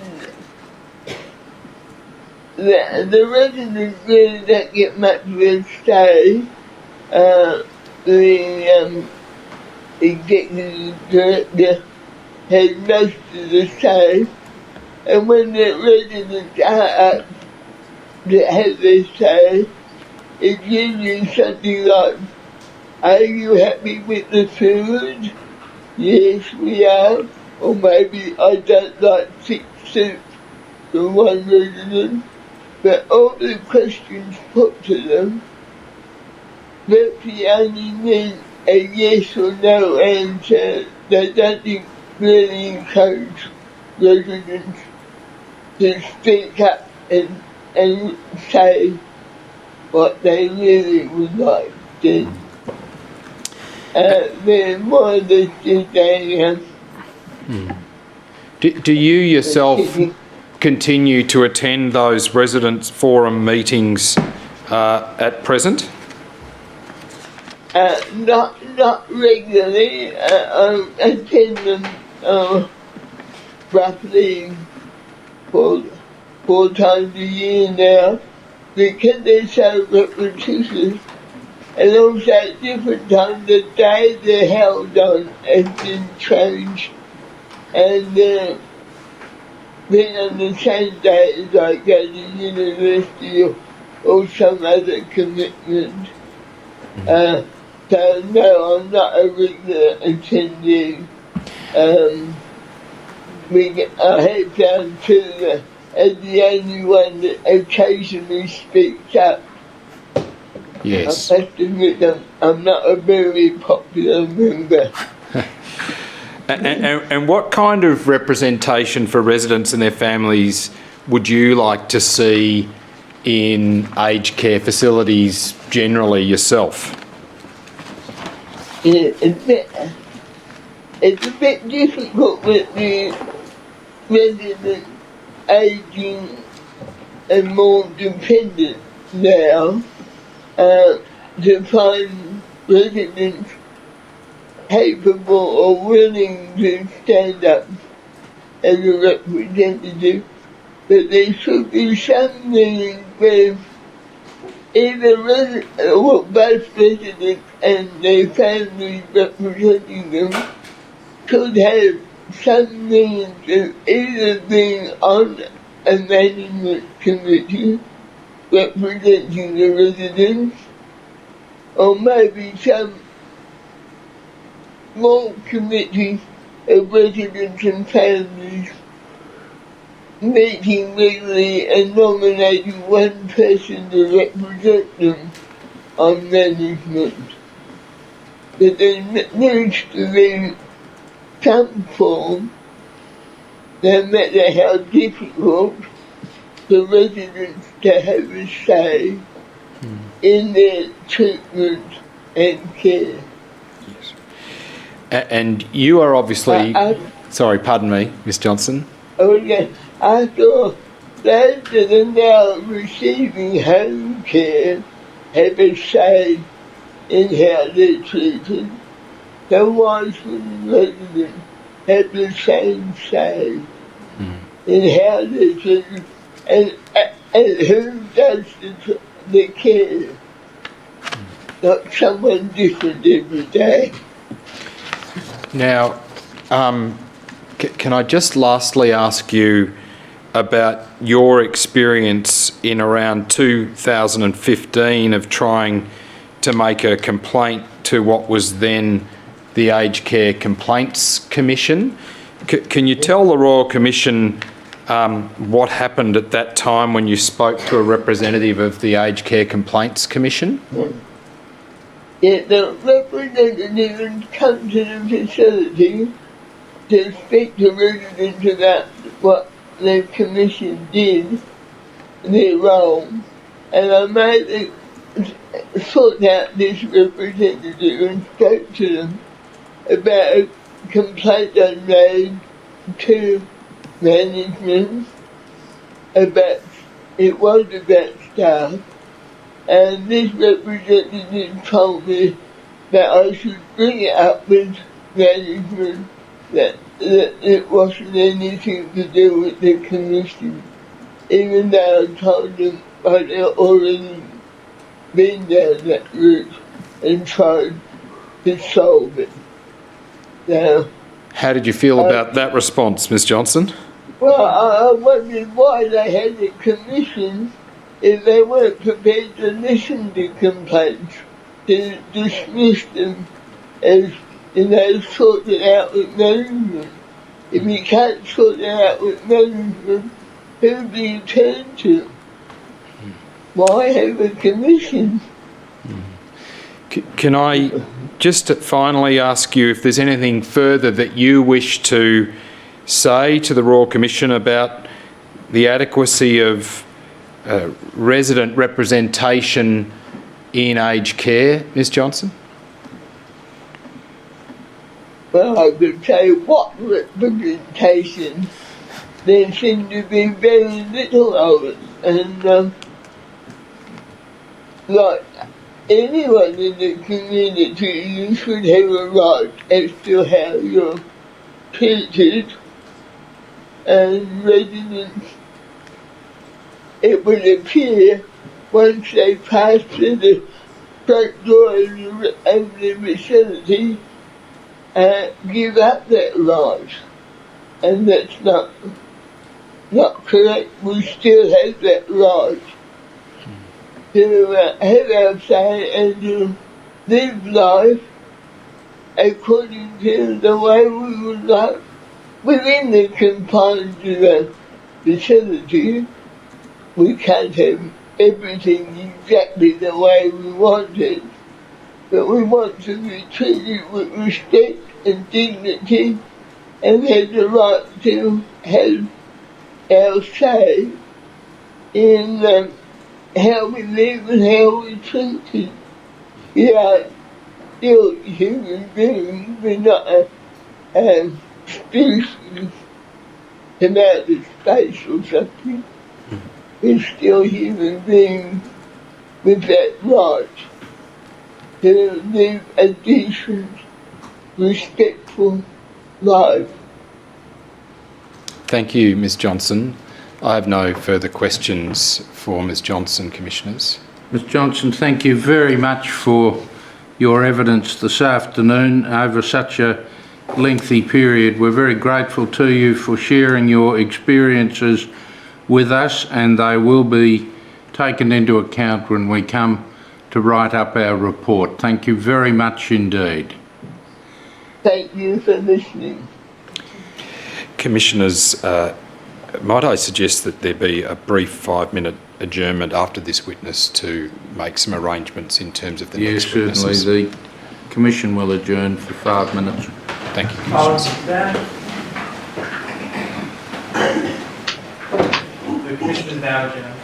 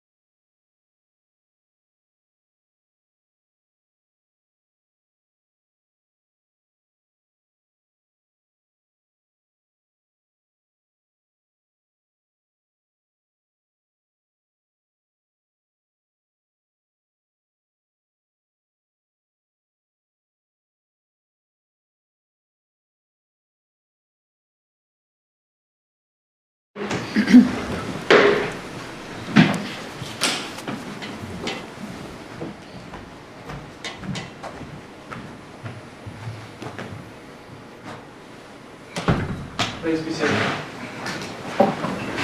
Yes, Ms Hutchins. Commissioners, I call the next witnesses, Natalie Segal-Brown of the Queensland Public Guardian and Jeffrey Rowe of Aged and Disability Advocacy Australia. Mr. Rowe, do you wish to take an oath or an affirmation? An affirmation. Please repeat after me. I solemnly and sincerely I solemnly and sincerely declare and affirm declare and affirm that the evidence I shall give that the evidence I shall give will be the truth, will be the truth, the whole truth, the whole truth, and nothing but the truth. and nothing but the truth. Ms. Segal-Brown, do you wish to take an oath or an affirmation? An affirmation. Please repeat after me. I solemnly and sincerely I solemnly and sincerely declare and affirm that the evidence I shall give the evidence I shall will give be the truth, will be the truth, the whole truth, the whole truth, and nothing but the truth. and nothing but the truth. Thank you. Now, Mr. Rowe, you've prepared a statement for the Commission. I have. And for the record, it's WIT.0319.0001.0001, dated 29 July 2019. Have you had the opportunity to read over your statement before today? I have. And are there any amendments you'd like to make? No amendments. Are its contents true and correct to the best of your knowledge and belief? They are. Thank you. I tender that statement, Commissioner. Yes, the witness statement of Jeffrey Francis Rowe dated the 29th of July 2019 will be Exhibit 8-37. And Ms Segal-Brown, you have also prepared a statement for the Commission today? Yes, I have. And for the record, that's WIT.0318.0001.0001, dated 1 July 2019. Have you had the opportunity to read over that statement before today? Yes, I have. And are there any amendments you would like to make? No amendments, thank you. Are its contents true and correct to the best of your knowledge and belief? They are. I tender that statement also. Well, just bear with me. This appears to be a public document rather than a statement. Yes, that's correct insofar that it's not in the usual form that the statements have been prepared in. You can see, Commissioner, if you turn to page 4 of the statement, that it's been signed there by Ms Segal-Brown. Oh, I see. But you're quite right, it's not in the usual template in which these statements are provided. Very well. Well, what date does it bear? So it bears the date July 2019, and I understand it was received by the Commission on the 1st. On the 1st of July 2019. 1st of July. Very well. The witness statement of Natalie Segal-Brown dated 1 July 2019 will be Exhibit 8-38. Thank you, Commissioners. Yep. Now, Ms Segal-Brown, you are the Queensland Public Guardian? That is correct. Yes, and the Public Guardian is the Chief Executive Officer of the Office of Public Guardian, which is an independent statutory office, is that correct? That is correct. Yes, and how long have you been in that role? Just over 3 years. For 3 years. And what is the purpose of the Office of the Public Guardian? The purpose of the Office of the Public Guardian, from a generic perspective, is to advocate for the human rights of its clients. It's a very expansive role which covers overseeing the rights and interests of kids in child protection, youth detention, disability and mental health services, as well as providing guardianship of last resort for adults with impaired decision-making capacity, adult community visiting services to people in disability services, mental health services and supported accommodation. And we also investigate matters of abuse, neglect and exploitation for people with impaired decision-making capacity, approximately 80% of which is for older people. And as part of your role, you have a community visitor program? That is correct. What does that program involve? So I'll speak about the scope of that program with respect to adults because I think it's most relevant here, although it is quite expansive with respect to children as well. For adults, it's a paid, professional, legislatively entrenched community visitor scheme where staff who are paid not as public servants but as employees of the Public Guardian under the Public Guardian Act operate as the independent eyes and ears to monitor and advocate for the rights and interests of the people in facilities that they visit. So that would be people in mental health services, private hostels, and services where disability accommodation is being received. And what are the objectives of the scheme? The objectives of the scheme are to monitor the rights and interests of people in those facilities, but also advocate for the resolution of issues to do with their accommodation and their human rights. But it really works by providing a bridge to the major complaints, disciplinary and other bodies. So, for example, in the disability space, my community visitors will go in and monitor whether restrictive practices are being used in an authorised manner, and if they're not, a complaint will be made to the Quality and Safeguarding Commission, and depending on what the Quality and Safeguarding Commission of the NDIS do with it, the provider may in fact lose their registration. Mm-hmm. We will attempt to resolve issues through pathways of escalation. So there'll be instances where, for example, if it's a government-run facility and we're not seeing resolution of a resident's human rights, I will go into bat directly with the Director General or Secretary of Department or a Minister of Department. It tends to be quite successful. So to give you an example, and I believe this is contained in my statement, for the adults that we visit, in about 80% of cases where we've identified human rights abuses, we've been able to resolve those matters and seek resolution. A critical factor in our success has been the linkage between the community visitor program sitting in my office and the guardianship function, because if a guardian is communicated with by a community visitor, then they can take steps to change the accommodation and otherwise.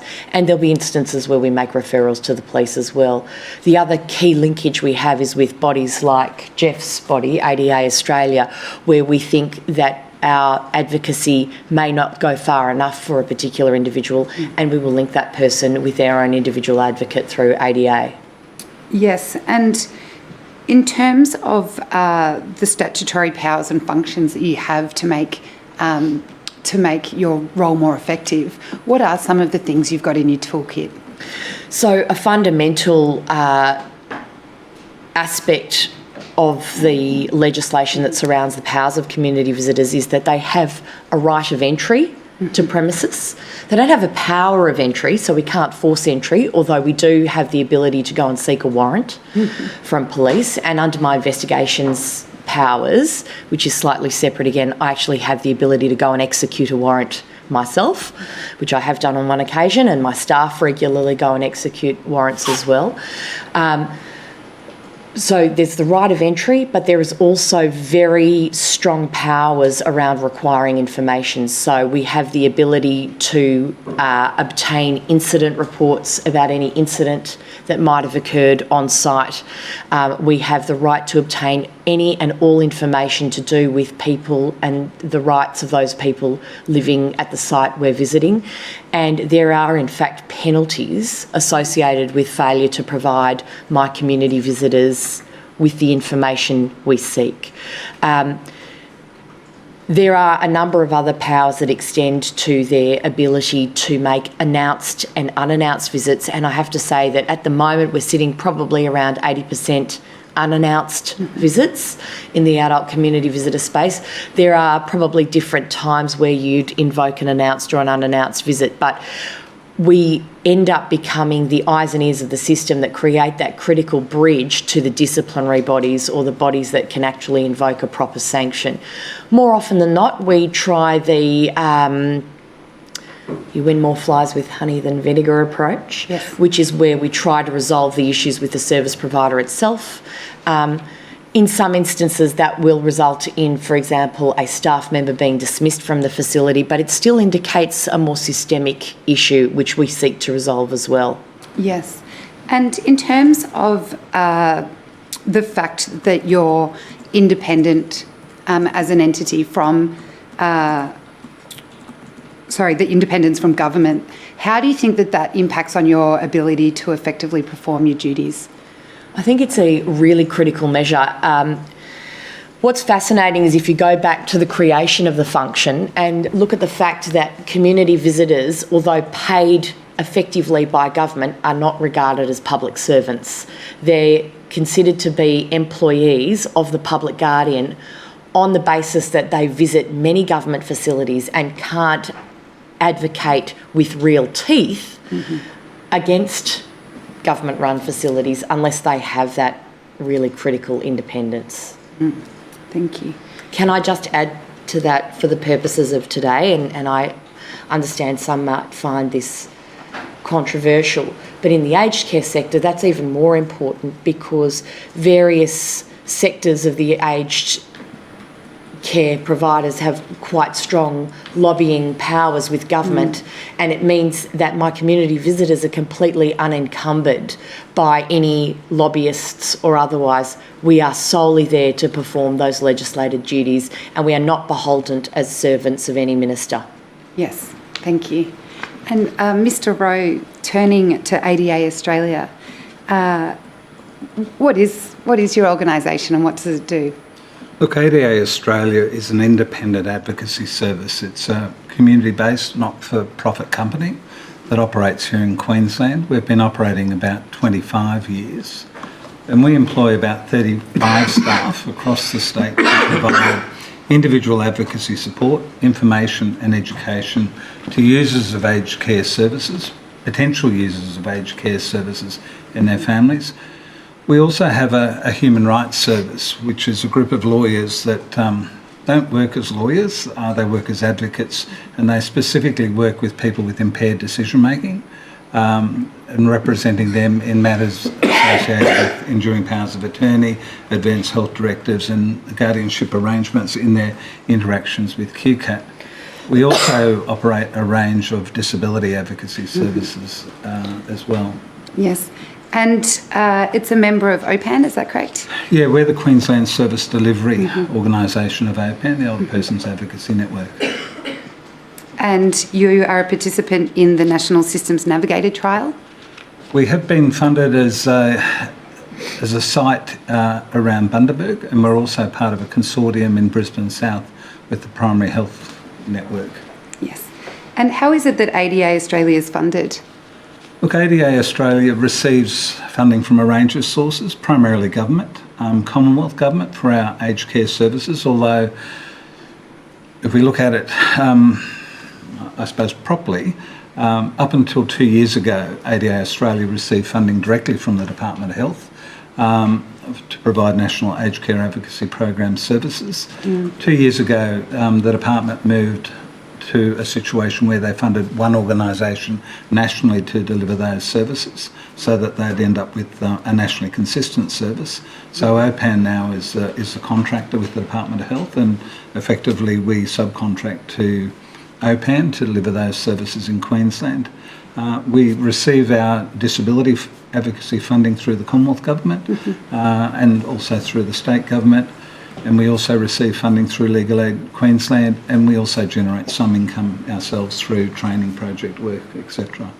Yes, and do you perceive the level of funding that you currently receive as adequate to be able to service as many people as you would like to? Look, absolutely not. I think when I talk to my colleagues, the other OPAN service delivery organisations, they look at ADA Australia and see that we've probably received the most funding of any of the state and territory SDOs, and that's part of the history. But one of my real frustrations, and you'll see that in the witness statement, is despite best efforts, we are only supporting less than 1% of aged care users. And to me, that's extraordinarily frustrating. And what we're seeing is a real growth in demand for advocacy services. I think if I go back to 2012, we were dealing with about 220 advocacy cases a year. In 2018-19, that's increased to 660. And at the moment, we're receiving about 100 new referrals a month for advocacy services. And you know, as I said before, part of our role is that absolutely the one-on-one work that we do with individuals. And I'm talking about users, but also potential users of aged care. But another really important role is providing education services to users of aged care, and that education is about their rights as aged care users. It's also about their responsibilities.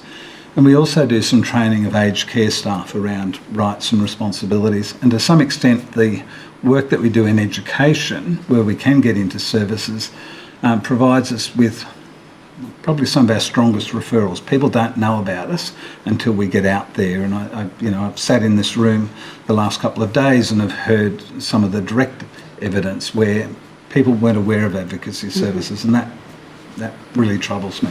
Yes, and in terms of the increased demand or the increased amount of referrals being around 100 a month, are you able to keep up with that demand, or is there now a wait list that's...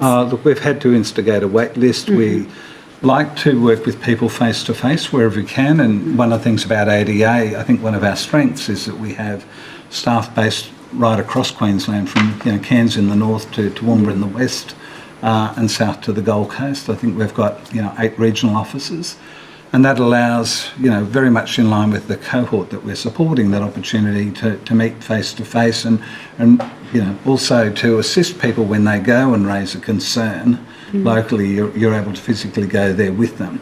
We're having to look more now at doing work on the telephone. We're trialling Skype, but again, you'll find in my submission that I've raised concerns about the growth in the aged care population, and particularly in the home care package area, which has been an area of significant demand in recent times. And while we've seen a 30% increase in numbers, there's been a zero increase in funding for advocacy services. So it's making it more and more difficult. And so do you have a sense in terms of that wait list for people that do want to get the face-to-face service rather than needing to speak on the phone, how long the wait time might be for them at the moment? For us, it's going up to 6 weeks, which is, we do have a triage arrangement and we prioritise, but it's just growing. Yes, and in terms of the overall mission, if you could call it that, of ADA Australia, how would you best describe that? Well, look, we've used a tagline in the past of giving you a voice, and effectively that's what we do. We try and give a voice to the older person, the person who is fearful of speaking up. We try not to replace their voice. We are very much about assisting a person to understand their rights, understand that they are able to raise complaints, that there won't be retribution or there shouldn't be retribution, and giving them the confidence and the skills to raise that, and ideally, after that experience, feeling comfortable that next time they're faced with a situation where they need to raise a complaint, that they're comfortable to do that. And what do you think are some other features of an effective advocacy system or service? One of the things I didn't talk about in the very short introduction, one of the really important things for an advocacy service is to raise systems issue. So systems issues with providers, systems issues with government.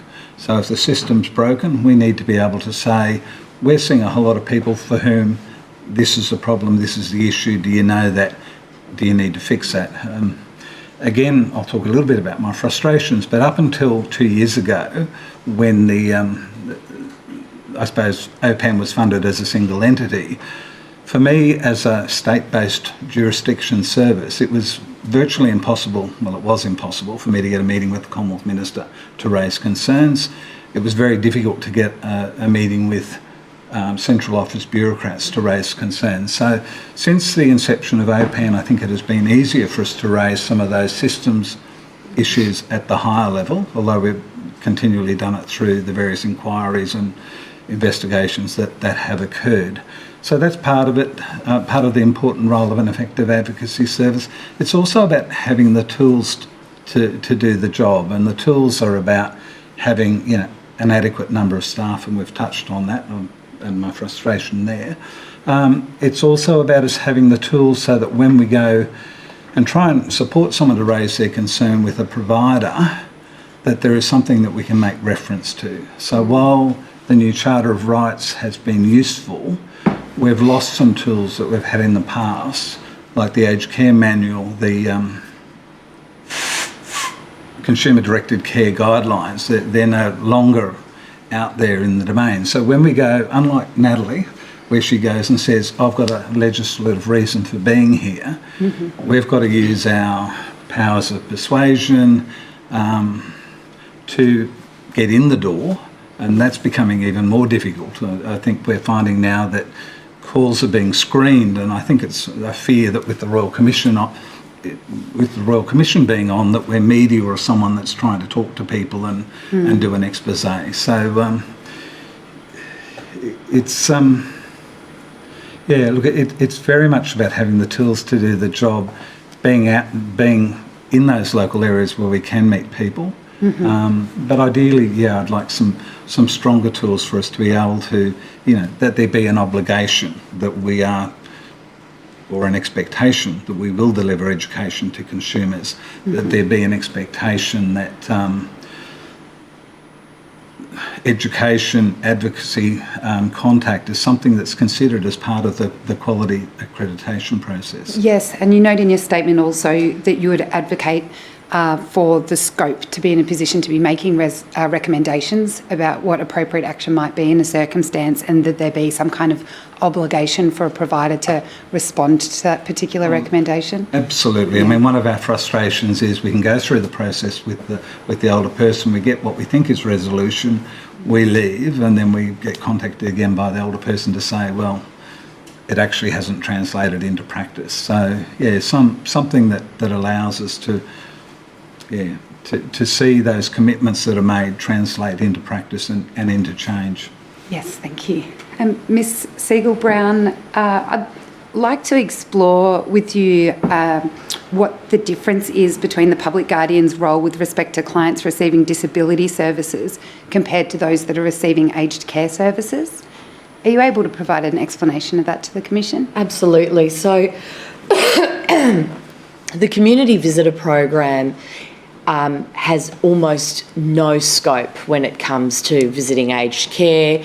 I believe that was established because it was considered to be a federal regime. And what becomes very interesting right now in today's environment is that we are now operating in a federal scheme when it comes to the NDIS. So I think we're at a beautiful point in our history where we could make some comparisons and say, well, if we've got state-based community visitors visiting effectively what is a federally funded scheme or federally regulated scheme, there are some really strong analogies there. One of my greatest observations that I just want to proffer at this point is that it would appear to me that the aged care sector is where we were 20, 30 years ago with disability, when we had, for example, in Queensland, the Carter inquiry that gave rise to this need for regular eyes and ears monitoring the rights of people who very often may not have the cognitive capacity or the self-efficacy to advocate on their own behalf. And when we talk about aged care, we can be talking about large cohorts of people who are non-verbal. And the difference between what is happening in aged care and what is happening in the NDIS and disability world is that my community visitors become the bridge between what is happening on the ground and what is seen by the enforcement agency. And without those eyes and ears on the ground, there would not be the numbers of complaints investigated, there would be no attention on some of these people. People in aged care very often are even more isolated than people with disability, which perhaps beggars the need for community visitors at an even greater rate. But one of the most important aspects about the community visiting in the disability space is that they are there also monitoring the use of restrictive practices and whether they are going on in an authorised manner. We are one of the greatest reporters of the use of unauthorised restrictive practices, both to the Tribunal and, as I understand it, to the Quality and Safeguarding Commission, and previously to the state when disability services were delivered by the state. In the absence of a community visitor scheme, regulating restrictive practices in my eyes, becomes almost meaningless because you don't have anybody monitoring what's really happening. When you think about the fact that the average Joe on the street doesn't often make a complaint where it's warranted, and then you think about people in aged care being required to take that initiative themselves in an environment where they could risk retribution for making that complaint. And we heard just before a very powerful direct testimony about that. There is a higher need for those eyes and ears on the ground to be elevating that and creating the bridge between the investigative and the disciplinary system. So the difference between the aged care sector and the disability sector is that there are eyes, ears and effectively links to teeth in a system.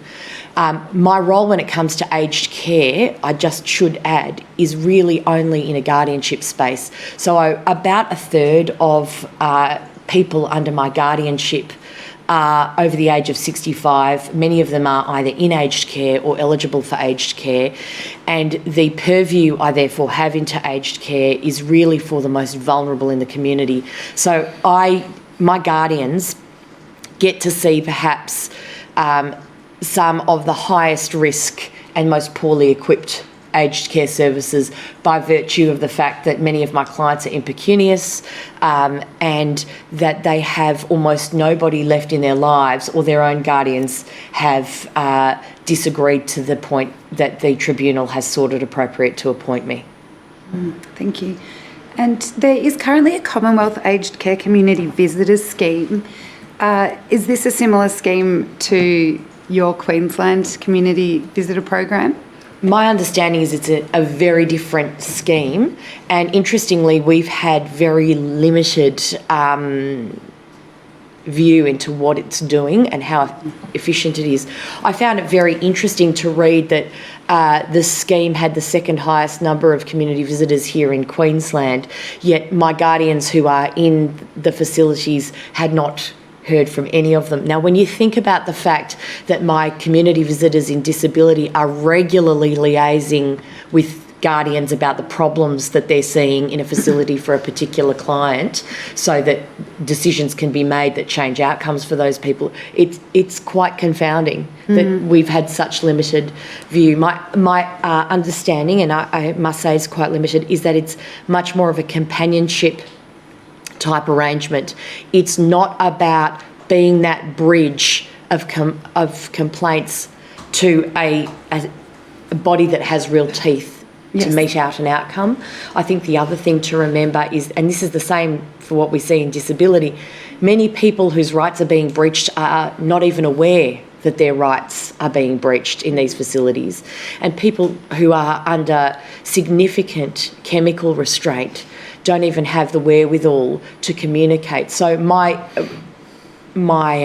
speculation would be that if this is a companion-based scheme and you have people in facilities who are non-verbal, I don't know what degree of training these volunteers have to actually communicate with people who are non-verbal to understand what's going on in their world, because people who are non-verbal in institutions, and this is effectively in an institutionalised environment, have even greater vulnerability by virtue of the situation they're in.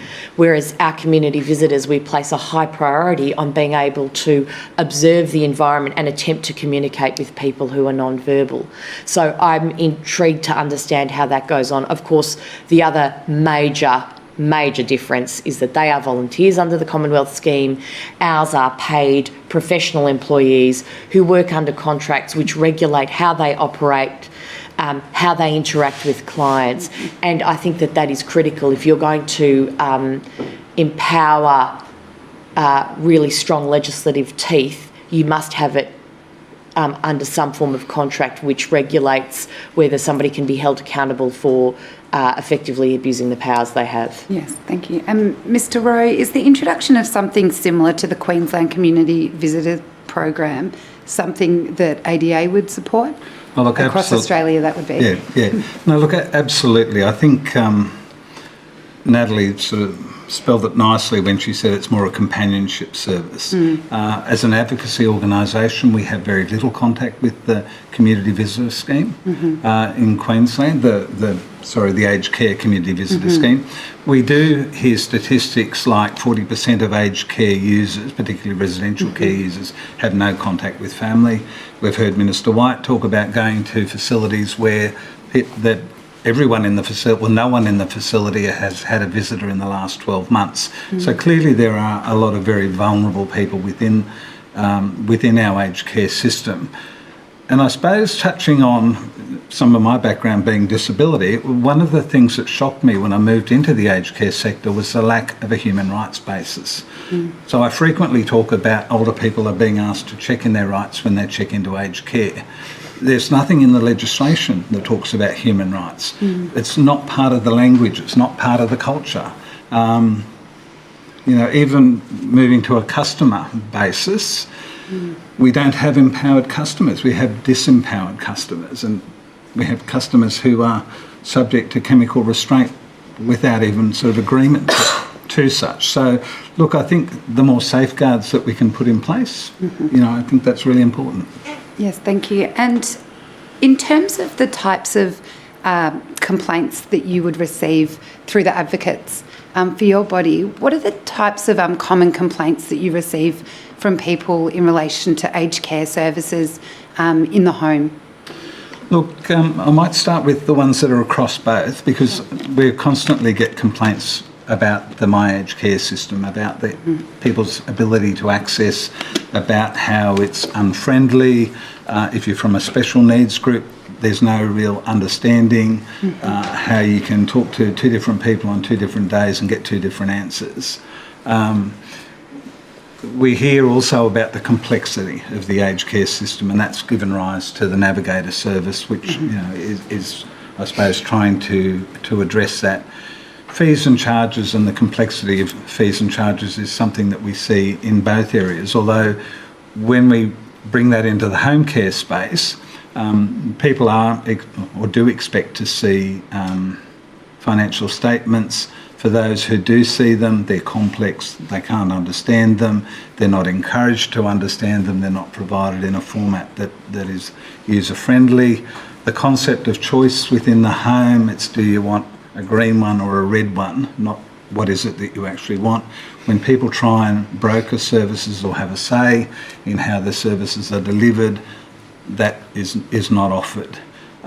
Certainly when the home care packages came in, we saw these enormously complex care agreements or I suppose service agreements, and that's across both sectors when it comes to it. And I guess I've raised a number of times the need for us, we can go and rent a house or a unit and we have a very standard residential tenancies agreement, and we can compare different facilities with different facilities. When we go to aged care, we get very different looking documents where some of the detail and the things that we should know as informed customers, we can't find. So, I guess I'd be encouraging the Commission to look at that as a way of making the aged care system more accessible and more user-friendly. Other issues that we hear frequently are around care staff, about the use of agency staff, and we heard from our last witness about that constant turnover of staff, so that, you're constantly retraining the staff about this is who I am and this is what I need. Look, the list really goes on, but there's more detail in the statement. Yes, thank you. And you have both touched on this briefly already, the idea of the power imbalance that residents are faced, or aged or elderly Australians in the community. Do you think that the voice of aged care recipients is represented in the aged care system well compared to the interests of other participants? Short answer, no. I think the rhetoric is there, but the translation into practice hasn't really happened effectively. And that's at both the service level and at the system level. And why do you think that is? Well, I suppose I don't see it translating into action, and if I suppose veer off a little bit. When we looked at the development of the aged care standards, when I went to consultations and I looked at who was around the table, the minority group were the consumers. The majority group were the service providers and other interest groups. And, putting it bluntly, I saw people who were wanting to use that instrument not as a tool for the aged care consumer, but as a tool that the service provider could use to hold the aged care consumer for paying their fees. And that was completely the wrong intent of the document. And I think that's indicative of some of the issues that we're seeing in the aged care system. And look, that's, to an extent, that's supported by the consumer group themselves. We often hear them called the grateful generation. They're a generation that's grown up through the war, through the depression. They don't complain, they don't bite the hand that feeds them, and they will accept. And they're reluctant to complain. Some of that's the culture, some of that's also fear of retribution, as we've heard. I'm optimistic that the generation is changing and the baby boomers are coming. No one's ever described them as grateful, and I think they will try and change the system. So, there's an opportunity for service providers to be focused and think, well, if not for the people who are here today, I know the group tomorrow aren't going to tolerate that. So it's time that we moved and it's time that we included. And look, while I'm saying that, I also have to say there are some fabulous aged care providers out there. And as an aged care advocacy organisation, we hear from people who aren't happy with their services. We know there are a lot of people who are. There are a lot of service providers that are very inclusive, that talk to consumers, that listen to the consumer voice. But there's a significant number out there who aren't. Yes, and what do you think are some barriers to care recipients having a meaningful voice within the system?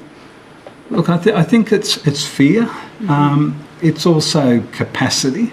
And that capacity, well, some of it, we hear people talk about they've been worn down. They've tried to complain, they've tried to raise issues in the past, and it's fallen on deaf ears. And we hear that from families as well, that the families are seen as being difficult or they're excluded.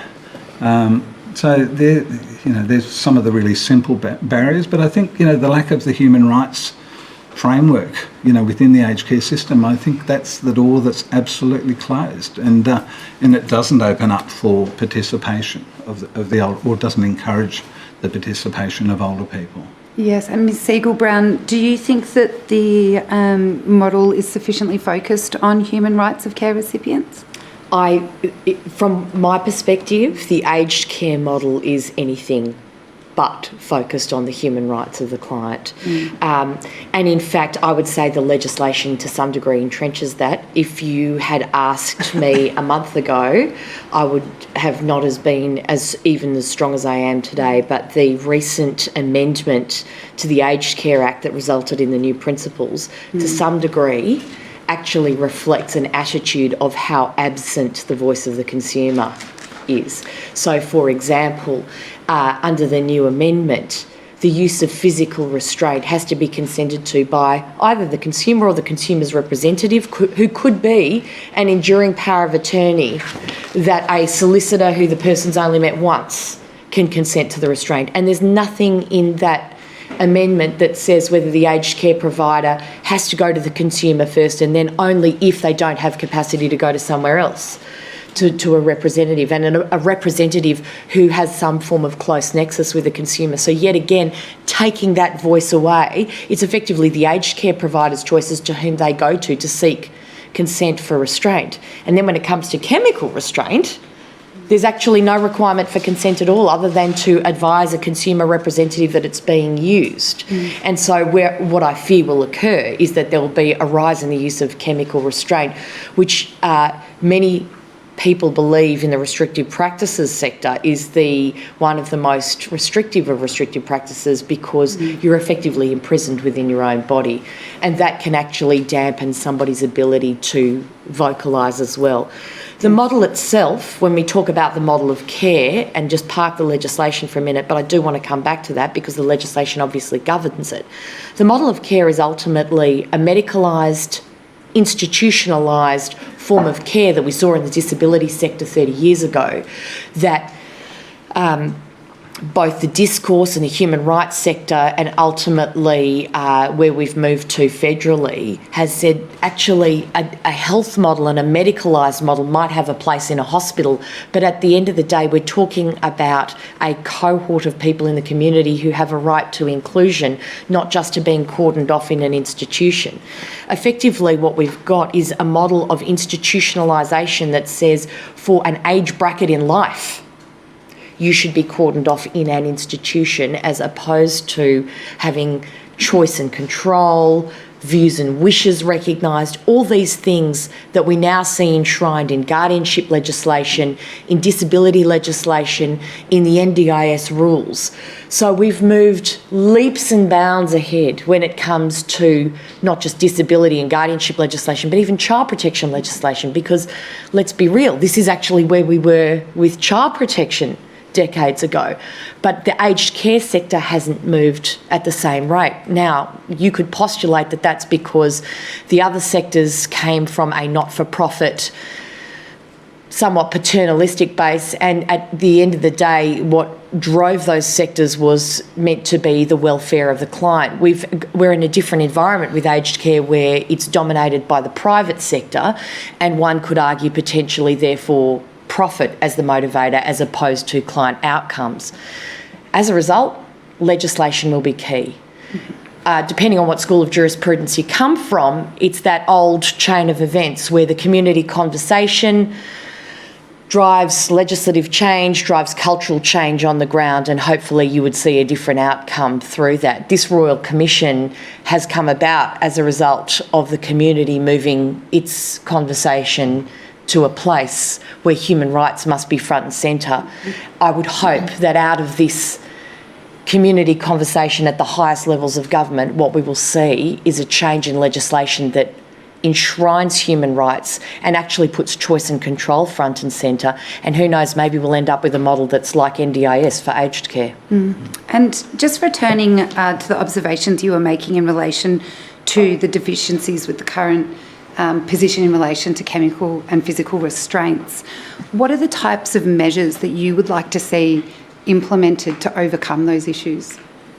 If I may say, and I realise this is a bit bolshy, the legislation regulating restraint it's a wonderful move that government has made to attempt to regulate it, but it looks like it's being done in a huge hurry.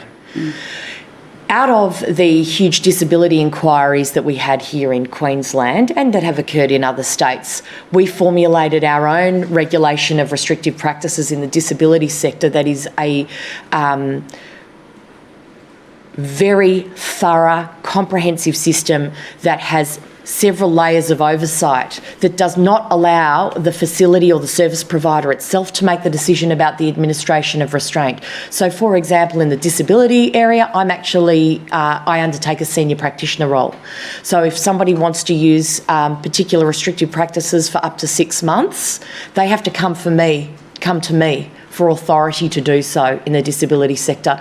And I have a huge number of legislative matters that I must take into account and my own decision-making framework. Once I give authorisation, and I do so using a very strong human rights framework, I then have community visitors who can monitor that. So, and sorry to preach Queensland, just so you know, I'm not actually a Queenslander, so when I say Queensland seems to be the best in this, I'm not actually biased. I come from Victoria, but Queensland's regulation of restrictive practices in the disability sector is thought of as world leading. There's a beautiful framework around regulation of restraint that was done and completed using a huge number of experts that's ready to be transported. But if it is going to be transported into legislation, it needs to be accompanied by the suite of mechanisms that oversee its enforcement, its monitoring, and ultimately a penalty for misuse. So again, reflecting on the disability space, the fact we're now in a federally regulated regime, if my community visitors detect that restrictive practices are being used outside of our very comprehensive legislation in a disability facility, that's then reported to the National Quality and Safeguarding Commission, who will then determine whether registration of that provider should be maintained. And I do think that regulation of restraint must be tied to permission for that provider to continue operating. Yes, thank you. And Mr Rowe, in your statement, you express a view that oversight of chemical restraints should occur by a tribunal or an ombudsman. Is that correct? Look, absolutely. It needs to be independent of the service provider. And I guess if I can reinforce Natalie's comments, I found myself working in the disability sector at the time when that restrictive practices registration came in. And so it really moved from being a first resort to a last resort option, and then that last resort option you had to have gone through so many hoops and get an approved plan by someone external before you could use it.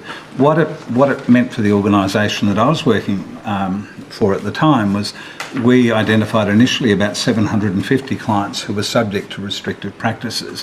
When I left 5 years later, we had it down to 104 clients. So it was about reviewing people's medication, it was about training staff, it was about changing practices, it was about better outcome for the consumers and a better quality of life, and a better job for the workers because they were dealing with people who were able to interact with them again. So I see the aged care sector as going the opposite direction to where disability has gone in recent years, and that deeply troubles me. So independent of services, absolutely. I think I didn't outline it in here. We've made a submission to the Joint Parliamentary Inquiry on Human Rights, which is looking at the principles. And I guess what we've seen within aged care, one of the rights that people tend to give up in residential aged care is the right to have their own GP. And you suddenly become, one of the patients of the GP of the facility. And I guess, I've heard some horrendous stories about how many people are processed in a short period of time by the resident GP. It seems to be that it's no longer the person who's informing the GP about what their needs are, it's someone external to them who is informing the GP what their needs are, and the result is chemical restraint. Yes, and in your statement as well, you raise a concern with the use of enduring powers of attorneys, and that in some circumstances you're hearing that they're being used to erode people's rights. Is that so? A very frequent story we hear is that a person will arrive at aged care, they're being asked to enact their enduring power of attorney, whether or not it needs to be. But more frequently the story we hear is someone turns up and says, I'm mum's attorney. She's not to have any spending money, not to have any phone calls, not to go in, not to go out, and certainly not to have any visitors. And the aged care provider says, yep, right, you're the attorney. That's not what an enduring power of attorney is. So there's a lack of understanding within the aged care system. It should be that someone's able to challenge and say that's not the role of an attorney to make those sort of decisions for the older person. And I think, I don't know that it's intentional, but it's that lack of rights focus that we continually see where people's rights to have a normal life are eroded. I'd like to ask you ask the questions, Mr Rowe, about the effectiveness of providers in dealing with complaints that they receive. What are some observations you can make about difficulties or frustrations that people are experiencing when they're dealing with providers? Look, I have to qualify it by saying we get a perverted view of the world because we hear from people whose complaints haven't been resolved. So we know there are a lot of providers that have a robust complaint system, that the complaints are listened to, they're processed. But we also know that there are a lot of providers out there whose complaints process is lacking. So people raise a complaint, it's dismissed. Complaints are raised sometimes with the direct care staff that someone has a relationship with, but doesn't seem to translate up through the system.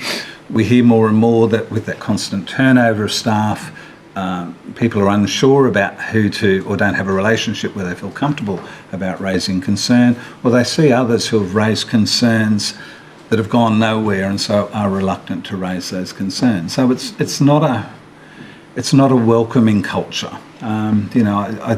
Again, one of the things that struck me when I started working in the aged care sector was the focus of quality was on compliance. It wasn't about quality improvement.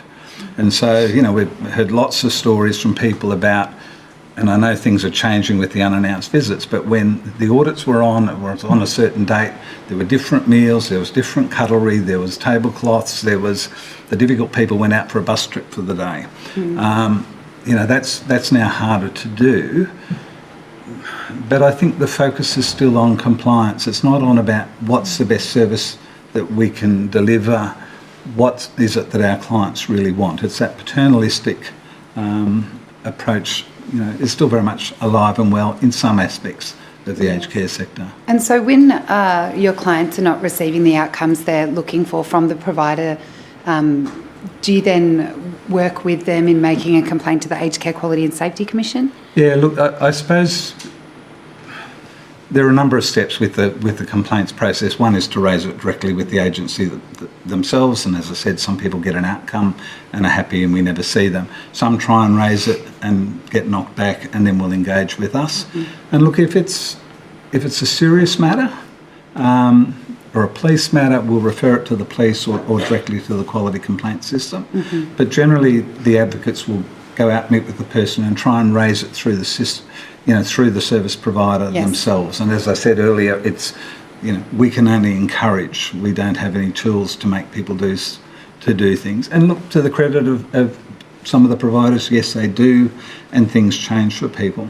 Where it doesn't change, we will then support people to go to the Aged Care Quality and Safety Commission to raise the concern there. But again, our experience, and again qualified that it's slightly perverted, we see more often than not is that the person's complaint hasn't adequately been dealt with. The voice of the service provider has been listened to, the case has been closed, and it's all over, and the person says, I'm not going back there again. And what are the reasons why people are left feeling that way? Look, I think it's often it's about, the Aged Care Complaints Commission, for a range of reasons, doesn't meet with people face to face. So most of their work is done via telephone. So already, older people are feeling disconnected and disempowered. They will take a statement from the older person, then go and get a statement from the service provider. If the service provider says, oh no, that's not true, and I'm being a little bit flippant in the way I'm putting that, more often than not we see that the older person gets a letter that says, we've been in contact with the service provider, it's not true, thank you very much, come back to us if you're not happy, which of course they don't do. Or alternatively, I guess you get the service provider said that they're not doing that, they will change their ways. So again, case closed because the service provider's given a commitment, but there's no follow-up in the process by the Complaints Commission to go back and say, have they actually implemented that commitment that they said that they would do? And again, more often than not, the feedback that we get is that, it's been little more than lip service. So there's a huge frustration with the cohort that we support around the complaint system. They don't feel it works for them. Yes, and you note in your statement that you would like to see a more collaborative approach adopted between the Commission and your advocates. Yeah, look, and that's certainly true, and I'm aware that I'm doing what I hate people do, and that's painting the aged care system as bad and bad, because there are some really good people in that system, and there is at the local level some collaboration, but at the systemic level they don't connect as well as they should. And I think we're talking about a multi-layer system to support people to have their complaints resolved, and I don't think that really is working as well as it should. I mean, ADA Australia and certainly the OPAN services have people on the ground who can do that face to face. The Complaints Commission by and large doesn't have people on the ground. So, we can work more together on that stuff, but also in terms of the validating people's concerns and even the follow-up. I think there's a conversation to be had. Because as a matter of practicality, what type of engagement or involvement would your advocates have with staff or officers that are being responsible for looking after one of your clients' complaints at the Aged Care Quality and Safety Commission? Well, look, sometimes we'll be consulted, but again, if you stick to the role of an advocate is to give the older person a voice. So it's not to, it's not to be a member of the complaint system. It's to make sure that the the voice of the older person is taken into consideration within that process. We certainly from time to time get requests, particularly where someone has a communication issue or a mental health issue, to go and meet one-on-one with the person to support them through that process. But again, it's not optimal. Thank you. Ms Siegel-Brown, we've touched on a number of issues with the system as you see it in a number of areas for reform. Of the matters we've discussed already or any further matters, what would you like to tell the Commission are matters of real concern for you that you would really like to see change effected in?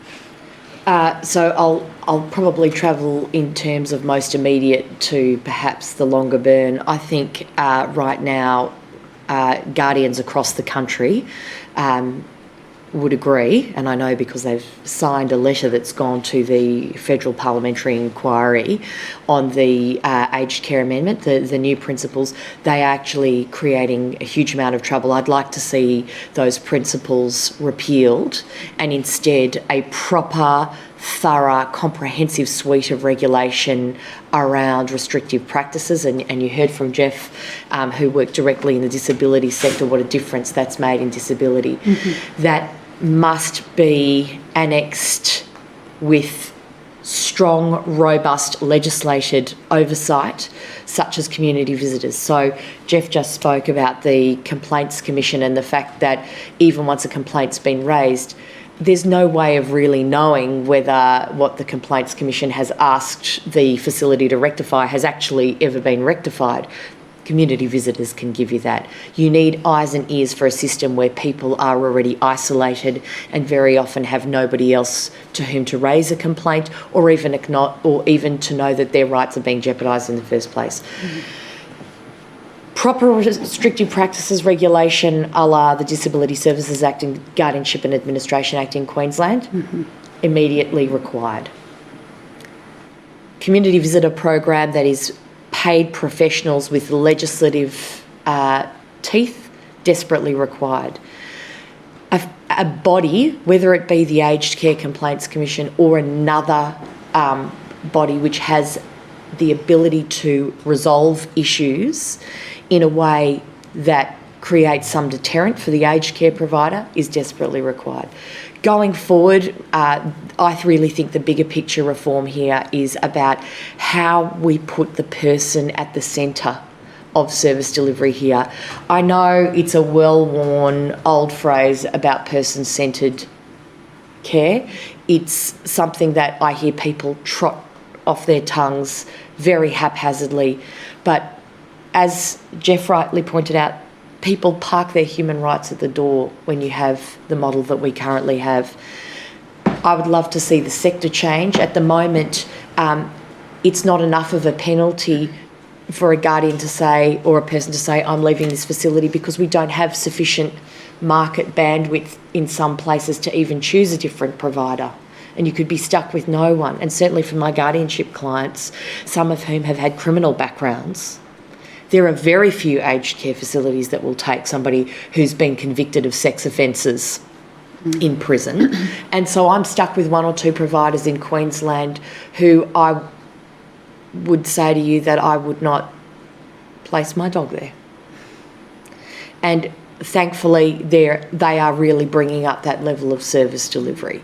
But ultimately, we need to move to a model that is not a medicalised, institutionalised section this generation of the community away from the rest of the community type model. It must be more of that social model that we see in all those other sectors that are now 10, 20, 30 years ahead of where we are with aged care.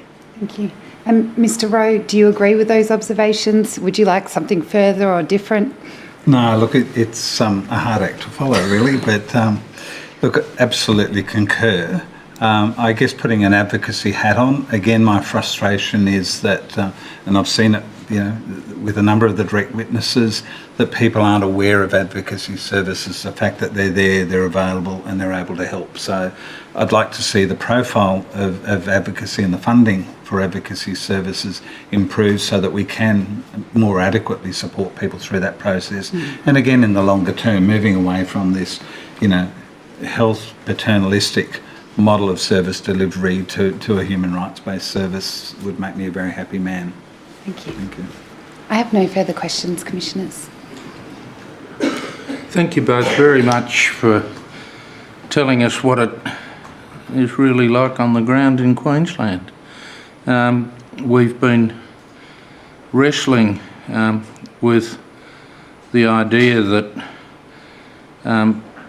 advocacy services are desperately needed around the country, and it's nice to know that in some small pockets it is being provided, but it's nowhere near good enough. And one of the things that we're going to have to deal with when we come to make our final recommendations is the establishment or the utilisation of existing systems, or both, of arrangements under which those who need them have access to advocates who can act on their behalf. And we're very grateful to you both for telling us what's happening and what's needed. Thank you. Thank you. The Commission will adjourn until 9:30 tomorrow morning. All stand.